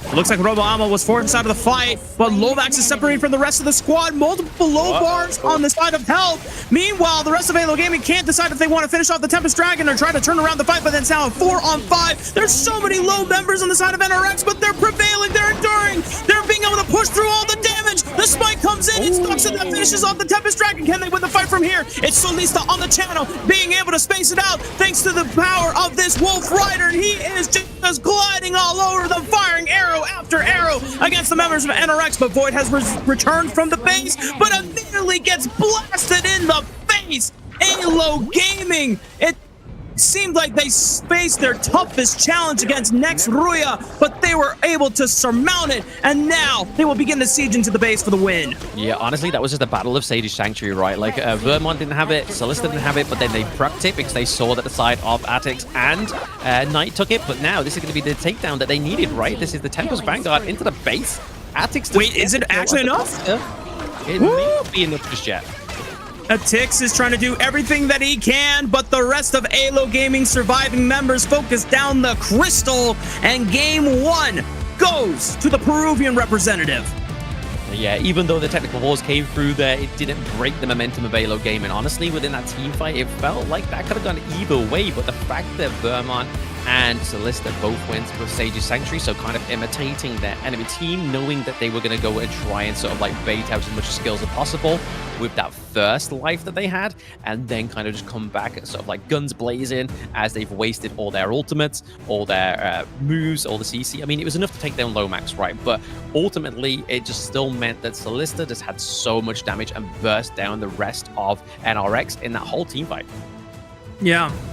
If you cannot take out the farm lane carry at that stage in the game, there was a lot of, strong moments, though, from the side of next RÜYA, but just the inability to lock him down reliably, then Solista just running around, full movement speed and popping the ultimate, and you just have that flexibility of being able to kite freely without having to stop, as normally you would do with other farm laners where you have to, put yourself momentarily in that instant to auto attack and then move again. You're just freely moving as you cast. You know, no cast time animation for those attacks is such a powerful, underrated thing for a farm laner, especially at that stage in the game. And now moving forward into game 2, I mean, what else we expect from both of these teams? I mean, I think we're going to expect pretty much a little bit of the same throughout the entire of this series, right? Like, obviously, I predicted this to be a 3-2. We've got AYLO Gaming already at 1 point as well. Obviously, it is next RÜYA. I've got the bidding on here to take the overall victory because naturally, they generally have a little bit more of a hero pool coming through. Statistically, we've seen quite a few different picks from the side of NRX as well, especially with some of those offline games as well that we saw that NRX played. I believe they even played something like along the lines of like a butterfly, and definitely some of like the weirder picks against Twisted Minds as well, right? So they played not only that, they played the John Koi as well, they played Lubu. So again, we know that they kind of, even though they lost a 10-minute and 47-second match against Twisted Mind, they're not afraid to bring out these sort of like unorthodox picks that you don't see within competitive naturally. Well, I would be a fan of seeing some Lubu on the Gorge here and just scream "Tremble Mortals," as that is such a cool ultimate to see in the game. We take a look at the post-game graphic. It was definitely a banger for sure, Blam, being able to see the Tempest Dragon be the ultimate decider and conclusion to this exciting opener of our second series of the day. Yeah, I mean, look at that, though. I mean, we see very little deaths overall. It was only towards the end, especially around that Tempest Dragon fight, where we actually started to see some deaths come into reality, right? Like, the fact that it was a very low-kill game just meant that they were trying to play the map a little bit too much, and either of them couldn't take a solid team fight until the late game, right? Which is what we saw with Solista. He had the Sage Sanctuary. He did 182k damage overall, right? So, once again, just harping back on that point that you were saying about the leader stance ultimate from Chano just makes him a very much more sort of like a moving sort of barrage of attacks rather than kind of like basic attack, stop moving, basic attack, stop moving. It becomes more fluid and just a way better way to execute the marksman, and it's definitely a unique mechanic for Chano there, and they actually were able to get a game 1 win with Chano. So maybe this is the turning tide.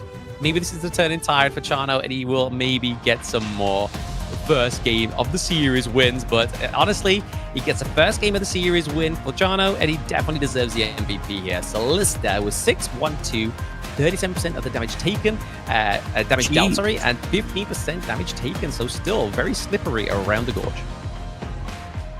Solista picking up another MVP for himself. Definitely has, I believe, some of the most racked up on his team, respectively. Now, when we take a look back at the highlights, oh yeah, I mean, the only highlight we needed to see was definitely this Tempest Dragon fight, and I'm just going to keep my eyes glued onto Solista in general, because he doesn't pop the leader stance until about after he gets resurrected by the item stance, and then this is where he recognizes, all right, this is my time to fly. Yeah, he tries to back out of the team fight as well. He makes his teammates try and run down Artix onto the Dune, right? Dune manages to get out of there, so Artix actually gets out alive, but it's actually going to be Knight that gets bursted down. Void, coming back from a death timer, walks back into the team fight, and then it's just like, oh, I'm dead again. Well, unfortunately, that is the woes of being a farm laner. You know, you pump out the damage, but if you got no one to stand in front of you, you're just as susceptible to getting blown up as well. But AYLO Gaming, game 1 in the books, success on their side. As you predicted, Blam, you think this one's going the distance, and it might be next RÜYA favored, but I think it is definitely fair to say that it's still anyone's game, because game 1 was such a back and forth.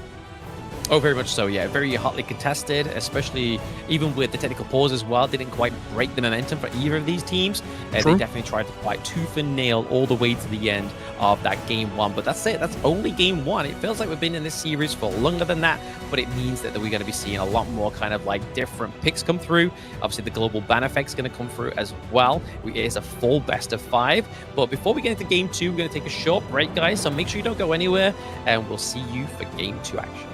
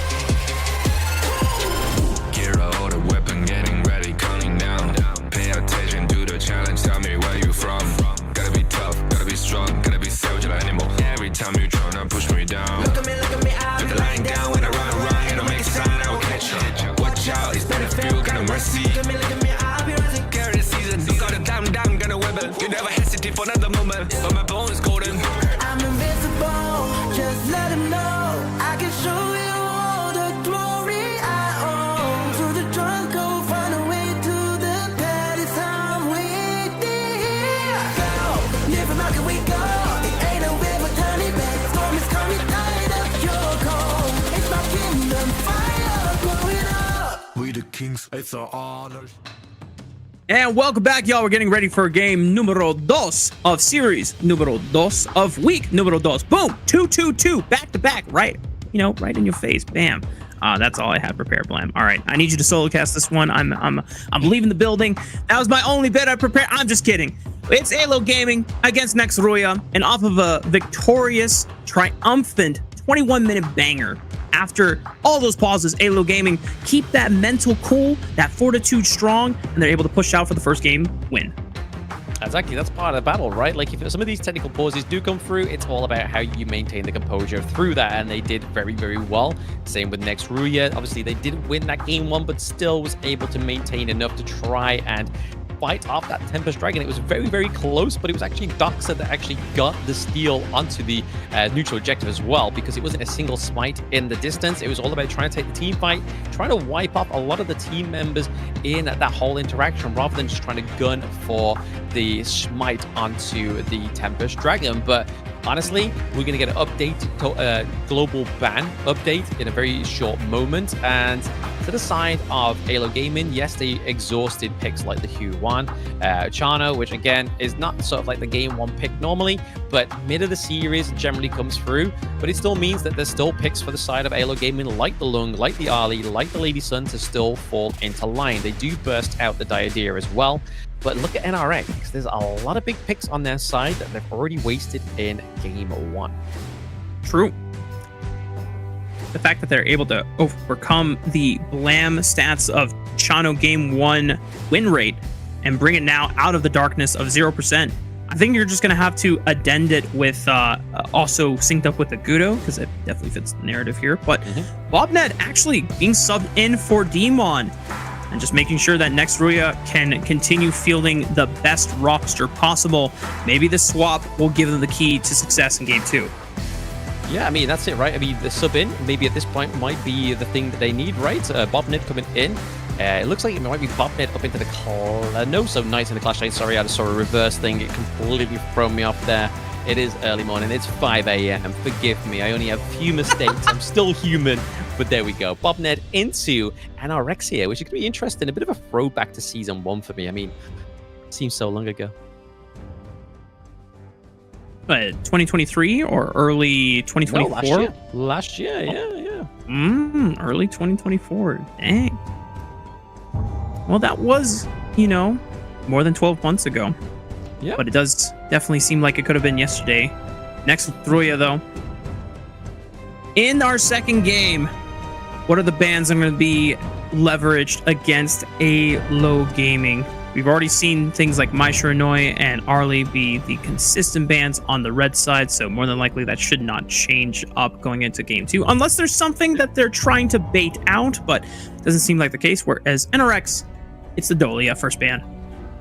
The Dolia first ban. They don't want to give over the Dolia. Obviously, they picked the Dolia in game one. Again, AYLO Gaming, when they first fought against NRX, they had the Dolia with them, and they actually took that victory as well. They took it with the Shangguan. They don't want to see that come through, because honestly, I don't blame them. Lomax's performance in game one makes me fear what he's going to pick for this one, right? Like, we know he's a Maestro on the Ganon Mo. We would love to see his Shangguan on broadcast. So maybe we'll get treated. It is a best of 5, but NRX locking in the Dharma this time around. So blue side Dharma going for Knight. Very interested here, trying to catch off the back line, but once more, maybe if AYLO Gaming was watching the last series, it's all about dominating that Clash lane so that Dharma does not have the pressure onto your side that allows him to be a free spirit onto the Gorge.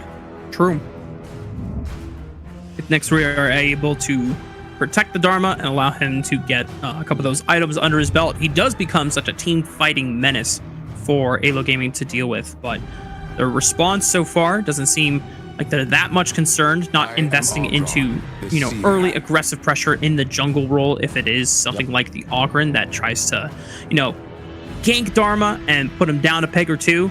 But that Ganon Mo that you alluded to, it is confirmed for Lomax. We already know that this was something that AYLO Gaming confirmed to win against next RÜYA in their previous series during week 1.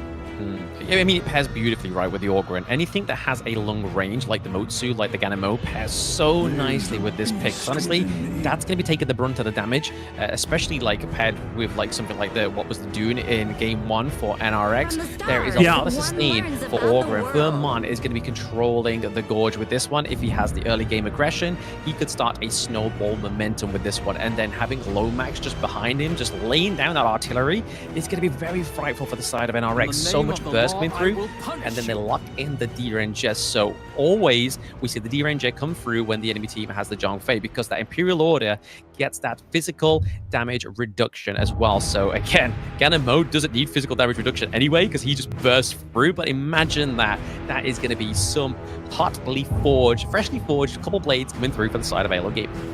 True. And into the second round of bans we go, baby. Already farm lanes were acquired by both teams. Support only one side and Clash Lane the other. And of course, jungle and mid still up for the taking on next RÜYA side. And that is where a lot of the focus is for AYLO Gaming, taking away Sh and Nuwa, whereas NRX, they know that there is yet to be a Clash Lane locked in to answer against the Dharma. And two answers, Mayeen and Elaine, taken off the board for Doxa.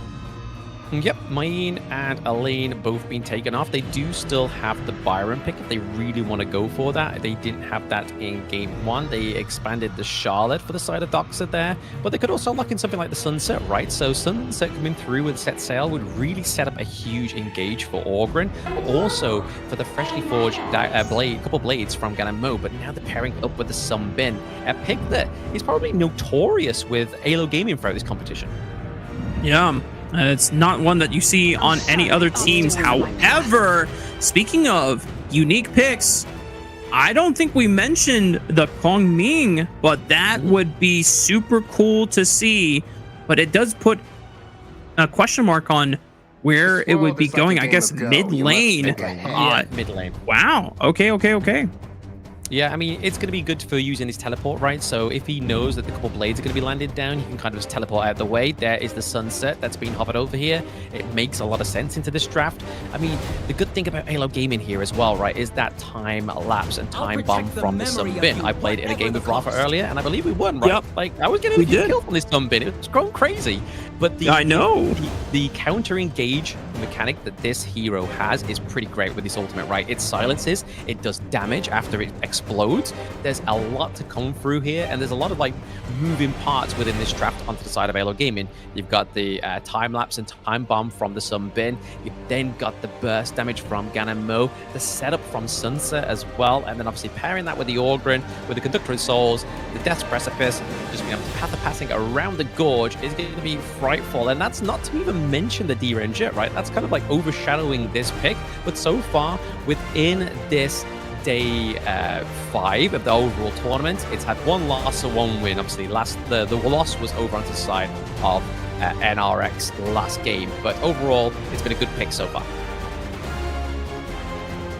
The overall Time Flux is such a unique utility that is underappreciated in MOBAs in general. But if you give a burst of movement speed to a carry, or hell, even a frontline like Ogryn, who wants to just flow in and out of battle using the path of passing to his advantage, that is a slippery frontliner that you have to deal with, that happens to also, you know, be able to execute people once he's in the seer state and they're low enough. But it goes so well with everything that AYLO Gaming also has, because as you already talked about, a powerful combo with Ganamo who can supply that long range damage safely, while Vermont is just, you know, causing a disruption into the backline. And if they get low enough, then yeah, Ganamo doesn't need to be the one that gets the finishers. It can just be the seer state executions.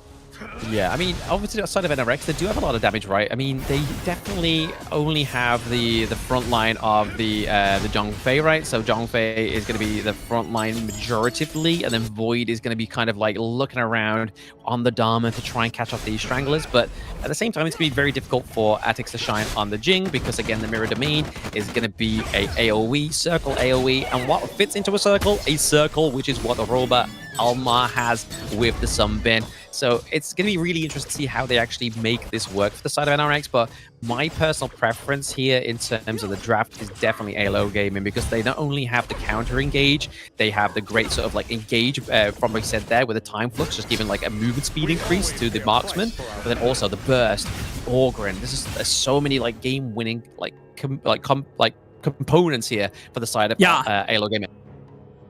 And as we alluded to earlier during the draft phase, if you are just joining us here for the broadcast or have not gotten a chance to see NRX play on stage yet, or during like week 1, you are not mistaken. That is Void taking the Dharma and is actually playing Clash Lane, even though this invade for Vermont not going so Gucci for his sake. The rest of AYLO Gaming forced to retreat away. Atix now on the chase, on the Jing, trying to see if they can pick off another one in Doxa Sunse. Just another blow, and yep, the dive under the tier 2 turret looked risky, but next RÜYA do not get punished for it, and they get the first 2 kills of the game. Okay, so this is one of the win conditions, right? The Atix just bursts down Vermont in the early game and just doesn't allow him to actually grow, which we've seen on OG Esports, I believe, right? I believe it was Dowdow that just kind of rinsed out his opponent's Orgrin. I believe it was Sick that was on the Orgrin, actually, and just completely just rinsed it down, did a lot of damage onto it, and just did not allow the hero to grow naturally and stack naturally. So this could be one of the win conditions here for NRX, a very early, clean win, maybe. Yeah, it's all down to continuous pressure. Meanwhile, AYLO Gaming at least able to answer it back. Ooh, the time bomb, not enough damage, but it was definitely close to finishing off Ryuga as he retreated away in the mid lane. Vermont able to at least contest for his own red buff on the top side this time around on the respawn, as NRX, if you're going to do this strategy, playing something super aggressive like the Jing into the Orgrin, it's not just about, you know, killing it once and getting first blood on it. You got to do it relentlessly. You have to be in the face of the Orgrin, never letting him come online, because if Vermont is able to rely on the safety of his teammates and being able to get the early wave priority so they can collapse in and protect him on future invades, then AYLO Gaming still have a way to scale up on this front line. Yeah, you gotta make him wish he never picked that pick, right? You can just be like, hey guys, I know you went for the Orgrin. That's very pretty of you. So nice. I'm so happy for you. I love this. But I am gonna pick the Jing, and I'm just gonna burst damage you down in the early game and make sure you don't get that growth. But right now, up to the top side of the map, we do see the set sail has been committed, as well as the mirror domain there. So two ultimates, just to kind of not get anybody die there, is definitely something you gotta make sure and be paying attention of for the side of NRX and AYLO Gaming. You don't want to keep expanding these ultimates just to stay alive. Sure. NRX got to be continuous with the pressure here. Potential 3v2 in the bottom side. That was a flash, it looked like, but not quite. Just the quick dash on Ryuga's Kongming there. But enough pressure to force them away.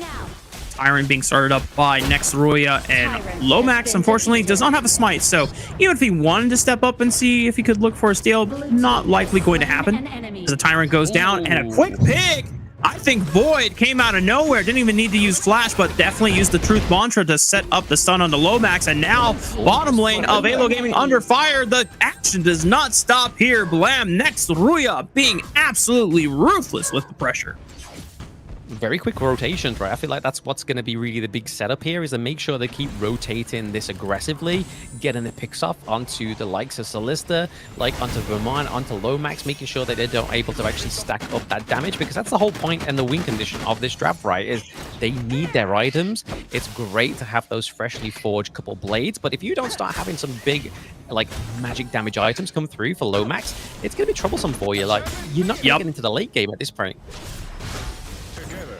AYLO Gaming gotta be, you know, clutching on to their safety and defenses at the moment. They are not down that much gold. It's just above barely 1,000 for the side of next RÜYA. There is an Overlord for the taking, but that's usually not an objective that teams tend to go for early on to the game. If you see an Overlord being taken, either something has gone super incredibly awesome for one team and they're just taking it because, like, hey, there's nothing else better to do on the map, or the other team is like so desperate that they're like, guys, we cannot farm any other lanes because we just lose, so we need something back. Top side, top side, top side. Path of passive being committed here. Looking for the dive here, pressuring on the tier 1 turret. Oh my goodness, Void just pushed the ball back, said get Karma here with that 4v2 mess that you guys were trying to pull off. At least they were able to survive. This could be the tier 1 turret going down on the top side, but AYLO Gaming got to do it quick. Yeah, I think they will do, right? Because, I mean, you can see here that Void's having to kind of recall here. I mean, maybe he's like, you know what, guys, should I stick around? He doesn't look like he's going to commit, right? We can see Atix actually rotate to the top side of the map as well. They are able to get the T1, and Doxa dies. He tried to get the sail back over to safety, but he was on the wrong side of the tracks there. He was running into the enemy's turret, so he had nowhere to go. Meanwhile, the fight continues on the top river, and a quick pick off by YikeZGG, finding another one in Lomax. Yeah, I mean, look at what Knight's doing here, right? He's trying to freeze the lane, so obviously that his minion wave crashes into that T1 as well, which is a really good call here for the Lady Sona, because they don't have any macro just yet. It means they're able to take that T1 into the bot lane, as well as the mid as well. This is a big comeback here for NRX. I mean, they're ahead with kills, but they definitely were lacking in the macro. It seemed like they just woke up. Vermont being able to sustain a lot of health there thanks to the Conductor of Souls, but not going to be enough to at least give AYLO Gaming any ground to work with, because they have lost out on the tier 1s on both the mid lane and the farm lane, I should say. So now, this bottom side quadrant of the jungle, very susceptible to just getting bled out by NRX if they want to focus their members there.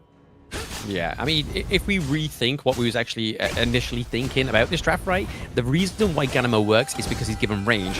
When you are being stifled by the enemy team and not given range, he cannot do anything, just like Bobnet. Yeah, Roba Alma getting the brunt of the CC train there from next RÜYA, definitely running him over and trampling him in the wake of the onslaught. Next RÜYA now going to continue the pressure here, finding the Overlord in the wake of that pick. And AYLO Gaming just praying that they can survive another few minutes to get these items online, but I don't think next RÜYA are going to give them that chance. Doxa trying to flash away will be able to get enough distance to escape. And meanwhile, AYLO Gaming are just trying to find advantages wherever they can on the map, but if next RÜYA make this collapse, it could be trouble. Yeah, I mean, they're just trying to play like a bit of a macro game here for themselves. They know they can't take team fights, but they're still trying. I mean, they're not taking them on their own terms, right? That's the problem with AYLO Gaming's draft here, is they haven't had the time to kind of activate, but at the same time, they're not playing the team fights on their own terms. They're kind of like, hey, well, let's get some pushes in these lanes, and then all of a sudden, 3-man dive onto one person. It's just like, yeah, you're trying to stop the team fights and dodge them, but we're going to take the team fights to you, which is the problem here for AYLO Gaming when NRX are playing so aggressive. I like Atix popping the mirror domain just so that he has an easier chance to solo out this second tyrant of the game. Yeah, and just making sure, because as the objectives scale up into the game, they do get a little bit harder to just solo out as a single man army. In the first one, you definitely can do it, but then the later ones, I've unfortunately made the new mistake of trying to solo a tyrant by myself after 4 minutes blam, and it was not good. It was not good. You need to make sure you get that tier 3 jungle item. That's what you need to do. Get the tier 3 jungle item, get that stack damage. But right now, in terms of damage, we're just using the time bomb there just to keep them away from engaging. Just a bit of a zone mechanic for the side of AYLO Gaming. At least for AYLO's sake, trying to put the numbers and the pressure where they are safely able to. But a 4-man collapse. Goodbye, tier 2 turret on the bot side. Yeah, AYLO can't do anything about that. Yeah, no, it goes down so fast, right? Like, they're trying to replicate that to the side of NRX, as you can see, towards the Clash lane. They do have the Tyrant, but, Doxa just falling in an instant there. Next, RÜYA being able to just brute force their way through the high ground turret. Meanwhile, on the other side of the map, AYLO Gaming was trying to do the same thing with the high ground turret, but it was a 2v1 for themselves, so they're not going to be able to get the same results, whereas next RÜYA being able to dedicate 4 members against a overall 3-man defense. And the fact that they lost Doxa so quickly, there's just nothing they could have done, and now the gold lead has more than just ballooned. It has shot up 6,000 at 10 minutes.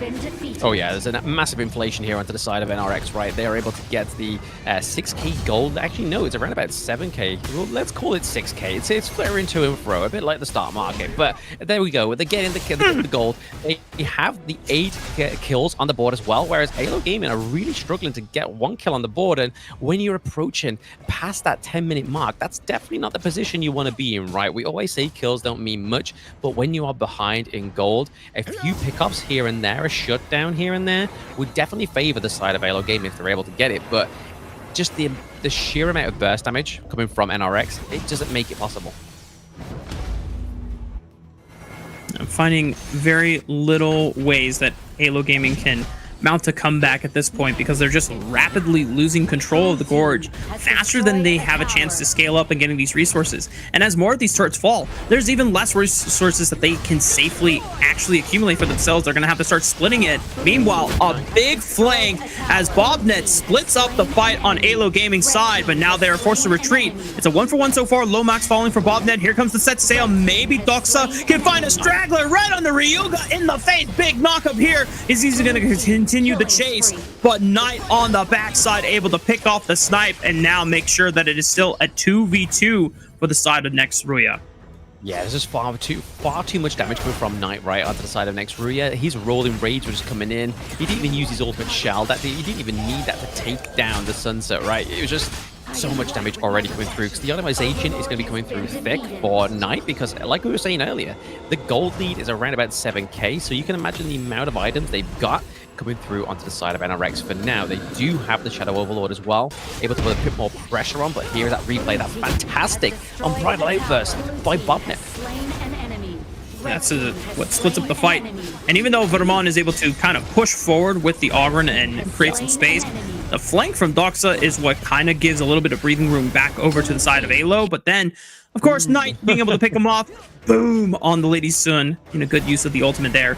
And then once again, we're surprised and just as impressed that both Void or Knight able to not only just flex these roles, but still be able to perform just as well as they do on their original roles here. As another Unbridled Outburst. Oh boy, AYLO Gaming under fire, trying to defend themselves under the tier 2 turret in the mid lane. Set sail at the ready. That dragon does not find a knockup. Always get confused on the skin. I usually see the boat, and then I see a giant dragon instead. I'm like, wait a minute, that's the same champion? Oh yeah, that's a skin diff right there. But for the sake of AYLO Gaming, they defend the turret for now. Yeah, so they get 2 kills on the board, right? But they're still 5k behind in terms of the gold. But like you were saying there, Rafa, that team fight was nicely set up there. Doxa gave him that kind of room to breathe, but it's all thanks to Knight on this Lady Sun. He's just dealing out the damage, right? He's gone for the Blood Weeper as well, so he's also going to get some healing for himself. He doesn't have to kind of rely on any kind of like support item coming through or any healing on his team because they have none. Actually, with the support pick, they only have the shield, and so Blood Weeper coming through here for Knight on the Lady Sun means that he's going to be a little bit more sustainable into these team fights. The more kind of basic attacks he does, the more lifesteal he gets. So he's kind of being promoted to play a aggressive playstyle here on the Lady Sun. It is one of the few times where you'll see a farm laner be able to actually dance with the front line since you have that much sustain in your kit. But also, it doesn't help that, or it helps that next RÜYA have such a massive gold lead for themselves as well. AYLO Gaming being able to close the deficit to 5,000, as you pointed out earlier. Shadow Tyrant available. Set sail from Doxa was used just to rejoin the fray and make sure that AYLO Gaming had all 5 members. Maybe the huge engage from Bobnet. Tries to buy space here. Mirror Domain already used by Etix, just bouncing around, but goes back to the safety of the mid lane. Void might be in trouble here. Truth Mantra still available. When will he use it? Tries to push them back here, and he just falls. Rest of AYLO Gaming able to overcome the Dharma there, and now they have 5-4 on the map. Yeah, I mean, I like to, oh, okay, no, I'm not going to talk just yet. Atix is on the run using the Mirror Domain. He has to use it to outflank the set sail, but I have to give props over to Bobnet there because you saw he was basically preempting Doxa trying to come in with the set sail, right? Like, he leaped in. He was like, bro, I know where you're coming from. Don't try it. He really kind of he completely taken that motion and the wheels off the boat for the side of AYLO Gaming because he just phase checked nicely. He was like, bro, don't go there. You can bump into me, but I can take damage. And honestly, I feel like Bobnet is definitely playing a better support role here this time around. Just goes to show that next RÜYA making that roster swap going into game 2. I think it's definitely been crucial. Maybe Bobnet being sitting on the bench in game 1, just being able to see a lot of patterns that AYLO Gaming were going for in terms of engages. Just always having that fresh mind can help kind of bring some clarity to next RÜYA, especially it was in such a long game one, not just with the Tempest Dragon and the 21-minute banger, but with all the pauses as well. And now next RÜYA have been playing not only a lot more proactively, but a lot more decisively. One of the few wins that we have seen from AYLO Gaming, though, in just that previous fight, being able to wrestle away one member off the gorge and being able to take the Shadow Tyrant. Is now maybe a fight here. Quick flash already, but Solista is under fire here, but they deflect the pressure, and the Seer State execution from Vermon's Ogren finishes off Void's Dharma. Now Lomax is isolated here. Atix trying to finish him off, but has no more Mirror Domain access, forced to retreat over the wall. Bobnet trying to escort him out, and AYLO Gaming, however, got them on the retreat. Knight does find Doxa there, is going to continue the chase, but once again, Atix, oh my god! He executes somehow, some way, but AYLO Gaming, they now have the smite advantage since it's Vermon up and Atix down. Yeah, that was probably like the worst call to actually get Atix to be taken down there. They have no smite. Obviously, they do have Bobnet with the smite here, but is he going to be able to steal this? Can he get into it? Can he make it happen? No, not quite. Vermon is clutch with it. You already see that the smite did come down from Bobnet, just not able to time it just right. So AYLO Gaming, grateful that they've somehow brought the game back from what it seemed like was the brink, but the gold deficit at one point, Blam, was nearly 7,000. Now it's just under 2K. Under 2K, this is definitely where they want to be, right? They need to create the space for Lomax on the Ganamo, right? Like we saw that the trade between the Jing and the Ganamo was definitely what they needed to set up that Overlord, the Shadow Overlord. And you can see that Vermon is holding onto this. He needs to press this at the right time. More than likely, when the next wave comes through into the bot side of the map, just to kind of clear it out, it means that Doxa's going to have a little bit more of an easy time. But it looks like they may have potentially put it up into the Clash lane, the weakest lane they have onto the side of NRX. Both either side lanes would have done. Robo Alma getting jumped on, but able to use the time lapse to speed himself out, and now using another one onto Bobnet, who got slowed to all hell. Thankfully had the Unbridled Outburst, but here comes a ram from Doxa with the Dragon of the set sail. Doesn't find the knock-up onto the support. Next RÜYA gonna have a chance to reset on the map here, and AYLO Gaming just playing off the pressure of this enhanced Shadow Vanguard coming through the Clash lane. It makes sense with the Shadow Vanguard now why they put it down here, because there's already trying to take a fight to the top side of the map. So there's like, right, if we want the minion wave, if we want to take the fight, we need to have this control come through. High ground turret looking to take down into the Clash lane here, and it does go down. Nice comeback here. Oh! Set sail right on top of Ryuga, trying to run away, or that should be Void, not Ryuga, my mistake. But AYLO Gaming continuing to be relentless with the pressure. Now that they found their way back into the game, evening up the gold lead. Yes, some individual members are still down in terms of their counterparts, but they are rich enough that they have the item spikes necessary to feel confident in these fights. Yeah, I mean, we saw the Void Staff being built there by Lomax, so he's going to be shredding even more. That armor pen is going to come through hot and thick for the side of AYLO Gaming. The only problem that they're going to have is obviously the housekeeping onto the side of the farm lane, but respectively, NRX needs to do some housekeeping themselves. Look, that mini wave's crashing into that crystal. Yeah, they have to send Void to defend it, and this now gives AYLO Gaming the confidence to set up a 5-on-4, but instead, Doxa is actually just going to play spoiler to the top side. The rest of AYLO Gaming, they don't have to commit to the Tyrant. They have to just wait for Doxa to set up the minion wave push, let it threaten the open crystal, and then they can resume the dance with the Tyrant. We're going to get a second Tempest Dragon here, Rafa. We're going to... This is 2 games. Yeah. Another Tempest Dragon come through. Nothing short of a victory here. Doxa going in with a set sail. Sets up and gets the knock-up onto Bobnet. Tyrant has been defeated. Doesn't find any kill setups, but it's just the pressure that pushes NRX out of the jungle and away from being able to contest the Tyrant. That's the second Shadow Tyrant that AYLO Gaming has been able to pick up after being able to claw their way back into competitive state with the game. Remember, even though they lost their high ground turret on the bottom side of the map, just what almost seems like, 8 minutes ago, 9 minutes ago, they were able to get one back on the top side. And so now it is just... this game is still winnable for either team. Yeah, I mean, we saw that NRX were able to get that high ground turret, but they didn't really do anything with it. They weren't really putting the pressure or trying to take the team fights on that side, which I feel like is their mistake, and they kind of just gave too much time over to AYLO Gaming, getting into this late game phase of the game, right? There's a lot of scaling coming through from the side of AYLO Gaming, and the Tempest Dragon is up. It's all about who takes this Tempest. Will AYLO Gaming go for a second Tempest victory this time around in this best of 5? NRX trying to play with the power of the enhanced minions pouring in on the bottom side of the map. which is why Solista is answering that push. But meanwhile, it's the same story on the opposite side. AYLO Gaming sending Doxa to push on through the Clash lane, and Void has to answer it. But the advantage that you get as Doxa is that you have a set sail that you can traverse through the map super rapidly and get back to the other side at a moment's notice. Yeah, exactly. I mean, he definitely put the pressure onto the top side of the map, which he needs to, right? Because if they kind of force this, it means that they need to make a little bit more housekeeping onto the side of NRX. We do see that Void has already gone back as well, just to try and preempt potential minion waves coming through. But they've just spawned at the base, so they've got a bit of leeway here. Someone who doesn't have leeway is Doxa. He needs to be careful he doesn't get caught out here.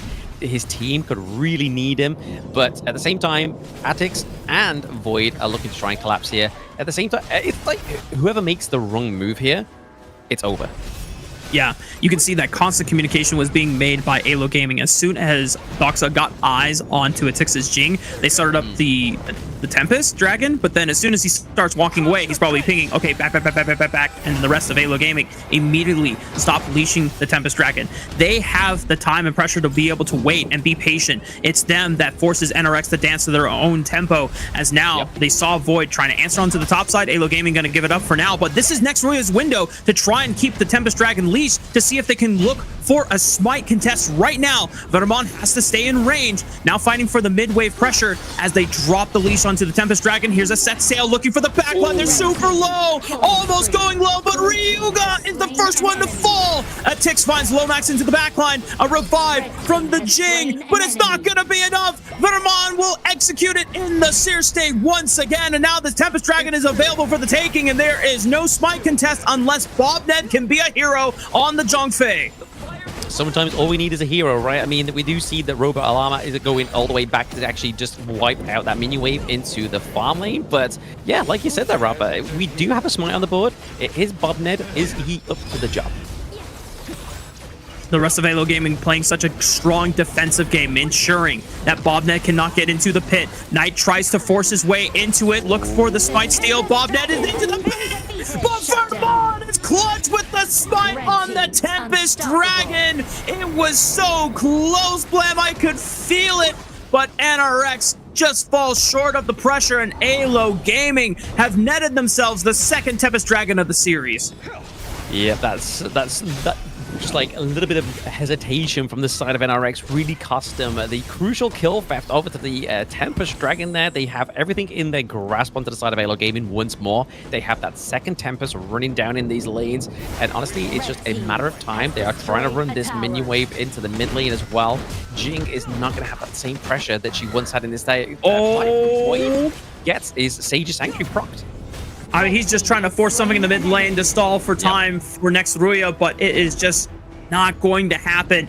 Came at the cost of the resurrection of his item. AYLO Gaming now having a full-on 5 versus 4 on the map, ramming the set sail under the high ground turn into the bot lane. The Tempest Dragon Vanguards being able to just pound their way through the structures, and Doxa will fall, but they have the pressure, they have the damage to go for the open crystal. One last round from NRX, maybe it's impossible. Look at Knight, he's pumping damage on the arrow attacks. It's gonna be enough. AYLO Gaming now forced to be pushed back, but now it's down to Ryuga, and it's only down to Knight. 2 backliners, a lot of damage, but do they have the durability? Do they have the health bars to be able to compete with AYLO Gaming? They're pushing through. They're pushing Ryuga back. The Tempest Vanguard's coming in. Just a couple more on attacks. Knight falls, and that's it. AYLO Gaming endure. They prove that resilience is much stronger than NRX's, and they're up to match point.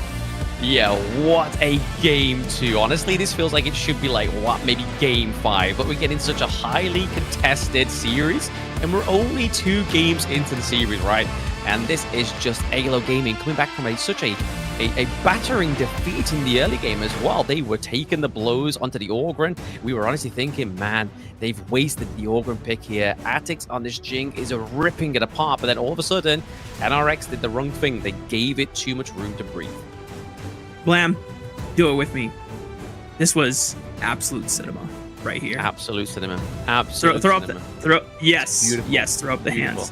Beautiful. Oh my goodness. This series has been awesome. But for AYLO Gaming, for all of the Latin American fans, you know, cheering on for the representatives of Peru, this squad has lived up to the challenge of next RÜYA, who are a strong team in their own right. We're still super competitive and had a very similar, if not the same, series score as AYLO Gaming within the Group A standings going into it. But man, the fact that it was next RÜYA dominating with confidence in the first 10 minutes, blitzing a majority of those turrets and getting that early high ground tower, AYLO Gaming yet are able to endure, and they're able to prevail ultimately in the late game off of just really strong team fighting coordination. And now they're the ones, instead of seeing a 1-1 series score, which is what it seemed like that game 2 was playing out to be, it's now match point for AYLO. We are potentially going into match point, right? But I mean, this is AYLO Gaming basically saying, look, in ranking week, we 2-0'd you. We can't go into survival week and not get that same kind of scoreboard come through. So they're really just like, hey guys, yes, we see what you're doing here with the Jing. We see what you're doing here with a lot of the damage coming through, especially Knight on this Lady Sun was honestly just fed to the maxes. But it was the fact that the scaling from AYLO Gaming was just kind of like nearly just unmatched contested into the late game, right? The sustainability from Orgren on Vermont was just too much for them. And then once the sustainability from Orgren came through, that's where Ganamo finally got that room to breathe, that room to place down the artillery. Yes, he only finished with 2 kills, but honestly, we could be seeing some like big damage dealt onto either the Ganamo, the D-Ranger as well. So those are my 2 kind of like lookouts I'm looking for in this one. But overall, itemization looks very sort of like box standard, especially like onto the D-Ranger, onto the Ganamo. But honestly, it's going to be a kind of like a hard pill to swallow for NRX in this game too. Yeah, and if anything for them to look at this game and just take away, they know that they were super successful in setting up that strong early game. It just came down to their execution of being able to clean out some of their macro decisions and where they wanted to position some of their fights around the bottom side of the map once they had the first Shadow Overlord for themselves, because we saw that they were willing to make that trade. They didn't quite sync up their fight in the mid tier 2 sequence against AYLO with the Shadow Vanguard, you know, crashing in. Whereas when we saw, oh man, that is tough. Look at that huge red wave on the gold graph, man. That's like literally like, hey guys, this game's in the bag. They were peaking. They were peaking around about 10 minutes, right?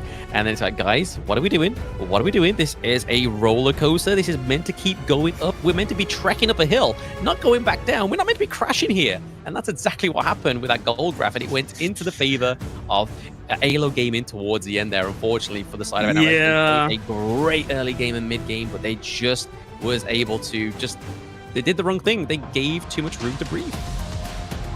Fell short. And MVP is going to go to Celista on the D-Ranger. I do want to give, back-to-back. Damage share was obviously one of the higher ones on the board here. But I have to say, I think an honorable shout-out has to go to Doxa, who is just relentless with the split push pressure and just being able to find multiple fast collapses with the set sail, which is what started giving AYLO Gaming a lot of windows here. And we're going to start with the fight that eventually started the dominoes falling reversely in favor of AYLO Gaming. Oh yeah, this was the tipping point, right? Like this breathing room from Doxa, just able to take off the picks, but it ultimately went into the favor of NRX, right? They were able to take up a lot of kills. The ultimate shell coming through was definitely the pit that really made the bit within the whole thing. But I have to give props over to Bobnet onto the side of NRX. Catching those set sails with his bare hands was honestly super impressive. He was like not even privy to the information that where the set sail was coming from. He was just kind of like innately going like, guys, I kind of feel it in my bones. He's coming from the back line. I'm going to block it in this brush. And that's exactly what he did. But it just wasn't enough towards the late game because all those items came through over to the side of AYLO Gaming. As soon as the Void Staff came through onto Lomax and the Ganamo, that's when armor penetration and damage just absolutely rinses the Zhongfei. Yep. It was such a close battle, but AYLO Gaming are victorious and now bring themselves to match point, 1 game away from being able to close out the series. We're going to take a short break. When we come back, we will see whether it is the conclusion of this series or just the start of a comeback for next RÜYA. We'll see you soon.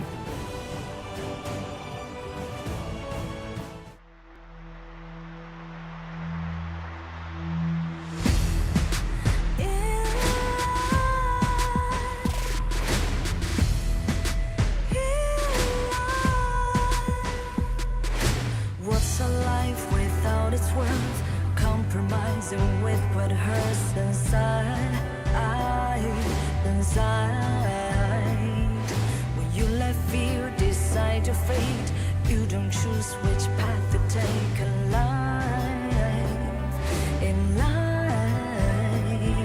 I'm finally letting go of everything that still holds me. I'm against all odds, but I won't give up, 'cause it's my time to shine. Standing in the spotlight, and no one let me down. Destiny is calling Welcome back, y'all. We're getting ready for game number 3 of our second series of the day between AYLO Gaming and next RÜYA. And if you missed out the first 2 games, well, both of them have gone the distance here, Blam. Both of them spawned Tempest Dragons, and AYLO Gaming was able to secure both of those objectives, which gave them the final nails they needed to slam into the coffins of both of those games. But surprisingly, the story for both of those games and how they turned out were very different from each other. Oh, super different. Super different. I mean, game 1 was AYLO Gaming written all over it. I mean, yes, there was technical pauses, but both teams stuck resilient through those technical pauses. But then game 2, NRX came out swinging. We honestly thought, wow, this is going to be a quick game for NRX. They are just looking to shut down its Orgren and finish the game off. But we looked at that kind of the replay from match 2, right? We saw that higher ground turret was already taken down at the 11-minute mark. So that higher ground turret must have been taken off the cards around about 9 or 10 minutes. So that's saying that NRX had like 11, almost around about 14 minutes of exposure into the enemy base, but didn't do anything with it. That's the troubling thing for NRX here, is knowing that they got so close, but in the end, it didn't matter. AYLO Gaming just proved that their will was much stronger than NRX's in the end, and just being able to endure long enough. And the fact that AYLO Gaming were able to net wins on a lot of power picks here, it's good for them, because now they just need one more win to close out this series, and it doesn't really challenge their hero pool as much as it would have been had this been an NRX series where we would have guaranteed to at least be going to a game 4. But now NRX are going to have to dig deep here, Blam. They're going to have to find really creative answers, not just because the hero pools are starting to get diminished, but because clearly both of the styles that they went for in games 1 and 2 were not good enough against what AYLO had prepared. Yeah, I mean, they're banning out like these big marksman picks, right? Like Lung has yet to surface in this best of 5 yet, so they're banning it out once more. Ali gets banned out once more, so we really kind of go into like the likes of Marco Polo. Both teams have used D-Ranger as well, so we could be seeing obviously maybe Lady Sun come over to the side of AYLO Gaming. Solista could pick up this one, but right now it's going to be NRX locking in the I Ching, which has been one of the picks that's been banned predominantly in the first banning phase. So they're going for that control mage, giving it over to RÜYA.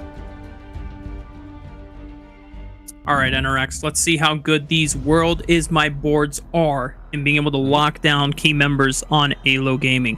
Liempo and Lady Sun, the combo that is being looked at for Sulisa and Robo Alma respectively. Good to note that NRX have not made a roster swap after game 2, continuing to stick with Bob Ned. I think just based on what we got from his Zhang Fei in game 2, it's still the correct decision to make. A bit unlucky that they were not able to execute after the mid-game spike that they had and not being able to find that late-game closer, but now looking to clean out their first round of picks here with their 3-man core. Atix looking at the Ogryn and Void looking at the Chano. Yeah, so Chana coming through, normally where he respectively comes through within like KPL games, which is kind of like middle of the road within the series. He's coming through for the side of NRX. Is it going to be Void playing it? Is it going to be Knight playing it? Is yet to be seen. All coming through here for NRX is pretty huge, but does it mean that AYLO Gaming is going to basically pick up one of those burst damage heroes in the early game, like we saw got punished? They punished AYLO Gaming's Ogryn in the early game, right? But then just didn't translate it into anything other than that higher ground turret that just kind of sat there for ages. And nothing bear fruits from. So over to the side of AYLO Gaming, they do ban out the side, they ban out Sakia as well here. So Sakia goes down. I believe they've already picked up the Diadea onto the side of NRX, so potentially not coming through this time around. They ban out the Luna. They're going for those highly mobile, high damage burst. Actually, it would be the Diadea they haven't chosen on NRX. It was AYLO Gaming, so they banned it out here. So already trying to bring down that support hero pool.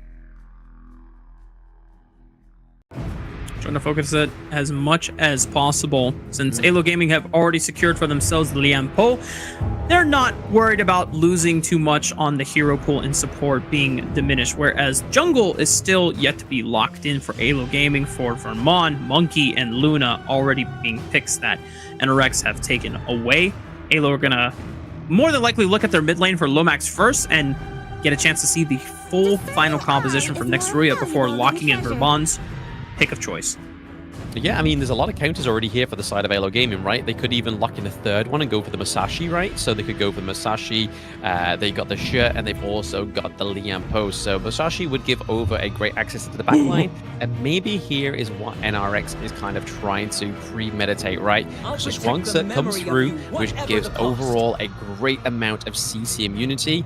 Honestly, it's a hard one to play against when you play Musashi because you try and go in with the duel to the depth, and you just like, why is he not getting knocked up? And then all of a sudden you're like, Shuangse has got the CC immunity come through, but yo, come on, as well. Come on, do it. I mean, Dharma isn't necessarily the same type of lane dominance as, you know, the Byron, so yeah. I'm not sure if it's like the same ideal setup in terms of just getting that early guaranteed pressure in one of these lanes, but if you said that these are, you know, already counter picks that AYLO Gaming have locked in for themselves, maybe mid lane. Oh my god, we're gonna see it. Okay, Vermont bringing out the pay, the dragon, or the Tiger Mancer himself. Oh, I'm so pumped. I'm so pumped, bro. I mean, it's the first pay of the day, right? I mean, what we're about... Ooh, this is our 7th game of the day, and it's the first time we're actually getting pay come through. I can see why you're excited, Rafa. I mean, you're a pay main, you're a pay stan, so this coming through is going to make Game 3 potentially very exciting here for both NRX and AYLO Gaming. Honestly, we have the shirt come through as well as the Lian Po, but with the drafting of the Shuangse, could be very troublesome for the side of AYLO Gaming. So again, like I said previously, it's a lot of CC immunity. There's a lot of shielding on this hero as well. It could cause a stir for AYLO Gaming. I'm not gonna lie, Blam, I'm still locked into the dopamine of seeing pay locked in. So I'm... Oh my goodness. Okay, I wanna ask. With the heroes that AYLO Gaming have locked in for themselves, which is the lane that is most likely to get priority and lane push early on? So lane push early on is more likely going to be your farm lane, right? Because I mean, what they're going to be looking for is exactly how they emulated it with Twisted Minds. Is they want to try and get the wave clear into the mid lane so that it kind of frees up Lomax to try and go down to the bot side of the map to kind of make it an easier matchup here for the Lady Sun. And also, obviously, funneling a lot of resources over to the Lady Sun is going to be kind of like the optimal thing here for AYLO Gaming.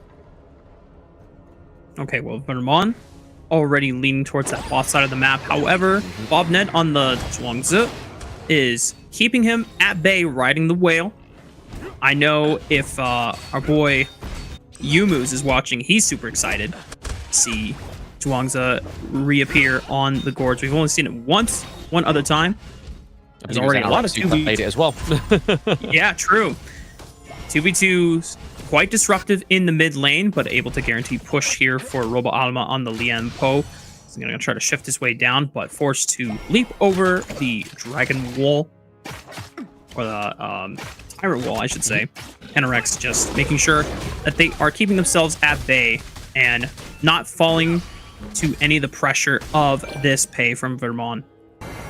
Yeah, I mean, they definitely need to get a bit of a rotation down to the mid lane because we've already seen that Void is already like level advantage over the Lady Sun. But this could be the point where Solista just tries to clear out the minion wave here, tries to get those rolling raids because Void is looking pretty low. This is the problem with Chano, is it is very squishy in the early game. Yes, he has his Spirit Wolves that really does put a pressure onto his enemy's farm lane. But if they're staying away from it, if they're just farming up and getting that level advantage, getting that gold advantage, it's going to soon kind of become apparent to NRX that Lady Sun's going to hit a little bit harder than the Chano. So far, Atix has been able to survive any chances of an invade coming out from Vermont. I think they've been taking a majority of their camps on their own side. Vermont has not been able to really leverage a lot of the pressure that has been normally you would want to see out of something like a pay. But just because it didn't happen the first 2 minutes doesn't mean, you know, all is lost on the side of pay. You have a deceptively larger window than I first originally thought of when I started seeing pay compositions here in Kings Major West League, and learning a lot from just watching Dao play. There are times when Dao wasn't able to just immediately blitz the game in the first 4 minutes by the time the neutral objectives spawn, but it was coming down to how well he was using his first item spike after the jungle item completion, just making sure, okay, I'm super strong still on this pay. I can still take a lot of 1v1s. I'm super mobile as long as I'm waiting for right windows and then translating the kills immediately into something big like an open tier 1 or another neutral objective that is very useful for closing out the map game. Then you can still set up that snowball that pay is known for, even if it's not in the first few minutes of the game. Yeah, I mean, there's a lot of slow onto the side of the NRX as well, especially with the strong cert, so that's probably what's going to be stopping him here. Will the board being committed? And immediately, AYLO Gaming all run for the hills. Did come at the cost of a flash from Lomax, but Domusa caught out, but be able to use the flash just in the nick of time. And as you see Vormon chilling on the top side, just handing back over and saying, are you guys doing good? And the rest of AYLO Gaming saying, yeah, we burned flashes, but, you know, we made it out alive. Yeah, can't quite say it's going to go the same way in the next team fight, but here we go. Tremor Smash being committed. And it just pushes the rest of the three-man core back from next RÜYA.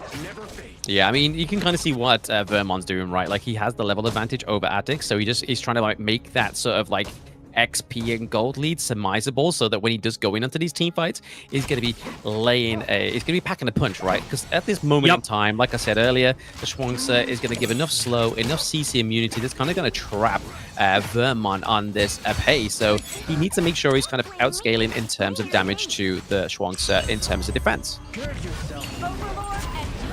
Now getting a chance for Vermont to rotate his way to the bottom side of the map, leashing over the first Tyrant of the game.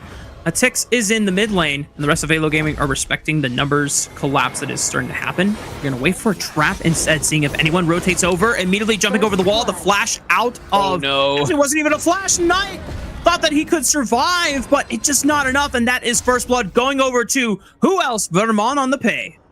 Yeah, I mean, this is the beauty of the Sher pick, right? Like, she was able to kind of just, like, control him, almost kind of, like, compose him over to Vermont, and then that was just serving up some hot steel, and just able to get the kill, get the gold, and looking to take the neutral objective here, which is going to be the Tyrant, which once more is going to make getting that damage online for AYLO Gaming so much quicker. Yep, and there's the first major item completion for Vermont. That is such a huge spike to have, especially on something like the pay. You want that early bit of burst damage as well as the pierce that you get as well. Blam, you're going to have to help me on what the name is because it's escaping me. It's a purple axe. That's all I remember. Axe of Torment. It's the Axe of Torment. Thank you. It's this squishy hero item that's going to be doing a lot of damage for pay. It's also going to come through potentially for Solista. I can imagine he's probably going to build Meteor in the first phase of the game, not completely commit going into Axe of Torment or Starbreaker. He's just going to try and like maybe go for that, look for the Master Sword, maybe even the Eternity Blade, and then build into one of those great items. And now Vermont really leveraging his power right now to help Solista push out this top lane wave, trying to leverage some pressure into the tier 1 turret. Rest of AYLO Gaming now catching the Zhuangzi in rotation. Nicely done, Bobnet, not going to escape there. Robo Alma with the Tremor Smash, stunning up the remaining two members on the... Uh-oh, Doxa might be in trouble here. Flash away. Going to be just in time.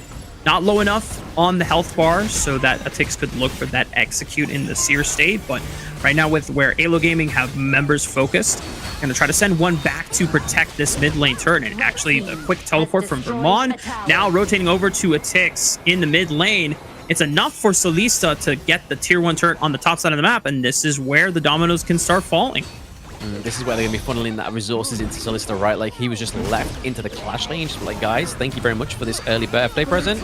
It's great, but Lomax gets taken out. And even though Roma Alma tried to absorb the set sail knockup, just not enough for Lomax to get out alive. But as long as Solista can survive, it should be good. World is my board, keeping Roma Alma in range, but he's got so much CC immunity and so many shields that the Lian Po is able to survive. But now Solista will at least use the power of that health relic, survives for now. NRX going to continue making their siege onto the top side, get a tier 1 back, but Vermont able to find another turret on the bottom side of the map, and he should have the slipperiness and the mobility to get out, but it looks like he's cornered in between the Ogren and the Sun Se. But then again, when he gets to be in that Tiger form, just needs to look for a wall, get the rebounds, and bam, he's out of there. He was like, Sun Se. He got out of there on that 2v1 against Ogren. Yeah. That was crazy. That's a 10 out of 10 name pun right there. Good job, Blam. You know what? 5 a.m. Blam, not super nerfed. You're keeping up with the jokes. Sharp, and off the top I'm 30 years old. I'm sharp. Don't worry about me. I'll carry myself. It's fine. Don't worry about it. Nicely done. I'm proud of you. I'm proud of you. Well, look at this, Blam. AYLO, having taken the tier 1s off of both the side lanes, this is exactly the position you want to be, especially when you have something like a pay, because this is where you're in the game. You got to start accelerating now. You can't not just be content with 2 tier 1s on the side lanes. You got to snowball that into control over the tier 1 in the mid lane, or just pushing further, having Vermont on the pay continuously split push on the other side of the map. But this is where next RÜYA can at least look for a collapse, knowing that Vermont is not going to be here, and Lomax just cannot get away. Lian Po, Roma Alma trying to buy some space. Oh, the re-engage from Vermont, but does he get too far forward? Remember, you are super squishy on the pay. Has the mobility in the Tiger form to make his escape. And Solista keeping his distance for now. NRX almost getting a free pay dinner right there. Yeah, I mean, that's this collateral damage, right? The fact that they lost Lomax, and then they could have potentially lost the Vermont, which would have been crazy, because it's going into, what, the 9-minute mark? He would have been off the cards for, just before the next Shadow Overlord and Shadow Tyrants come through. So, again, he just got out in the nick of time. He needed to get out there, because if they lost anymore, it means that the pressure into the lanes would have definitely fallen off for the side of AYLO Gaming, and they don't want to let this 3k gold lead slip any further. Really good secure by Vermont, yoinking away the Tyrant before the Shadow objective starts spawning. Roma Alma opening up the fight with the Tremor Smash, and the rest of AYLO Gaming just keeping their distance, playing with range. Doxa not able to find another follow-up there, but it used the Truth Mantra to slam some people into the red buff wall. Yeah, just a bit of a brewing up here. We do see that Robert Alma will just get caught out here. Oh, a lot of damage coming from Yixing. He's able to get out of it, though. Taking liberties is not going to take his life. So deceptively hard to kill on this Lian Po. Meanwhile, Doxa focused in by the set sail, but Knight not able to really send up that kill for anyone else on next RÜYA's side. And the tier 2 turret falls on the bot side because the minions were already set up thanks to AYLO's macro. And man, Blam, this has been... I was not expecting this look from the side of AYLO Gaming, especially in terms of compositions, but it definitely brings a smile to my face to see another team confident and competent to pilot something like a pay. I mean, you got to be right. You got to definitely be doing this with confidence, because if you pick a huge pick like pay, you can't be playing it passively. You can't be like, oh, guys, I don't know if I can go in. I can't really take the back line. Somebody help me. It kind of just falters at the waistline, right? Like, you have to be sort of like the driving force for your team. You have to be like, guys, I am a tiger. I am fierce. I can do this. And then just go in. Yeah. But at the same time, he does have the backup from the Lian Po. So Roma Alma is able to actually do a lot of soaking of the damage. And obviously the CC is huge into these team fights. Conductor Souls being committed here. I don't think like they'll get a kill onto the Lian Po here, but once more, you're seeing AYLO Gaming just push the macro, putting that pressure onto those sidelines. Yeah, Vermont was slightly getting some love taps in on that second tier turret in the clash lane, but then as soon as the rest of NRX was leaving mid lane, he retreats into the jungle, waits in that brush, doesn't, completely bail out so that he can return right back to clash lane and continue split pushing and setting up that pressure. And now using the Shadow Vanguard spawn, leveraging it. Where is it going to go? Into the clash lane, it looks like. potentially doing under Clash Lane as well. Yep, it looks like it's been put down there. Yes, it looks like it's going to go and try and put more pressure onto that T2 into the Clash Lane, which again is a good opening here for the side of AYLO Gaming. They are ahead by about 4k gold, if I'm being super duper charitable and quick maths right now. But they just need to make sure that they don't allow a good team fight to come here through for NRX, because again, Void has shown time and time again he can play the late game heroes into the farm lane, but this is going to be enough for the Vanguards to roll through and take that T2. Doxa was making his way for a quick collapse here, seeing if there was an opportunity for a massive flank. Now all 5 members here. Big engage. Maybe Tix can set it up. The set sail on the right side. Doxa eats it for the team, but Lomax is caught in the world is my board, and now the rest of AYLO Gaming got to play space, use range. Got to be careful to not throw too many members away. Vermont caught up, but being able to pounce away in Tiger form. The rest of AYLO Gaming still maintaining the stronghold grasp they have on this top quadrant, but for NRX, they are able to sustain a defense outside their base. Yeah, exactly. This is exactly what they need to do, right? They just need to make sure they've got the best defense going forward for the side of NRX, because if they start to let that T2 into the mid lane fall, it's going to be troublesome for them. Because even though, obviously, AYLO Gaming, give it to them, they have the priority in this one, they don't have the surmisable gold lead, right? It could take away from them any moment. World on board being committed here. Yeah.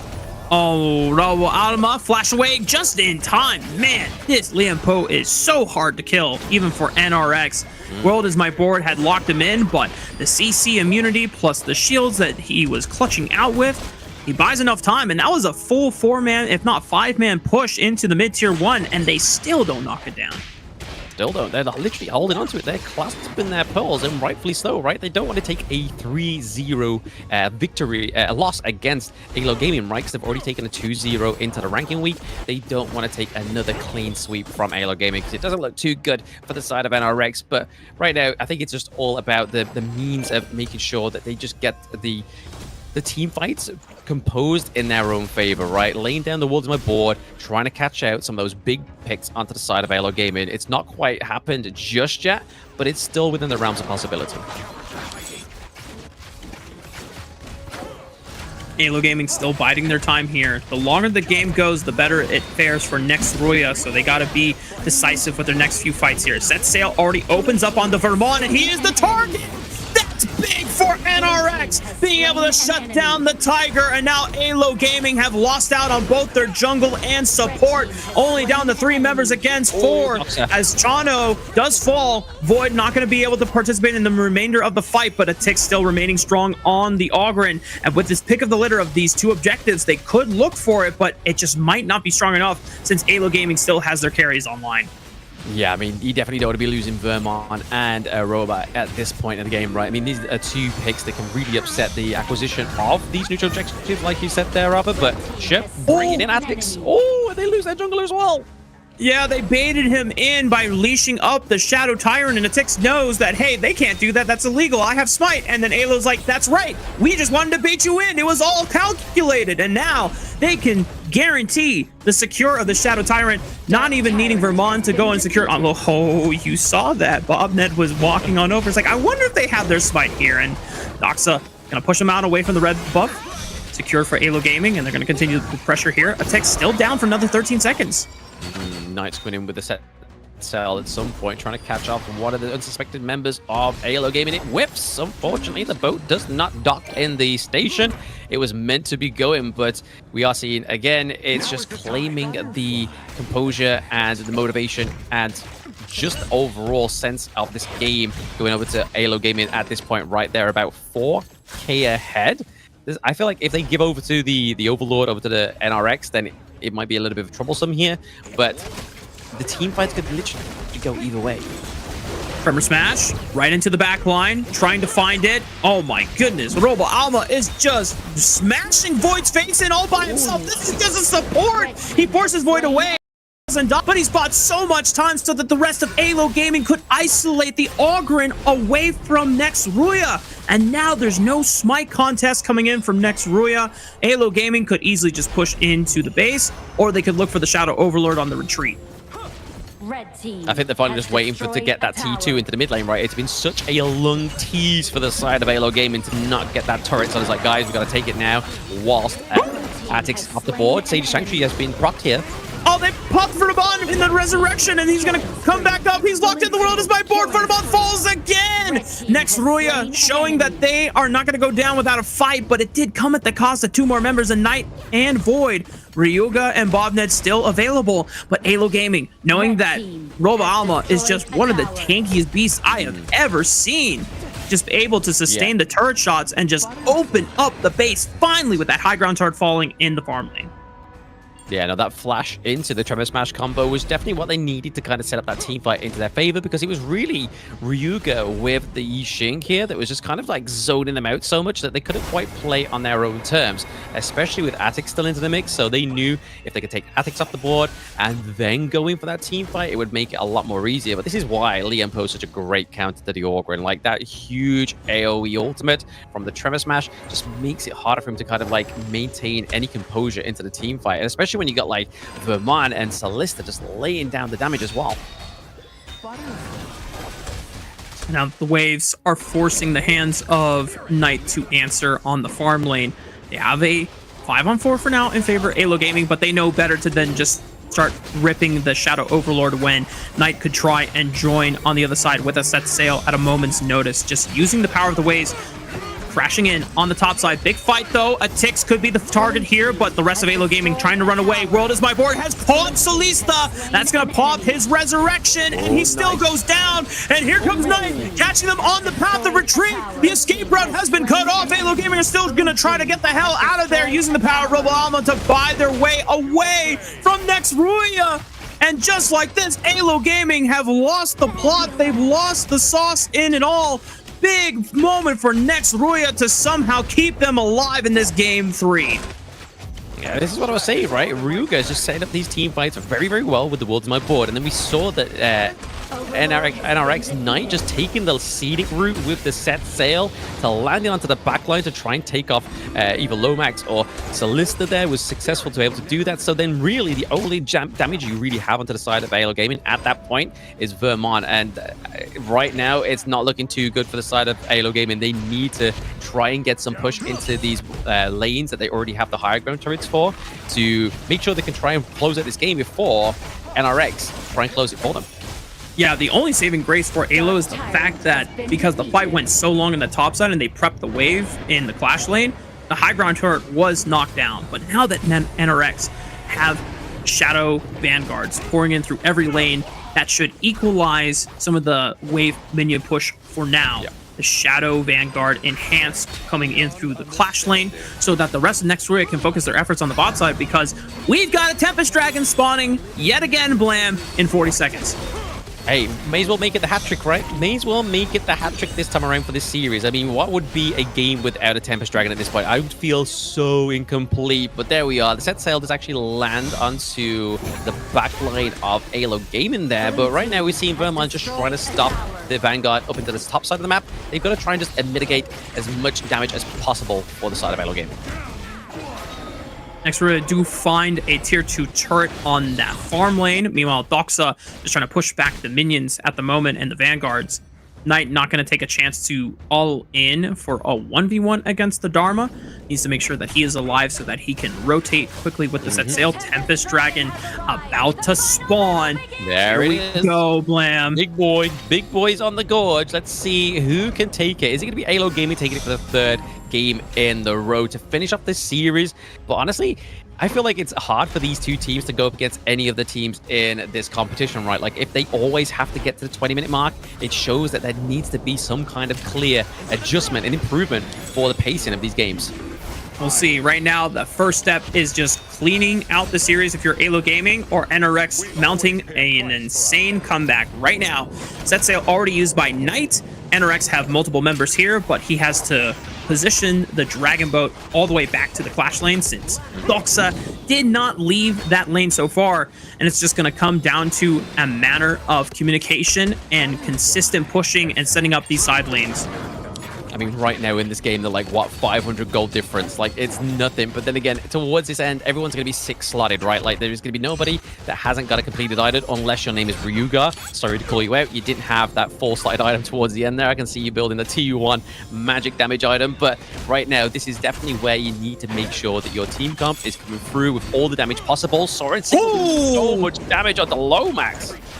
Yeah, Void just being able to get a huge pick, force the flash out of Lomax, now down below 50% HP, but it doesn't seem like he has the opportunity to recall because they are starting up the Tempest Dragon right now, and they're going to need all hands on deck here. Veterbon cannot get into the pit. Tix just forcing him back while the rest of the members of Next RÜYA tried to burn down the dragon as much as possible, but Sunset Knight is forced back into the base because of the push, but they find Lomax in the back, who's going to secure the Tempest Dragon. Who got it? It was Veterbon! They have the Tempest Dragon buff! 3 for 3 in the series. Will it be enough to carry out the fight? Already a resurrection coming in for a Tix, trying to make his way out. It's the Ogre, but they've looked for Salista, trying to push him back. Here comes the Truth Mantra. Ken Doxon clean it out for the ball. Finally bomb dead. Oh my!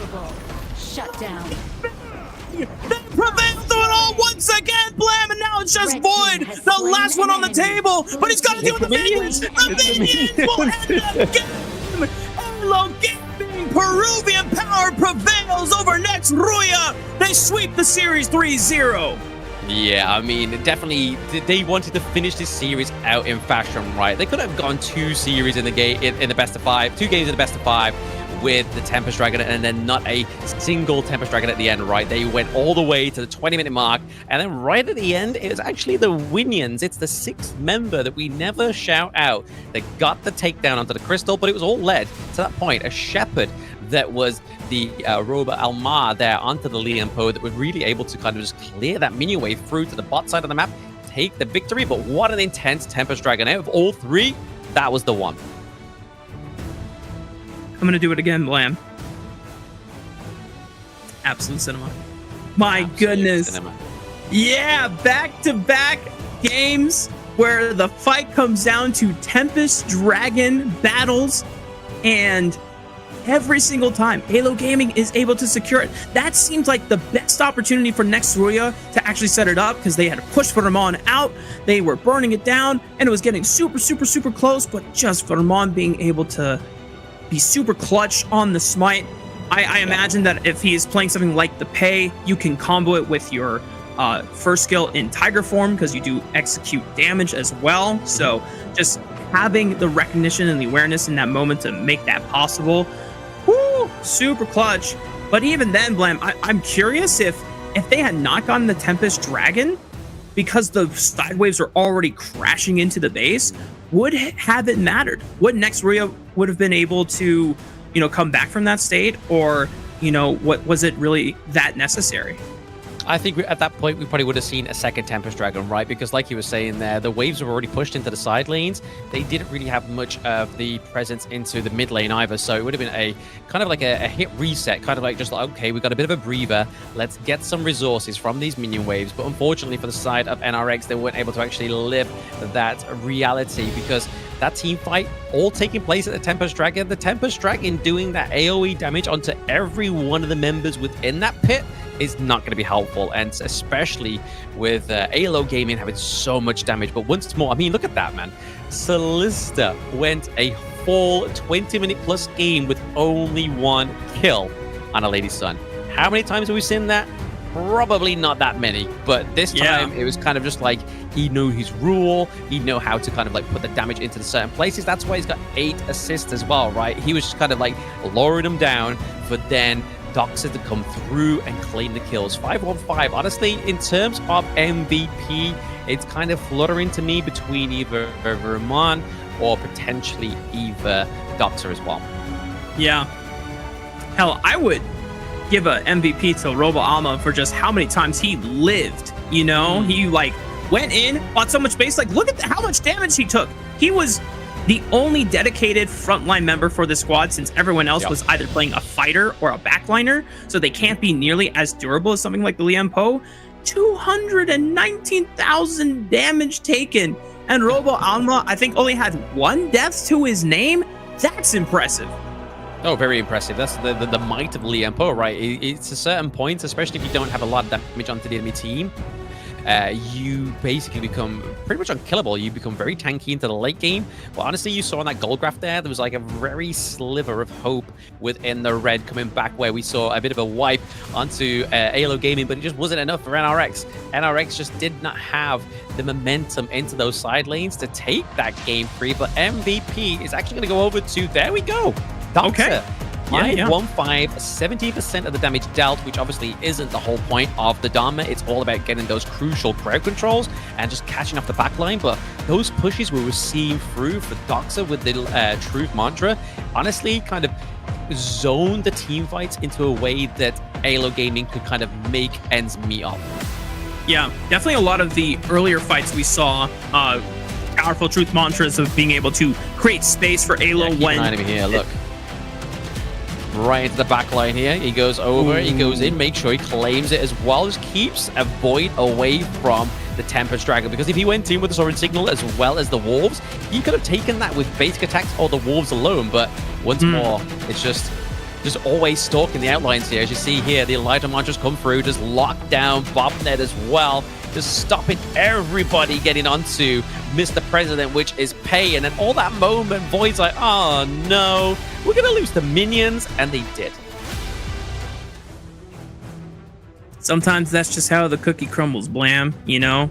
Trying to sustain off of I guess Void was trying to lifesteal off of a camp so that he could be healthy enough to either go back in a fight or contest the minion wave. But the minion wave, we said it before, those enhanced minions are no joke. They are so strong and just kill normal minion waves so fast that if you are not paying attention to it, you could just lose your base and crystal in seconds. And it's exactly what happened. The high ground turret pressure, always something that is super relentless in just maintaining that extra variable you always have to keep in your mind when you get to late game scenarios like this.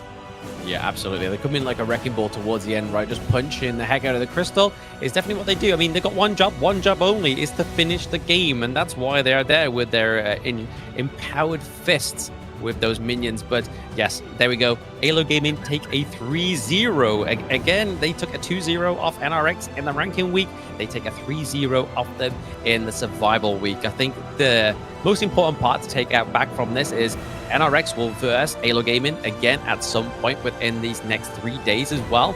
Do they actually overcome this hurdle, or will they falter once more? Yeah, and for AYLO Gaming, the fact that they're able to show different playstyles now gives, you know, AYLO Gaming fans a little bit of hope against their other opponents in Movistar Koi and Virtus Pro. But of course, that concludes the second series of the day. We still got one more series coming right after this break.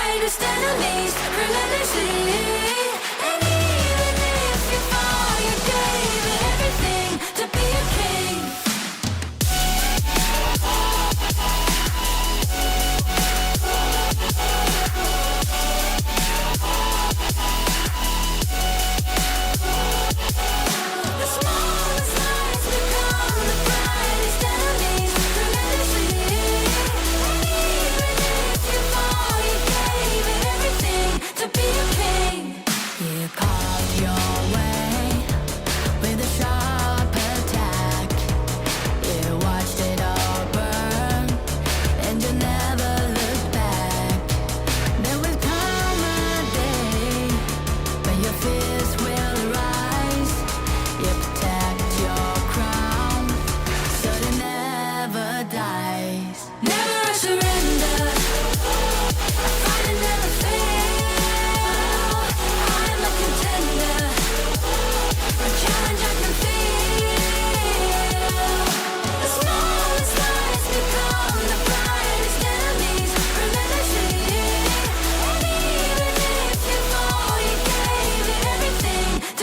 king. On my way, on my way. Find my way, find my way. On my way, on my way. Dream my way, dream my way. Never a surrender. I fight it never fail. I'm a contender. And challenge I can feel. The smallest lies become the brightest enemies. Relentlessly. And even if you fall, you gave it everything to be a king.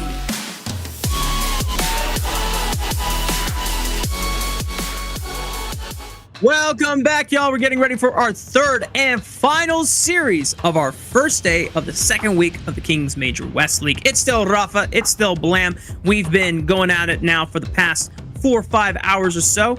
And you know what? We're still ready for best of to clean out our first day of week 2. Absolutely. I mean, I know there's a few people in the YouTube chat that are definitely looking forward to this one just because there are a few KK fans out there as well. But yeah, this one is going to be a banger to finish off the day 1, right? Like, this is potentially a little bit of an underwriting of the finals, right? This could potentially be a finals matchup, which is Twisted Minds against OG Esports. Both of these are top 2 within the Group S at the moment. So the actual vying for in Group S is making sure that you can basically play up in the upper bracket of the playoffs, because if you get to that position, if you fall that upper bracket finals, you can then fall back down to the lower bracket and then continue to try and make your journey back up to the grand finals once more. So there is still a lot to play for in this Group S, and it's definitely playing for that second chance when it means the most. Yep. And the way that we have set up these two teams in the past when we saw their epic battle on the final day of week 1 was these were two teams before meeting each other were undefeated in series score. After the clash, OG remains undefeated. They have yet to drop a single game, not just series, a single game, 12-0 overall in their entire week 1 sprint. And for them, if they can maintain a momentum like that, where not a single team can find one game win against them, they will be soaring through the bracket and soaring into finals with the most impressive record that anyone has ever seen here in Honor of Kings.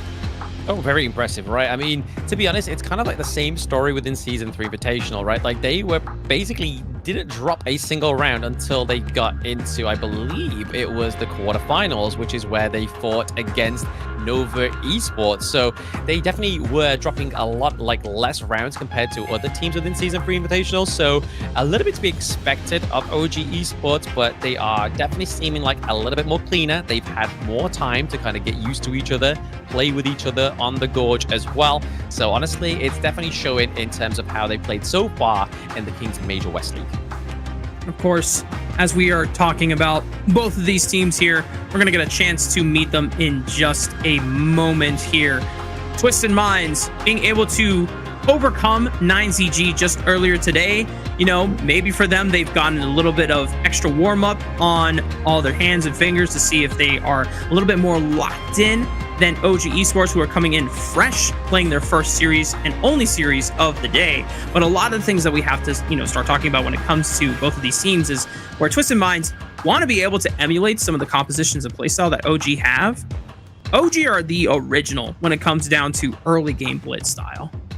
Yeah, I mean, there's a reason why they got the OG branding, right? Like, it's a bit of a written in the stars kind of thing. It's like True. OG Esports comes through as the partner there. West Europe team, and then they get to pick up the OGs of some of these master classes of performances within the Kings Major West League. But we'll be getting it, obviously, showing you guys once more, introducing them for what seems like the umpteenth time within the West League. They've started to actually get a lot of fans behind them for both these teams, right? Because both of these teams have started to build up a little bit of history within the Global of Honor Kings esports scene. But let's go ahead and check out Team A, which is none other than Twisted Minds. See the fire in your eyes. You gotta fight for it. Let's go.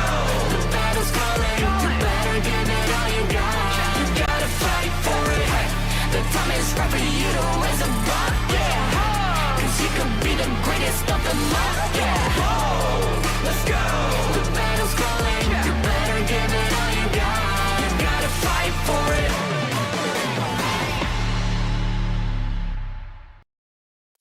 And on the blue side for our final series of the day, it is Twisted Minds, the Masterminds, one of the representatives of Italy in our Kings Major West League. We got Nighty in the Clash lane, Clean in the jungle, High Long in the mid lane, Shanks at farm lane, and CT Boy at support. Yeah, again, this team has already played once today. They played against 9Z Globant. They took a 3-1 victory over the team. So like you were saying there, Rafa, in the introduction, they have a little bit of a warm-up. They've kind of got their fingers, toes, vocals, shouting, communications all warmed up for this next best of 5. But let's go and see their contenders, none other than OG Esports.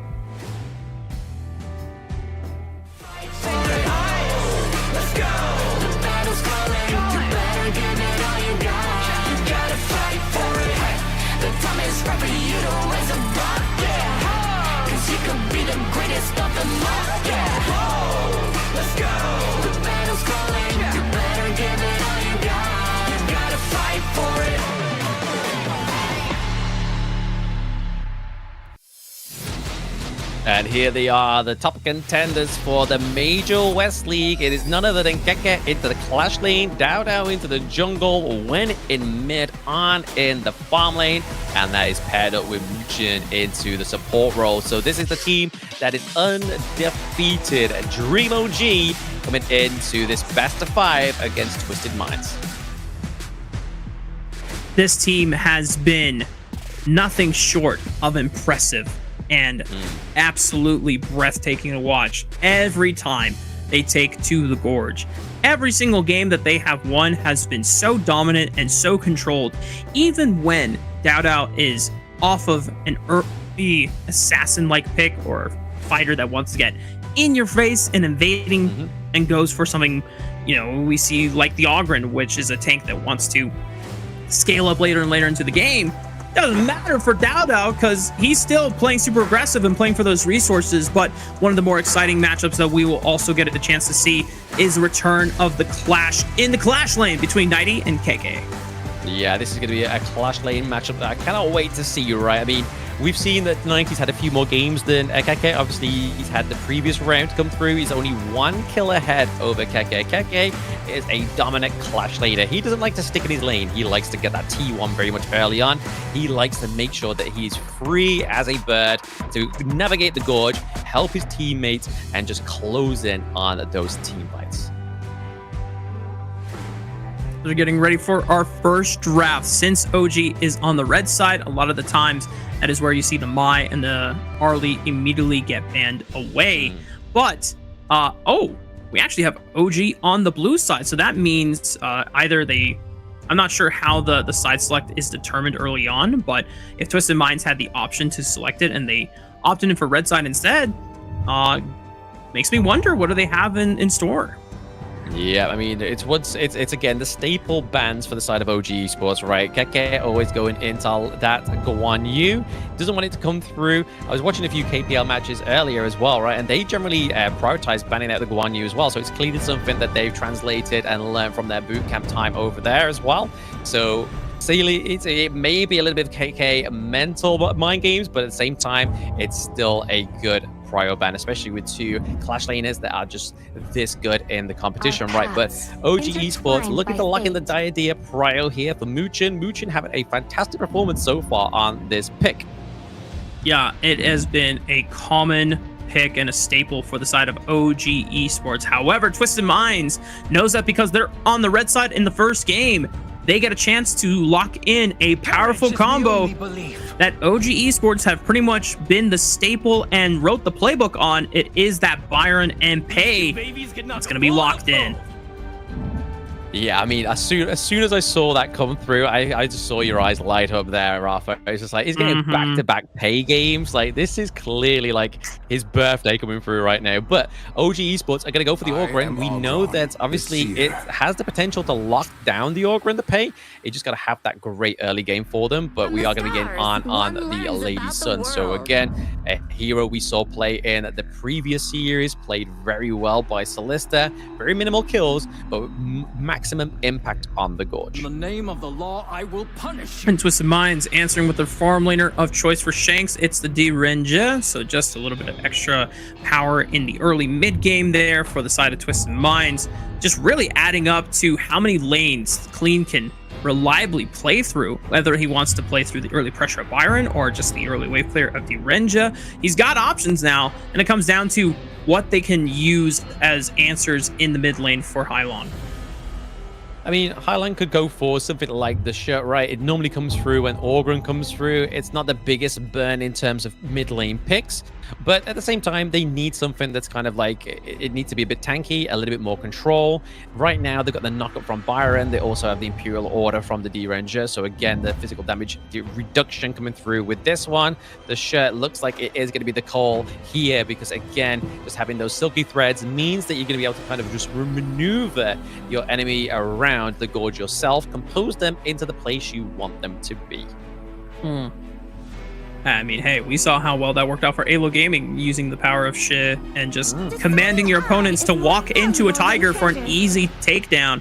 OG Esports now have to pick their choice of a mid lane for when into Hylong Shi and still have a Clash laner they need to settle on. There were a lot of bans in this pick and ban phase. Nearly 4 Clash laners taken off the board, plus the Byron. So it leaves things like maybe the Mayeen or no. Let's go. Let's go. Wait a minute. I'm gonna wait. I'm gonna wait until the timer locks it in and confirms it. More than likely a Yixing for when that definitely makes sense. But this would be the first Mulan of the tournament. It is the number how it's done. one favorite for KK, and ladies and gentlemen, we're getting it. Mulan locked in for KK. This is the pick that won him the 1v1 champion in Season 3 Invitational against none other than Elevates Azar, playing his D-Renji, his big pick, but coming in with the Flash ultimate combo is going to be KK on this Mulan. Honestly, I'm here for it. The CC immunity is going to come through very well, especially now that Twisted Minds locks in the likes of Liampo as well as Shirt. You're going to need something that has that CC immunity, and Mulan is that pick. Oh boy, this is awesome. I mean, what a way to kick off the series. OG Esports gonna already throw down their trump card of KK's most signature hero here in the Mulan. We had not gotten a chance to see this hero at all throughout the first week during the ranking stage, and Twisted Minds now gonna have to, you know, recompose themselves and just remind everyone, okay, how does this hero work? And for all the viewers at home, if you've never seen a Mulan before, Blam, why don't you give us the lowdown? I mean, she has like 2 sets of like weapon mastery. So she obviously has her longsword, but then she also has her daggers. Her daggers do apply a slow, but then she also has her ultimate that kind of like, she becomes CC immune, but she's also attacking in a front line. So again, it's a huge power play. It does a lot of damage. And like I said, in that 1v1 championship, pairing it with the Flash kind of almost like, it's almost kind of like a newer Annihilation Flash combo, right? You just readjust and just lay so much maximum impact with this pick.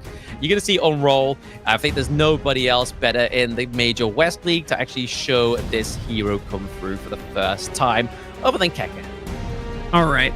So when are we seeing the spikes? Is it early on? Does Mulan match the early prowess of Byron, or is it something that you want to wait a little bit for? I mean, we are going to be looking at this matchup very, very soon, right? But we have to give a shout out to EWC. So the thrilling season of the major leagues is made possible with the support of EWC, helping bring top-tier competition to fans worldwide. We'll get a chance to get the lowdown on Mulan, but first we got to remind everyone that our players are geared up with the Realme 14 5G, built for performance, made for gaming, smooth, cool, and reliable, just the way that esports demands. So if you're ready to level up, get yours now, and you'll feel the difference. Feel the difference indeed, but right now we can already see the difference happening here because again, the level 1 advantage for Byron is probably going to be a little bit too much, especially with the HP regen onto the Mulan, just helping Dao Dao get a bit of a faster wave clear so far within the jungle. makes sense. Just kind of escort him through those first couple of camps, and so that Dowda doesn't fall too far behind when it is likely into the likes of a Pei matchup. But a 3v2 onto CT boy. We know Liam Po is super tanky and has the flash to be able to escape harm.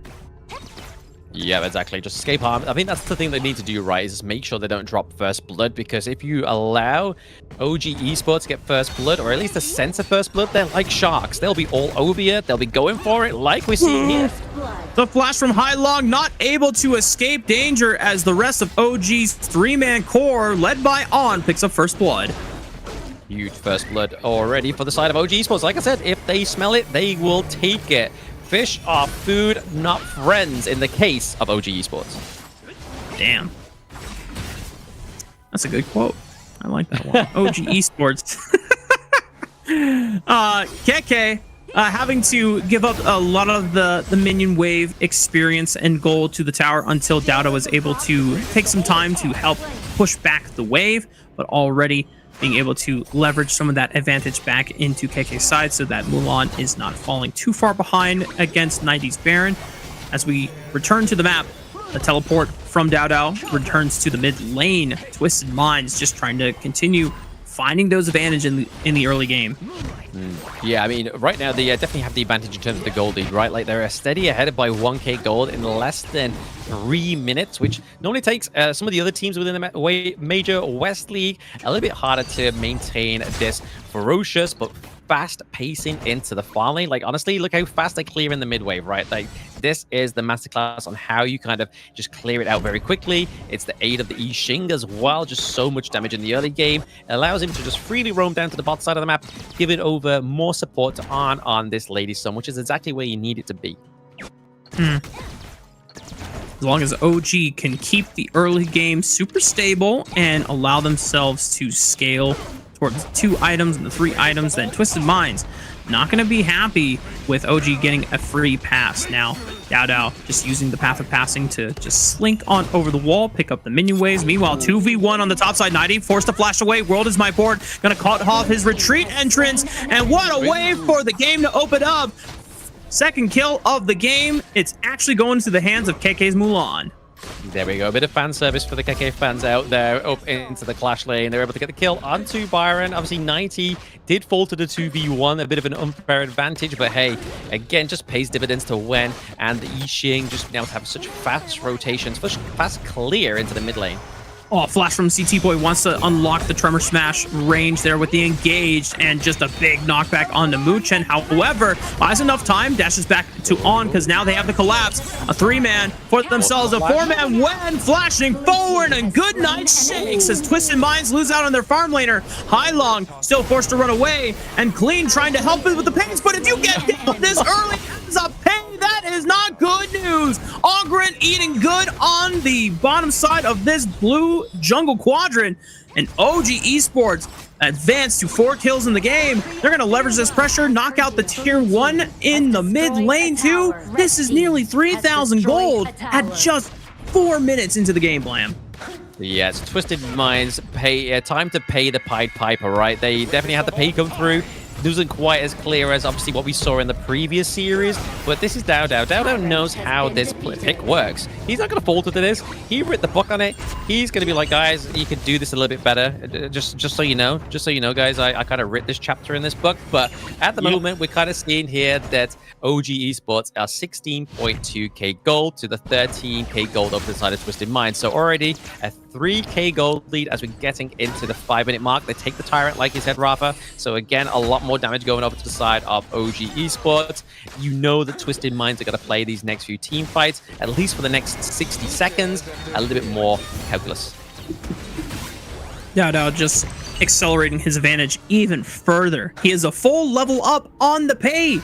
As we said before, this is not good news. The Pei is supposed to have the experience lead. He's supposed to have the gold lead to try and continue pressuring the Ogren.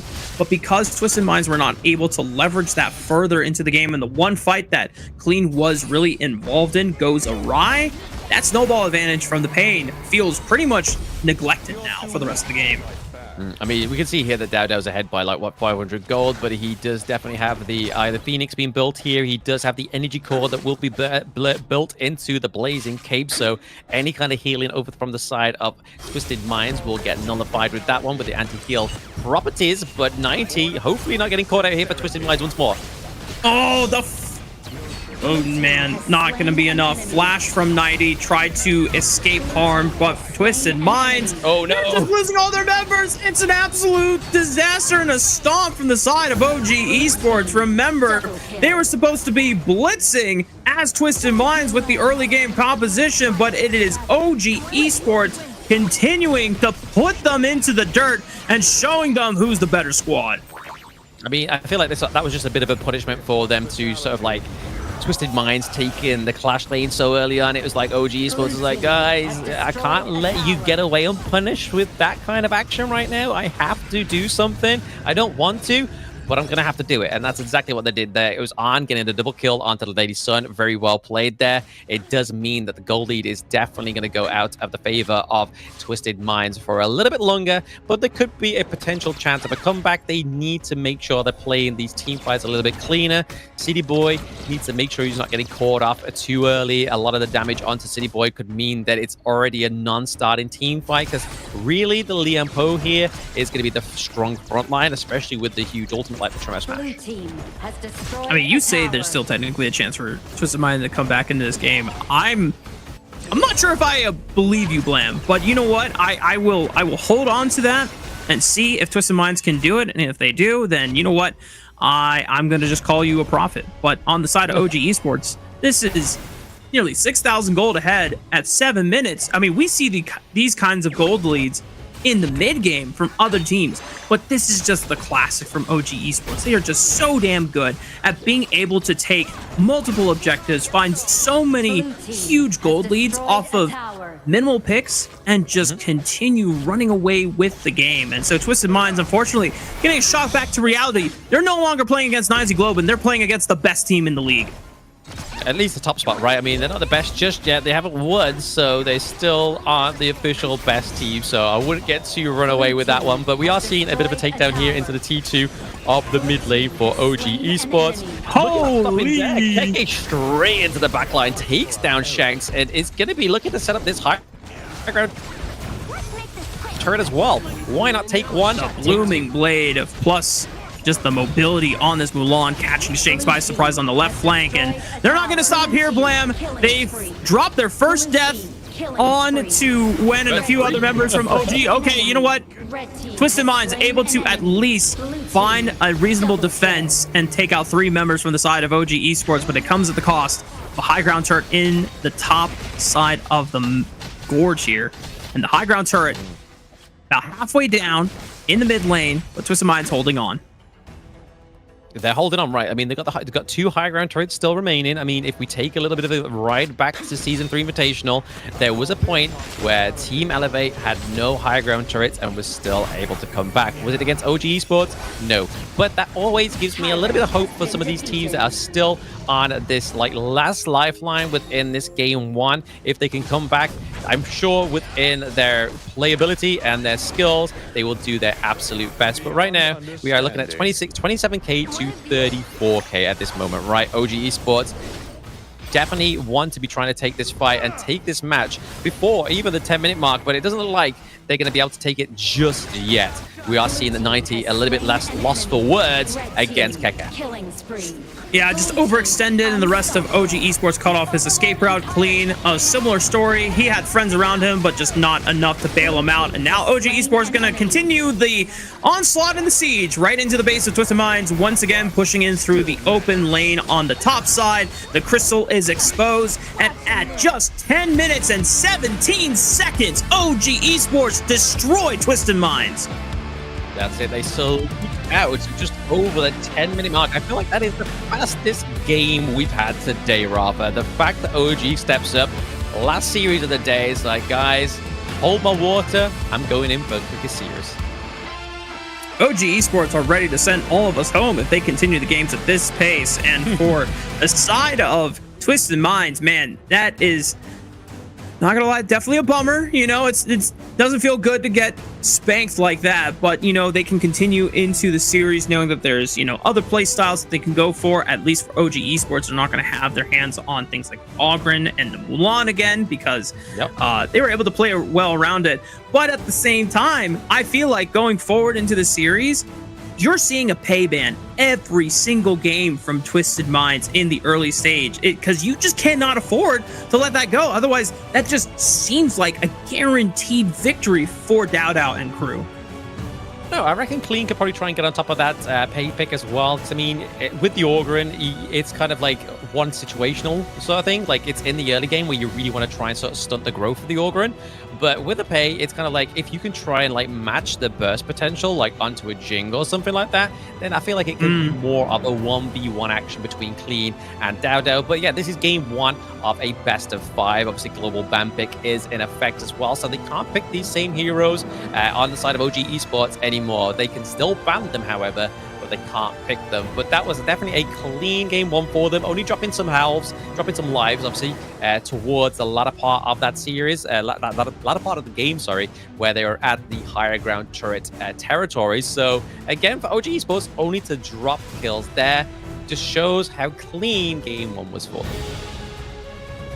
I mean, when you are successfully invading as an Ogren at like 4 minutes into the game, because a fight goes so damn well for you on OG Esports side, and Twisted Minds, I don't know if it was a manner of miscommunication or just everyone trying to salvage a lost situation on the bottom side of the map when they took the tier 1 turret, but it really did feel like one by one Twisted Mind members getting caught out in that sequence, and OG Esports saying, I mean, okay, cool, we just got, you know, 3 kills back to back. We took a tier 1 turret, and we're gonna take another one at least in the mid lane.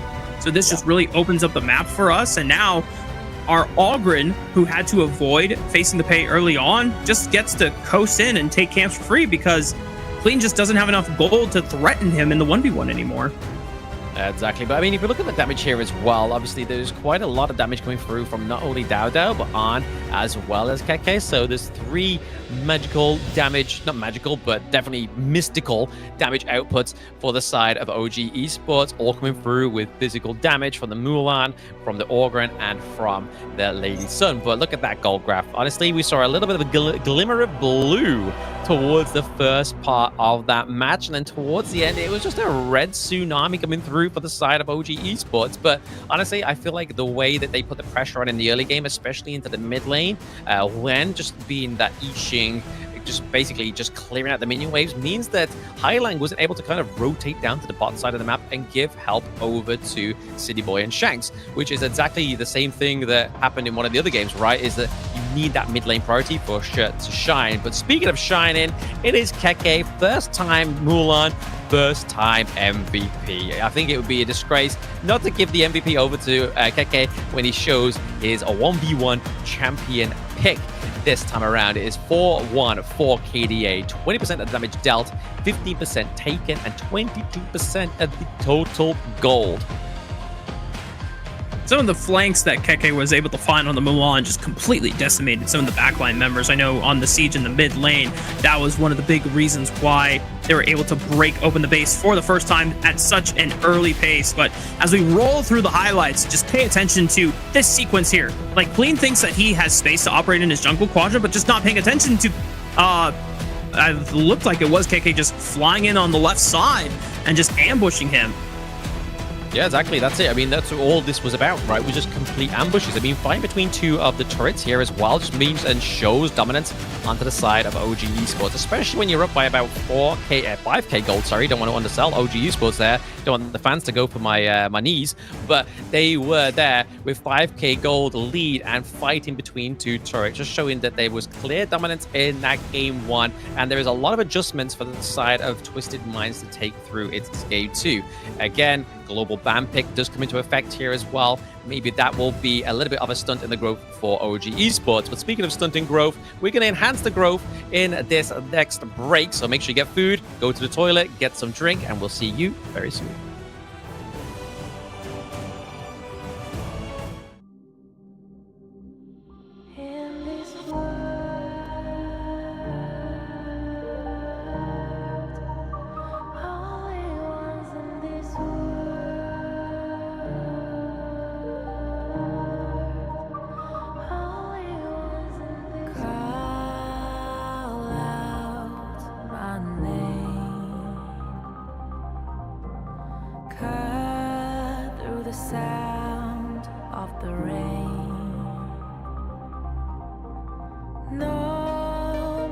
how I feed the flame. You know I feel the darkness and the pain. All of the ways we tried to break free from.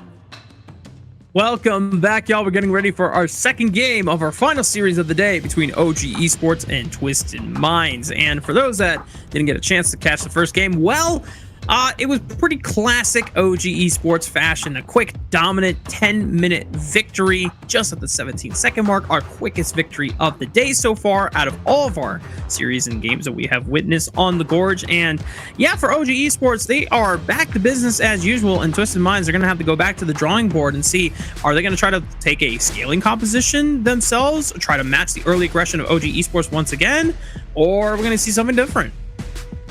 Potentially, right? I mean, this is the update global ban pick here. So obviously, Orgrid's off the board, Yixing, Lady Sun, and Diadea. So again, 3 big power picks to KikeZ's comfort pick, which is the Mulan. Over to the side of Twisted Minds, obviously they do burst things like the Sher, they burst things like the Byron as well as the Pei. So some of these picks aren't obviously the crazy sort of like T0 picks, but they have been sort of like bearing the victories that they need within the West League so far. So they're definitely seeming like meta picks within the West League at this point. But like you said there, we could be seeing some scaling comps. Maybe OG Esports will kind of go for a bit of a scaling comp to be like, right guys, okay, we'll give you a bit of time to sort of like adjust to that last game. We know we can take it early, but if you want to, try and step up and we'll try and match you. Honestly, that's what I'm hoping for in this game too, right? I want to see a lot of tit for tat. I want to see a lot of brawling going on. Definitely more skirmishing from both sides here. And I think OG Esports are always going to be providing plenty of skirmishing in supply. Twisted Minds, though, have to be mindful of what heroes are going to ban, because a lot of the typical ones are going to be coming out from both sides. But however, as I say that, so far, neither team banning out the Arlie or the Mai in the first round. Now we see the Arlie, but this does mean it is forcing OG Esports to give up one of the power bans that was previously held in the first game. And with the Mai being still banned, things like the Dharma are available. Oh, would we just see an instant Luna lock? I mean, they want to try and get a big pick onto Clean, right? I mean, in the last game, he kind of had to resort to Pei with the reactive pick in the first side, but he definitely wants to get that up first. But look at who gets the Pei first. And honestly, this is what I was said in the post game of game 1. If you want to match the Pei, you want to be matching it with high frames and high damage as well. Clean's Luna against Dao Dao's Pei. We'll see if Clean's Luna is up for the task of withstanding the Tiger of the West here. Dao Dao once again returning to the Gorge on his signature Pei, and KK getting that Byron for the 2v2 combo here in the jungle and Clash Lane power duo, having one lane that you can reliably play for in the early game. And what it would not be the same with this Pei and Byron if we didn't have the late game insurance policy slammed in for On with the Loong. I mean, this is pretty much the staple OG 3-man core we see in almost every single game that they've played in a series this week.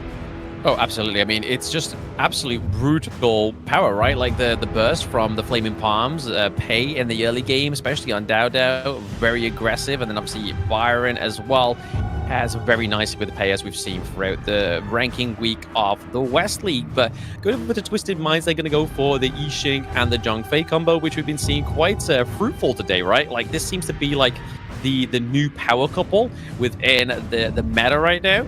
As from last week, it was the Princess Frost and the Liang, and still is the power couple because they get the respect, they ban it out on the side of Twisted Minds. But it does mean that OG is going to be picking up a Motsu, creating a lot of space that is more likely going to be going over to Muchen. Could potentially go into the mid lane though, but right now I feel like it's definitely going to be a great setup here for on the Loong as well as Muchen into the bomb. Yeah, and OG Esports had cleaned out a lot of farm lane answers into the Loong, one of them being the Ho Yi as well as the Lady Sun. So Twisted Minds, what is their answer? It is the Consort Yu, and we already saw a concert U being used to great success earlier on in the day. The power of those oak bolts with the snipe, such a deceptive amount of damage that comes through, but if you're able to line it up, whoo, it's a great way to finish off low health opponents. But Twisted Minds using the power of the Sensei, at least in the clash lane, to see if they can find some collapsing and fast rotations with the set sail to answer back and set up those macro plays. And this is all tied up for OG Esports, the Lady Gen, for when in the mid lane. Taking a look at both of these compositions, we've already talked about a lot about the early power that OG Esports have with the Pei and the Byron. But when you look at Twisted Minds, where is some of that early agency that they can rely on here, Blam? I mean, it depends on where the Motsu's going to go, right? Like, if Muchin is going to sort of like stick around and sort of give a complete aid over to Arn, then I feel like the Constant U is not going to have that best kind of early game because her physical immunity, shocker, only blocks physical damage. So if you have the Cannon Blast come through, it's still going to stun, it's still going to do the damage over time because it is magical damage. But into the mid lane, this is where we could probably be seeing a little bit of a bit flirting between Wen and Hailang, right? Because I mean, Yixing in the last game, amazing wave clear. Lady Chen, not the fastest wave clear, but still very powerful, especially into those team fights. So there's going to be a bit of like a power struggle to get both of these heroes rotating to the relevant sort of side lanes. Here we are, Blam. Second game of the series, OG Esports against Twisted Minds.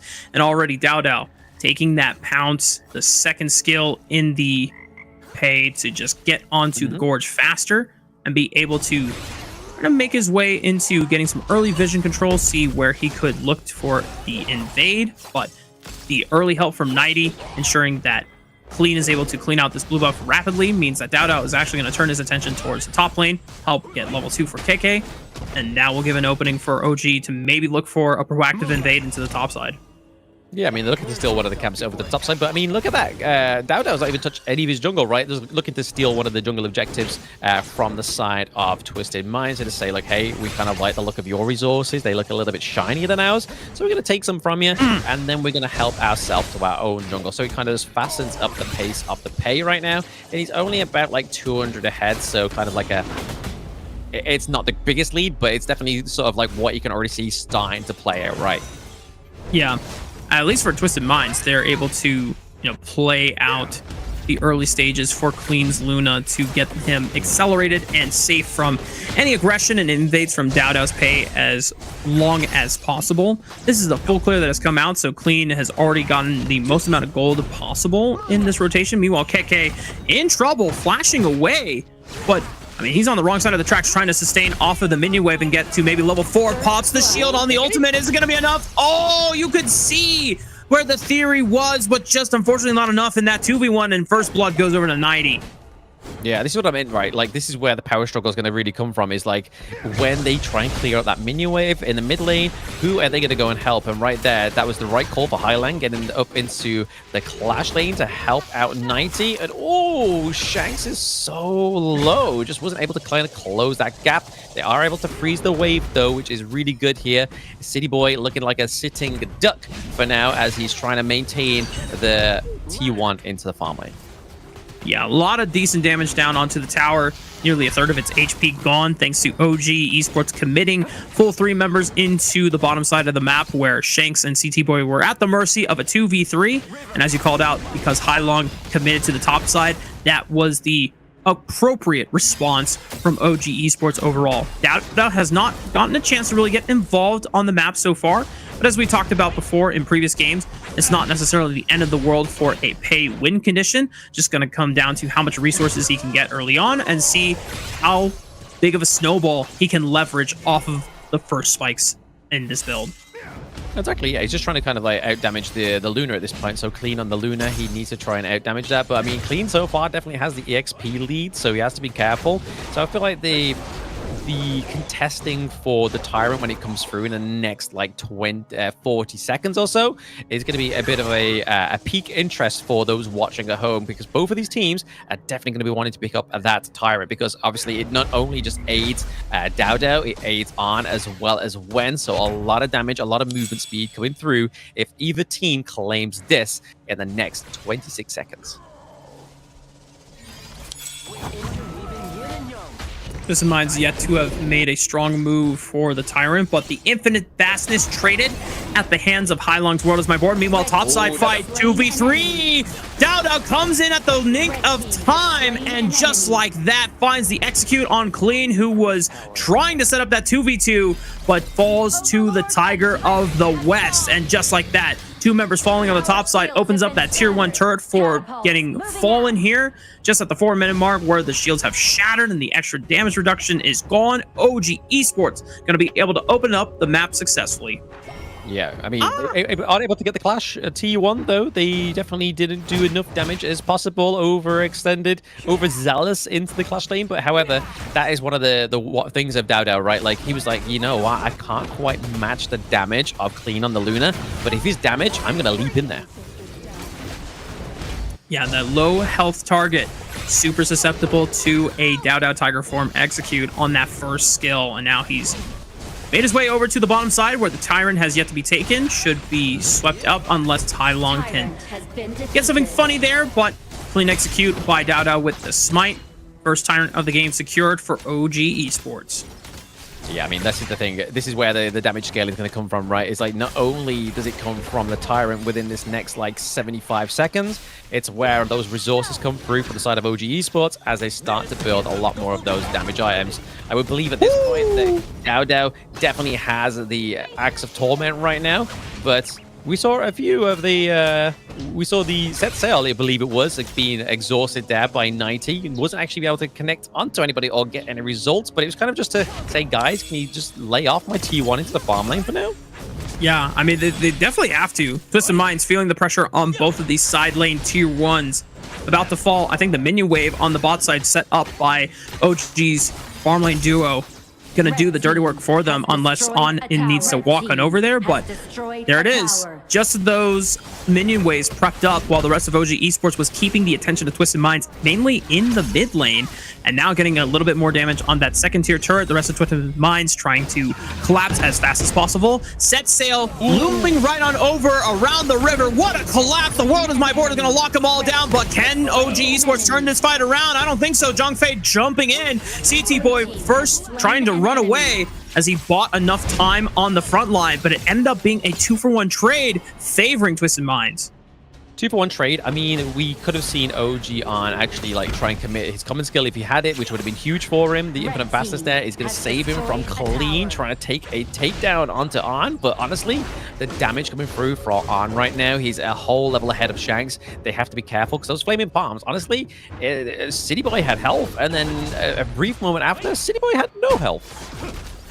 Yeah, that's crazy. And OG Esports, despite a really good flank from 90's Sunse, and it was a big fight, unfortunately, they weren't able to find any objectives off the back end of it. It was still OG Esports jungler in Dowdow, who was mid lane, not involved with the fight, able to push in the mid lane and then get the tier 1 turret off the back end of it, because the rest of OG Esports, who were up, prevented Twisted Minds from being able to rotate and make that defense possible. And just look how the objective sequence has been. Tier 1 mid turret opens up the top side map, Overlord taken off the back of it as well. I mean, OG Esports, even with such a nice pick from Twisted Minds, just not enough when it comes to the macro game.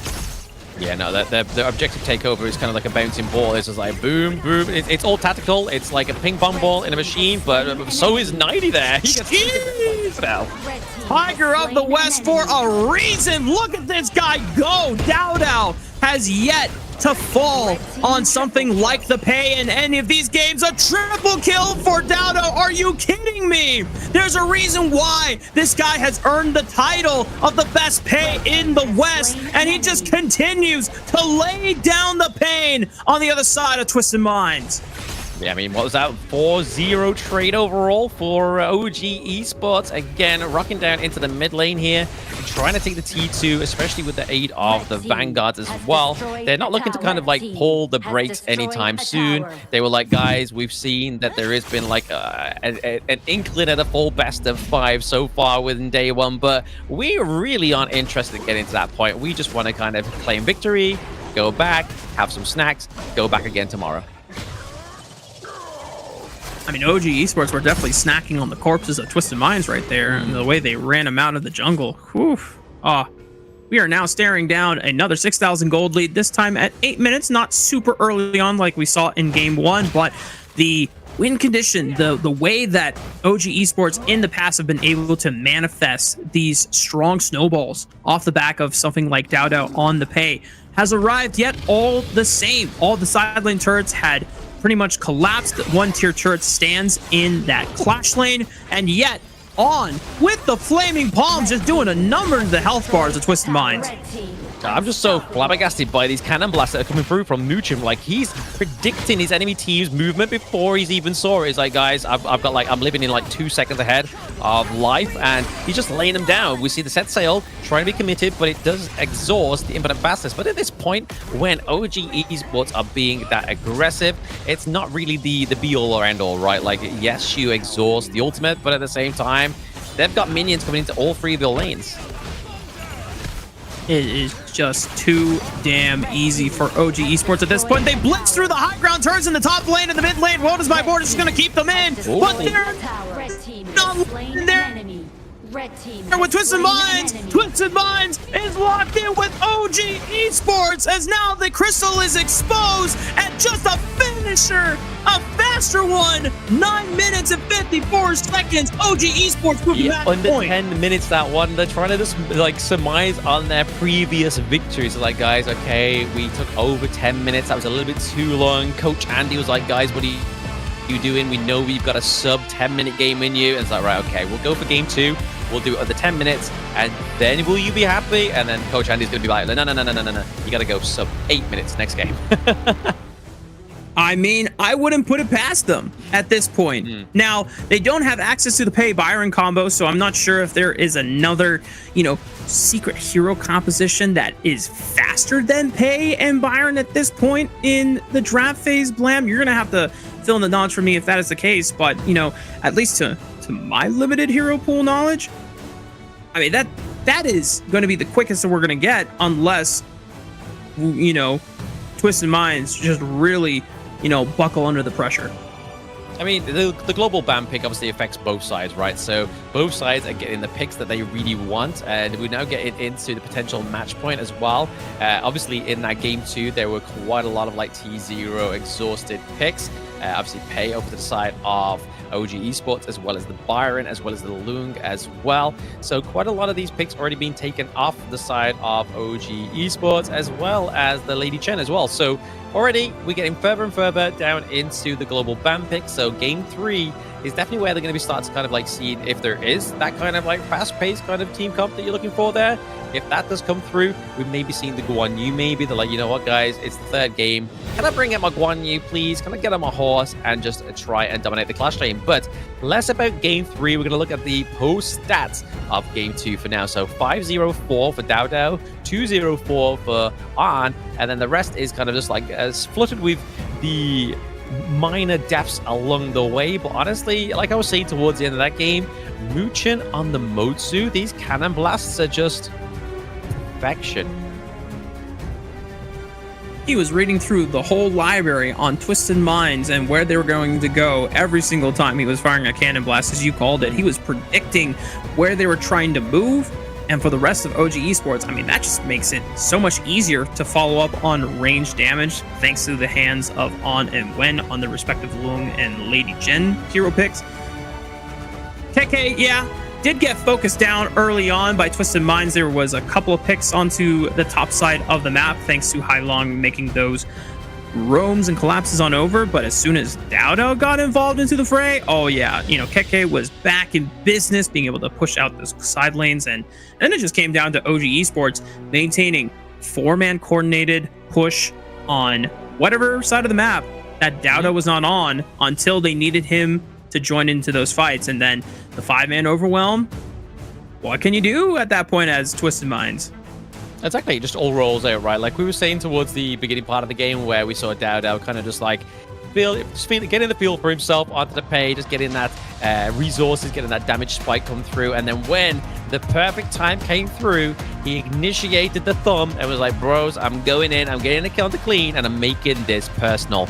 5-0-4 KDA, 20% of the damage dealt, only 16% of the damage taken, and a total of 26% of the gold. It's going to be Dao taking MVP in Game 2. So he hasn't had the perfected series of having all MVPs, because KK got the first Game 1, but this is where we started to see him shine. Look, pounce off the wall, straight onto clean. He did not let any moment slip, and then KK picking up the second kill there. But this was a nice little sandwich here for Twisted Minds, right? We had the set sail, we had the unbridled outburst, as well as the world is my board. Like, so much control being exhausted there, but only so little results, which is the problem, right? When you're going against a team like OG Esports, you need maximum results.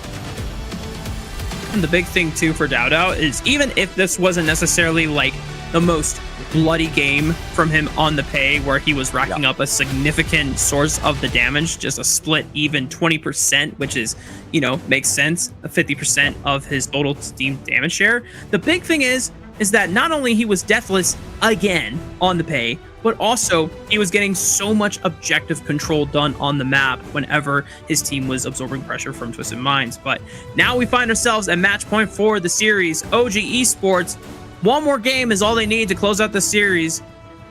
We'll see if Twisted Minds can find a way to come back, or if it's just going to be OG Esports taking the series home. We'll find out after this break.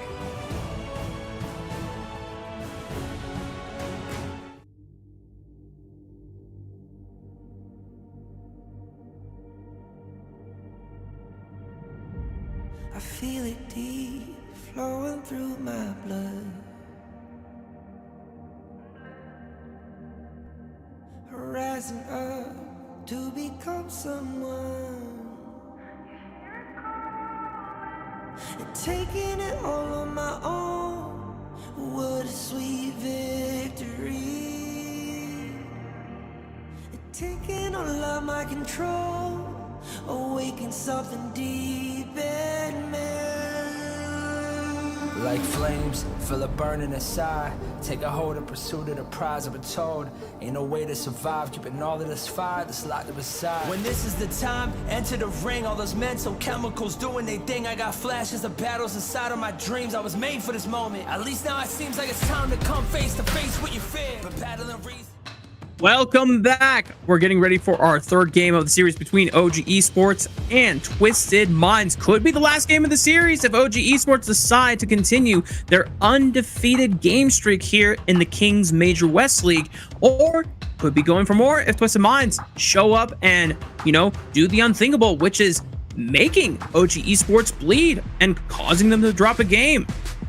I mean, it's all within the realm of possibilities, right? But after those first 2 games, it becomes a little bit more like unbelievable for the side of Twisted Minds, right? Like, they need to pull out something really good. Like, they have to make sure that this next draft into Game 3 kind of counters the already sort of like existed or exhausted 10 picks onto the side of OG Esports. So we are getting into the middle of the series, right? Like, honestly, anything can happen at this point, because this is where you kind of start to see like picks kind of be thrown and weaved in between. Okay, do we have top tier picks? Do we have kind of pocket picks come through? We'll have to wait and see, but BP will come through very, very soon. When we look at the hero pools for a lot of these characters here and the players, I mean, it is now coming down to how creative you can be. Is there some niche pick that Twisted Minds can pull out that OG Esports don't have that much experience playing against? Is there something like the Shungguan that we have seen from others that have pulled a number on people that were not really expecting it? Or is it just going to be OG Esports continuing to run the show? Twisted Minds going to take to the red side, and OG Esports are banning the Ogren here, just making sure that they recognize that, hey, we already played the Ogren before, so we can never use it again. So now it's up to us to make sure that they never get a chance to use it, especially since we've already exhausted one of our main counters in the Ogren by playing the pay in Game 2. Exactly. I mean, if they allow Twisted Minds to not ban. Well, I mean, it's up to Twisted Minds here, right? Do they ban out the Mai Shiranui and then hopefully to take it in the first 2 picks, or they'll give it over to Wen? They do ban it out. Honestly, Highlang here was looking for that pick, but here we are. I did say it potentially in the end of the post game 2 that Keke is looking to bring out that Guan Yu in that 3rd match of the series, and he is. Guan Yu instantly slammed. First pick on the side of OG Esports. The Red Mare Rider will take to the Gorge once again. Twisted Minds now have a chance to lock in their counter pick of choice for 90 in the Clash lane to see if they are fearing any chance that OG Esports will try to snipe away those options in the second round of picks and bans. And right now, Twisted Minds locking in their solo laners of choice, Nuwa for Hailong and Mayin for 90. Ooh, okay, so the Mayin, again, looking for a lot of CC onto this pick, right? So again, using the whatevers to try and catch up the backline, but this means that OG Esports is able to lock in the power CC couple that is Liang and Princess Frost. This is going to be going over to Muchen and Wen. So again, we're going to be seeing some quite heavy rotations down to the bot side of the map. We're going to be seeing the suppressions come through, potentially onto the Mayin if they decide to go for any of the high frame heroes onto the side of Twisted Minds. But for now, they're looking at kind of creating a bit of distance between Twisted Minds and OG Esports with the Motsu pick. Yeah, if I ever see Muchen with his flash skill available and he's post level 4, something has gone wrong. I need to see Leon constantly flashing with the ulti to set them down and lock them in for the Princess Frost ultimate to come out on top as well. That has just been such a staple we have seen emerge over the course of week 1 here in the Kings Major West League. Now, Twisted Minds have a chance to ban out some farm laner options for On. First one on the table is that D-Renja, whereas OG Esports recognizing that Dianwei is starting to creep up in playability and priority for some of these teams, and not just limited to, you know, the one-off we saw in the first couple of series, but now just starting to pay some respect to Clean, pulling it out again here. Absolutely. I mean, we are seeing the Chano ban, so we're not going to even get a Chano. If this does not go to a best of like another round, the Chano is not going to come through for the first time in the day, which seems a bit like a bit of a fever dream at this point. But we are going to get the ban onto the Lady Sun as well as the Dion Wei. Again, the burst potential from this pick is pretty huge. But we're going to get the Ho Yi for Shanks onto the side of Twisted Minds. So using that Burning Sun arrow to try and get the lockdown, it's obviously going to be paired very nicely and synergized very well with the Cannon Blast. If you can land the Cannon Blast and then from downtown becomes a Burning Sun arrow, that's when we could see a big burst damage pick from the side of Twisted Minds come through. Maybe something like the Jing here could be very well for Clean. Yeah, now you have double range CC that can set up for someone on Twisted Minds to just pounce on a stun target. Nuwa can at least aid in with some more extra long range damage, so I like the idea of maybe something like the Jing for Clean, whereas for OG Esports, this is a new one. Feng being locked in for On and Musashi.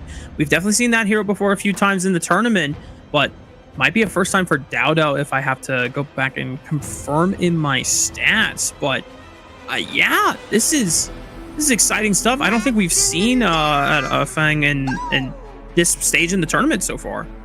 No, we don't see the Fang at all, but it's going to be the Musashi going over to Dowdow, and then Arn will be on the Fang. So again, it makes complete sense going and drafting into the Ho Yi, because there is so many skills onto the side of Twisted Minds where if you use Fang's second ability, he becomes untargetable. So if you roll out, he's not going to take the damage. Say, for example, if he knows the Burning Sun arrow is going to land on top of Fang, he could just roll out the way and it's not going to land onto him because he becomes untargetable. So it's a good pick. There's huge burst with this pick as well, thanks to his first skill, being able to proc those three basic attacks, and then he gets a splash damage. So if your enemy team's not careful, you could effectively cause a lot of maximum impact just from that splash damage from his first skill. So awesome to see the creativity of the hero pool starting to be explored, thanks to the fact that we are now playing in double round robin best of 5s for the rest of this week, both in Group S as well as in Group A. It's already starting to make its way, and I wanted to say toll, but toll sounds too negative. You know, it is starting to show the effects as we're heading into our third game of the series. The first time where we have seen, you know, a 3 consecutive game series from the likes of OG Esports and Twisted Minds. Just credit to the fact that OG cleaned house on them in the previous best of 3 that they played in on last week, the last day of the ranking week. But now we're heading onto the Gorge. What could potentially be match point for OG Esports or a start of a comeback for the side of Twisted Minds. Yeah, I mean, I do like the pick of the Musashi here, right? So it gives access into the back lane, especially onto the likes of Shanks or even the Nua, right? That's where you're really going to be seeing those duel to the depths really being committed there. So he's able to get in there, use the extreme speeds, or even use the Illuminating Slash, which can block a projectile as well. So a well-timed Illuminating Slash, which is Musashi's first ability, can block out a lot of projectiles. So if you've never played Musashi before in your ranked games and you think that's a cool mechanic, definitely give him a try. Build him tank. Some people like to build him with attack damage, but honestly, he is still probably more preferred and best suited to the tankier role. And the nice thing about tank items in Honor of Kings is that it allows you to do a significant amount of damage, even if you're not building directly damaged items. Because if you get that gold lead, then you just stat check people with the amount of base stats from all the level advantages that you have over the opponent. A lot of projectiles that you can block in this game, things like the Cannon Blast as well as the Burning Sun Arrow. Meanwhile, OG Esports, a lot of early proactivity. Some checks here on the top side. 90 getting taken down super low by KK on the Guan Yu. However, not enough, as Hailong at least will escort him back to the safety of his tier 1 turret, whereas Ans Feng was getting pressured by the Motsu. I think he's constantly getting stopped on the recall here over the Cannon Blast. Yeah, I mean, the thing is with Lam, he's able to kind of get the wave clear that he needs to. With his first skill, he can kind of like roll. When he rolls out, he leaves a bit of a trace behind him, and that does damage over time as well. So it's a very useful skill, and it also procs the passive, procs the damage over time from his first skill also.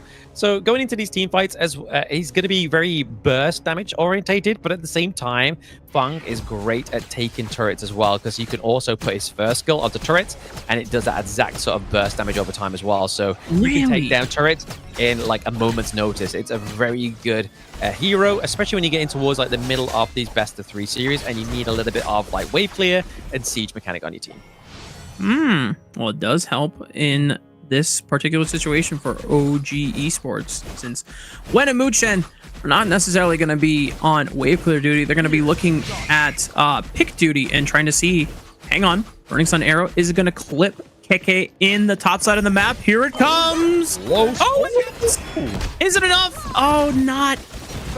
Just not enough damage. Meanwhile, Shanks without a Burning Sun Arrow means that the 3-man collapse is just too easy for them to get first blood. Yep, first blood comes through for the side of OG Esports, and you've seen it here. That first skill procced onto the turret is pretty much got it down to 2/3 of health, but he's got to watch out. Coalescence comes through. Oh, Hailong has on the run here, but no flash available from both of those players, so unable to make his grand escape, just barely surviving on a little bit of HP there. Muchen and Wen will be able to pick up the pieces and get the wave pushed in. A lot of damage done to the tier 1 in this farm lane, so another successful fight from OG Esports. If they find it here, would mean the first tier 1 turret falling in the game. Yeah, I mean, right now, globally, the gold is only like about 1k in terms of the favor of OG Esports, which hasn't been sort of like their fastest hour within this best of 5 series this far. So again, a little bit of a slower pace, but with the comp that they've got for here, it's generally a slower pace in terms of wave clear anyway. Yeah. Okay, very grateful that even with the cross-map arrow hitting him, he's a little too tanky and just not enough damage from the side of Twisted Minds to collapse here. Meanwhile, threatening the siege or the dive onto 90 on the top side of the map. But because of Hailong with this Nua able to collapse back onto the top side, and look at that! Twisted Minds being able to pull the wool over the eyes of OG Esports with a rotation of their own. And now a 3v1 versus KK's Guan Yu. He's not strong enough to stop this siege from happening. Yeah, they're going to take the T1 down into the clash lane, but it looks like that's going to be paid dividends over to the side of OG Esports. Arn is able to get the T1 into the farm lane. So once more, it's going to be a lot harder for Shanks to go back to his lane and just farm up, because you know you're always going to be susceptible to a gank. And this is where the Masashi comes through as well, right? Like, he can use the extreme speeds over walls, very thin walls, I have to note that one, but then also the duel to the death to close the gap between himself and the marksman. Another Burning Sun arrow cross map right onto the mid side here. A lot of stuns onto Mooch and forced to pop the ulti just to keep Hailong at a distance. But this is the power of that long range CC from both Shanks and CT Boy. The fact that the Burning Sun arrow finds its mark first allows CT Boy to confirm the cannon blast to continue the CC duration. And poor Moochen, what is he supposed to do? Everyone else collapsed around him. That's it. I mean, this is one of the good things about the monkey pick, right? The Dream Roam is going to be able to sort of like stop the suppression in spot and kind of just create a big divide, like create the distance between yourself and the team and the Liang there. That's going to really just put pressure on. But On getting caught out there into the bot side of the map. Thanks to on the Mei Yin, just super fluid and super mobile on this hero, able to close the distance. Even with On burning the flash here. Now KK trying to do battle in the mid lane. There is the combo once again. Liang being able to suppress and keep CT Boy locked down in the mid lane. So at least 1 for 1 on the map. Yeah, taking the kind of blast off of the table for about 13 seconds is probably going to be very fruitful for the side of OG Esports if they decide to take any fights, because they're not going to have that long range setup from the Modsu there. But they have to kind of make sure they're tending these lanes as well, right? Because they were able to get the T1 into the Clash lane. It's already going to put a bit of unnecessary pressure onto the side of OG Esports, and that's definitely something they don't want, right? They need to make sure they're kind of maintaining the pressure for themselves. I mean, the Clash T1 up to the side of Twisted Minds looks very low. If they can just get On into there and put the first skill in and just procced it, you'll get a lot of splash damage. And as we talked about before here, Blam, Wen and Moochen being that two-man duo. However, the Burning Sun arrow had connected onto Moochen, and everyone from Twisted Minds immediately rotates to the bottom side, catching out that combo of Wen and Moochen on the Princess Frost and Liang. No objective to immediately take off the table for it, since Twisted Minds are not really interested in looking for that Overlord off the back, but it allows them to get this massive wave push into the tier 1 turn on the bottom side. That should take it out cleanly, and Twisted Minds able to equalize the amount of turrets taken on the Gorge. Yep, exactly. They're able to kind of mob up those two T1s as well into the side lanes. Honestly, I do like the fact that they not only have the teleport mechanic from the Clash lane, right? They have Hailong, he has the Coalescence. That means that you can kind of put pressure wherever he is on the map.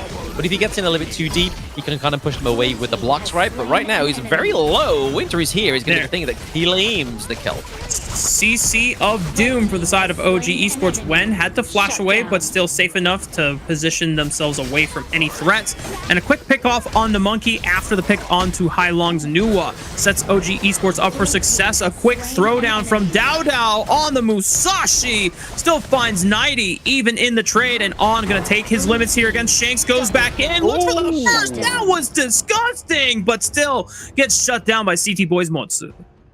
Nope, yep. Ultimately gets shut down, right? Like, it definitely tried to out-finesse the side of Twisted Minds there with that second skill from the Fang, but it just wasn't enough, right? Going against Hailong and going against Shanks, there's just a lot of damage between those two heroes alone that you can't really just out-commit when you're a Fang. Take a look back at the replay. This was in the aftermath of the collapse from Wen and Moochen off of Clean and Hailong, and continuing the pace. Look at the second skill coming back in. Goes back in, pops Shanks' Hou-Yi. Yeah, nice clean pick up there for the side of OG Esports. Not as clean game as it has been already in this best of 5 for them. They're still up by about 1 point. Let's be charitable. 2k gold lead there. Quick maps from Blam, 2.8k to 2.62k. So now they're looking to try and take another Tyrant for themselves. This is going to benefit On if they're able to claim it. It just gives him an extra little bit of damage. But if you look over to the itemization, he's built the Axe of Torment first, gone for the Eternity Blade. He's built the Blood Sweeper as well, because there is no healing coming over the side of OG Esports. You kind of have to get it for yourself with these items. Got to be a little bit more self-sufficient on the Fang here, but the turret pressure and the support from Moochen and at least Dao Dao momentarily allowed on there to push in as much as possible, but had to escape all the CC and Muchen. Yeah, that jungle quadrant did not belong to OG Esports anymore, unfortunately, but just stayed behind to ensure that On was able to escape. And Twisted Mind's gonna benefit off of another kill. But On displayed beautifully there what I was on about with Fong's second skill, right? Like, he's able to block incoming projectiles, well, at least become untargetable. He untargetable onto the annihilation from Nua, so he's able to just, like, Nua laid it down. Highlang was like, yo, I've got this kill. He was like, no, I got your number, baby. I'm going to roll through with my second skill, and it's going to completely negate the damage come through. But OG Esports looking to prioritize the Shadow Overlord here. They want to try and get some dominance into these lanes, whereas to the side of Twisted Minds, they want that extra little bit of damage. And right now, onto the likes of Ho Yi and Shanks here, it could be doing very, very well. Yeah, potentially, right? And Twisted Minds using the pressure off of that pick. Hang on, CT Boy in trouble, and KK just from out of nowhere smacks him in the face with the front-facing power of that Horse Stampede. And OG Esports is making sure that they are maintaining the macro pressure despite Twisted Minds taking the tier 2 turret on the bottom side of the map after the pick. They got the Shadow Tyrant for themselves, so they have a little bit of extra team fighting power, but OG Esports knows the money is in that macro pressure, being able to take turrets as fast as possible. Burning Sun Arrow already used, stunning about the front line, but it looks like it's just so easy for DAO to just annihilate the backline and make his way out, still maintaining the deathless streak that he has. Now oh baby, Mighty just making sure that he can trade one back, but still falls on in the trade, and Shanks still alive, but Burning Sun Arrow's gonna clip. When in the back should be enough for Clean to finish him off, and they got CT Boy being able to assist in the 2v1, and Twisted Minds still not giving up this game 3 without a fight. Not giving the game 3 without a fight, right? But I mean, you can see there that OG Esports has threaded the Vanguards through the needle, just straight into the Crystal territory, right? Puts a lot of pressure onto the side of Twisted Minds. It means that DAO can just basically have free roam onto all this jungle resources for himself, as he's starting to see here, going onto the Lizard and then going onto the Azure Golem. Again, Musashi really needs that Azure Golem, especially for those cooldown reductions on his abilities, as well as the... That's all he basically needs it for. Just the cooldown reduction. That's all he needs. Yep. More spamming of the cooldowns means more times that DAO can defy death, as he has done so throughout this series, throughout the tournament.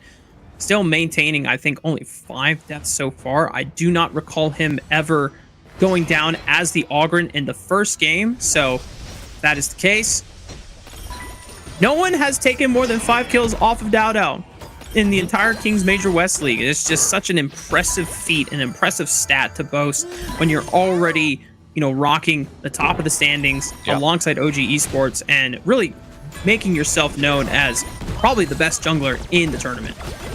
Oh, absolutely. So far, I mean, this pressure coming through here. They have to get City Boy out of there. He does force, actually, he doesn't force the flash. He's able to just get out of there with the dash for Motsu, but okay. Clean is into the back line, looking for On, and Goodnight farm laner, but a collapse from Keke on the Guan Yu, trying to aim himself for Shanks in the back line, but he's pumping out the arrows as much as he can, but the CC, he just gets trampled by a giant horse. That is just some tough luck right there. Twisted Minds trying to survive off the back of Clean, but he falls next. And now look at this, OG Esports are just dancing in between the second tier turret and the third tier turret. The high ground turret was opened up some time ago on the bottom side of the map, and GG well played to Twisted Minds. They thought it was going to be enough, ranking it as competitive as possible, but still not enough to take down the Titans in the Kings Major West League.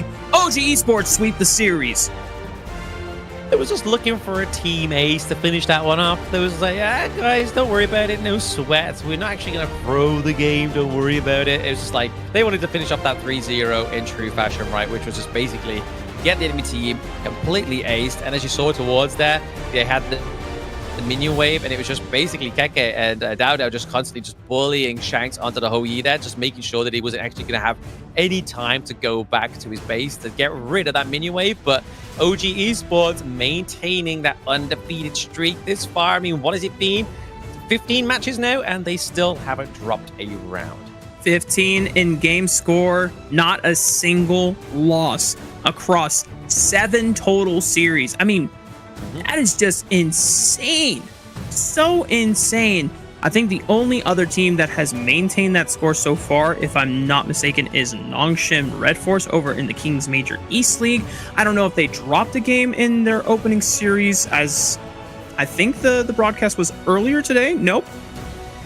No, I don't think they've dropped a game on their side at all. On the side of Nongshim, no, Nongshim went 3-0 against Scars, but Nongshim does actually go up against Gen G today, so that's going to be interesting to see if they can take a flawless spree from Gen G, who took an upset from Scars as well. So less about the East, we're on about the best, which is the West, and this is the post game for OG Esports, right? So that is 2-0-9 for Dowdow, so still only on around about that 5 deaths, right?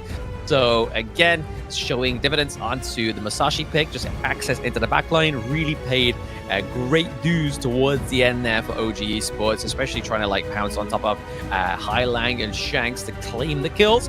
But then it was kind of like Arn's responsibility to go in there, get the burst damage, and just run them down. And then Keke was kind of just like the icing on the cake there, right? Like he was just bullying Shanks, unfortunately, towards that latter part of the game, which we'll probably see in the highlights. But overall, obviously, itemization-wise, nothing out of the ordinary. Pretty standard draft itemization. Yeah. For the side of OG Esports, it just makes me even more excited to see them hopefully continue this momentum.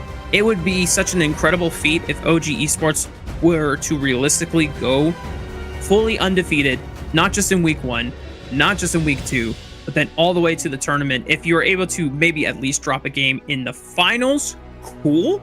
But there is a realistic chance that this is now the second time that Twisted Minds has played against OG Esports. And as Twisted Minds have shown throughout the ranking week and just in today against 9C Globant, they are still the second best squad in terms of results that we have been able to show and play out so far. And if Twisted Minds cannot surmount a single game off of OG Esports, who is going to do that? Who can rise to the challenge? I mean, I think at this point we'll probably have to wait till KWC, right? But other than that, we'll have to sort of wait and see how the rest of the Major West League rolls out, because there is still another 3 days of the survival week.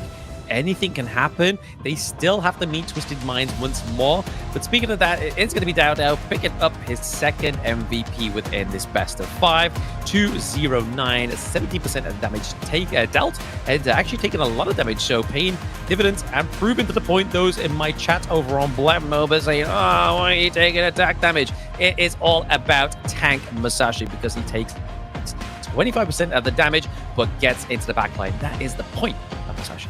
Yeah, you got to set up the crowd control and threaten in the backline so that they cannot aid into the engages that Twisted Minds were trying to set up with their own front line.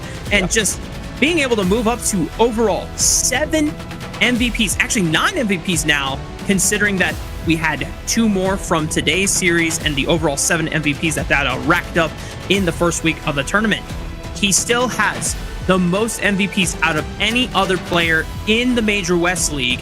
And since it's 9 out of 15 games, he's boasting more than half of this team's overall victories in terms of MVPs. Just going to show how instrumental, how crucial Dowdow has been to the success of OG Esports. Oh, absolutely. He's definitely one of the spearheads on the team, right? But I don't think like there is a weak link on the team. They've definitely crafted a fantastic roster, right? Like, honestly, there's moments where Arn shines, there's moments where Keke shines. Muchin, like we were saying in Game 2, his Cannon Blasts on the Motsu were just kind of so ahead of the time that it felt like they were ahead of the time. They were just kind of like always calculating where his enemy was going to be. And then obviously went as well into the mid lane. He's picked up a few MVPs for himself. Maybe not in the Major West League at certain points, but also within Season 3 Invitational. So honestly, like a really rounded roster here for OG Esports. Looking to take a lot of promise going through to the rest of the West League. That does the rest of our broadcast for today as well. That was our final series, a clean 3-0 sweep, even if the game 3 was a lot more competitive than OG Esports maybe would have liked for themselves, but they still found a way to close it out despite all the skirmishes that Twisted Minds were able to leverage against them. But With the conclusion of all 3 series, here are the results of those 3 series in case you are just tuning in now or didn't get a chance to catch the earlier games. It was a 3-1 victory overall for Twisted Minds against YikeZ Globant, 3-0 for AYLO Gaming against Next RÜYA. That was a banger series. Don't let the game score fool you. Go back and watch it if you want to watch Tempest Dragon epic battles in all 3, because that's exactly what happened, Blam. Yeah, I mean, that was honestly one of my favorite series of the day, right? Like, even though with a technical pause in Game 1, I will obviously let those guys know that, but those Game 2s and Game 3 all the way to the Tempest Dragons was huge. But here is the current standings for the Survival Week. So, OG Esports at top of the lead here in Group S, whereas Twisted Minds, they're just a 1-1 game, but lost 1 match as well. So, they're second of the lead, but then the only team to play within Group A is AYLO Gaming and NRX. Played AYLO Gaming right at the top with a 3-0 victory as well. So already a stern start for AYLO Gaming. I mean, you can't spell Group A without Group AYLO Gaming. Woo! Look at that. I mean, maybe it was just predetermined. Now, we are getting ahead of ourselves here, as we still have yet to see the first series from Virtus.pro and MKOI being played out, which I imagine will be the case as we look ahead at tomorrow's schedule. No MKOI series yet, but Virtus.pro will get a chance to play against AYLO Gaming for the first time, not just against AYLO, but also on the Gorge. And remember, this is a double round robin best of 5 series. So even if the series does go one way, doesn't mean that the enemy team that is the victim of the series loss means that they are just completely done and over. They have another chance to play against that team later on in the week. We have, 3 more overall days of competition in our Survival Week. And of course, YikeZGG to start off the series against OG Esports, as well as another Group F series to close out the day. I mean, MKOI and VP actually played today, but it's off broadcast, so watch out over on the Global Esports channels to see when that VOD drops, because that's something that I'll be looking out for, just to go back and watch, because obviously these are 2 teams that played very well towards the end of the ranking week. But that is all for us today, guys. I have been Blam Moba on all of social medias, and this has been REBROADCAST on all social medias as well. Make sure to go and follow us, guys. I'll be back tomorrow with none other than Mr. Phil Humes. Make sure you tune in. The action is only going to be even more intense, so see you guys tomorrow. Ciao. Yumus gang, rise up.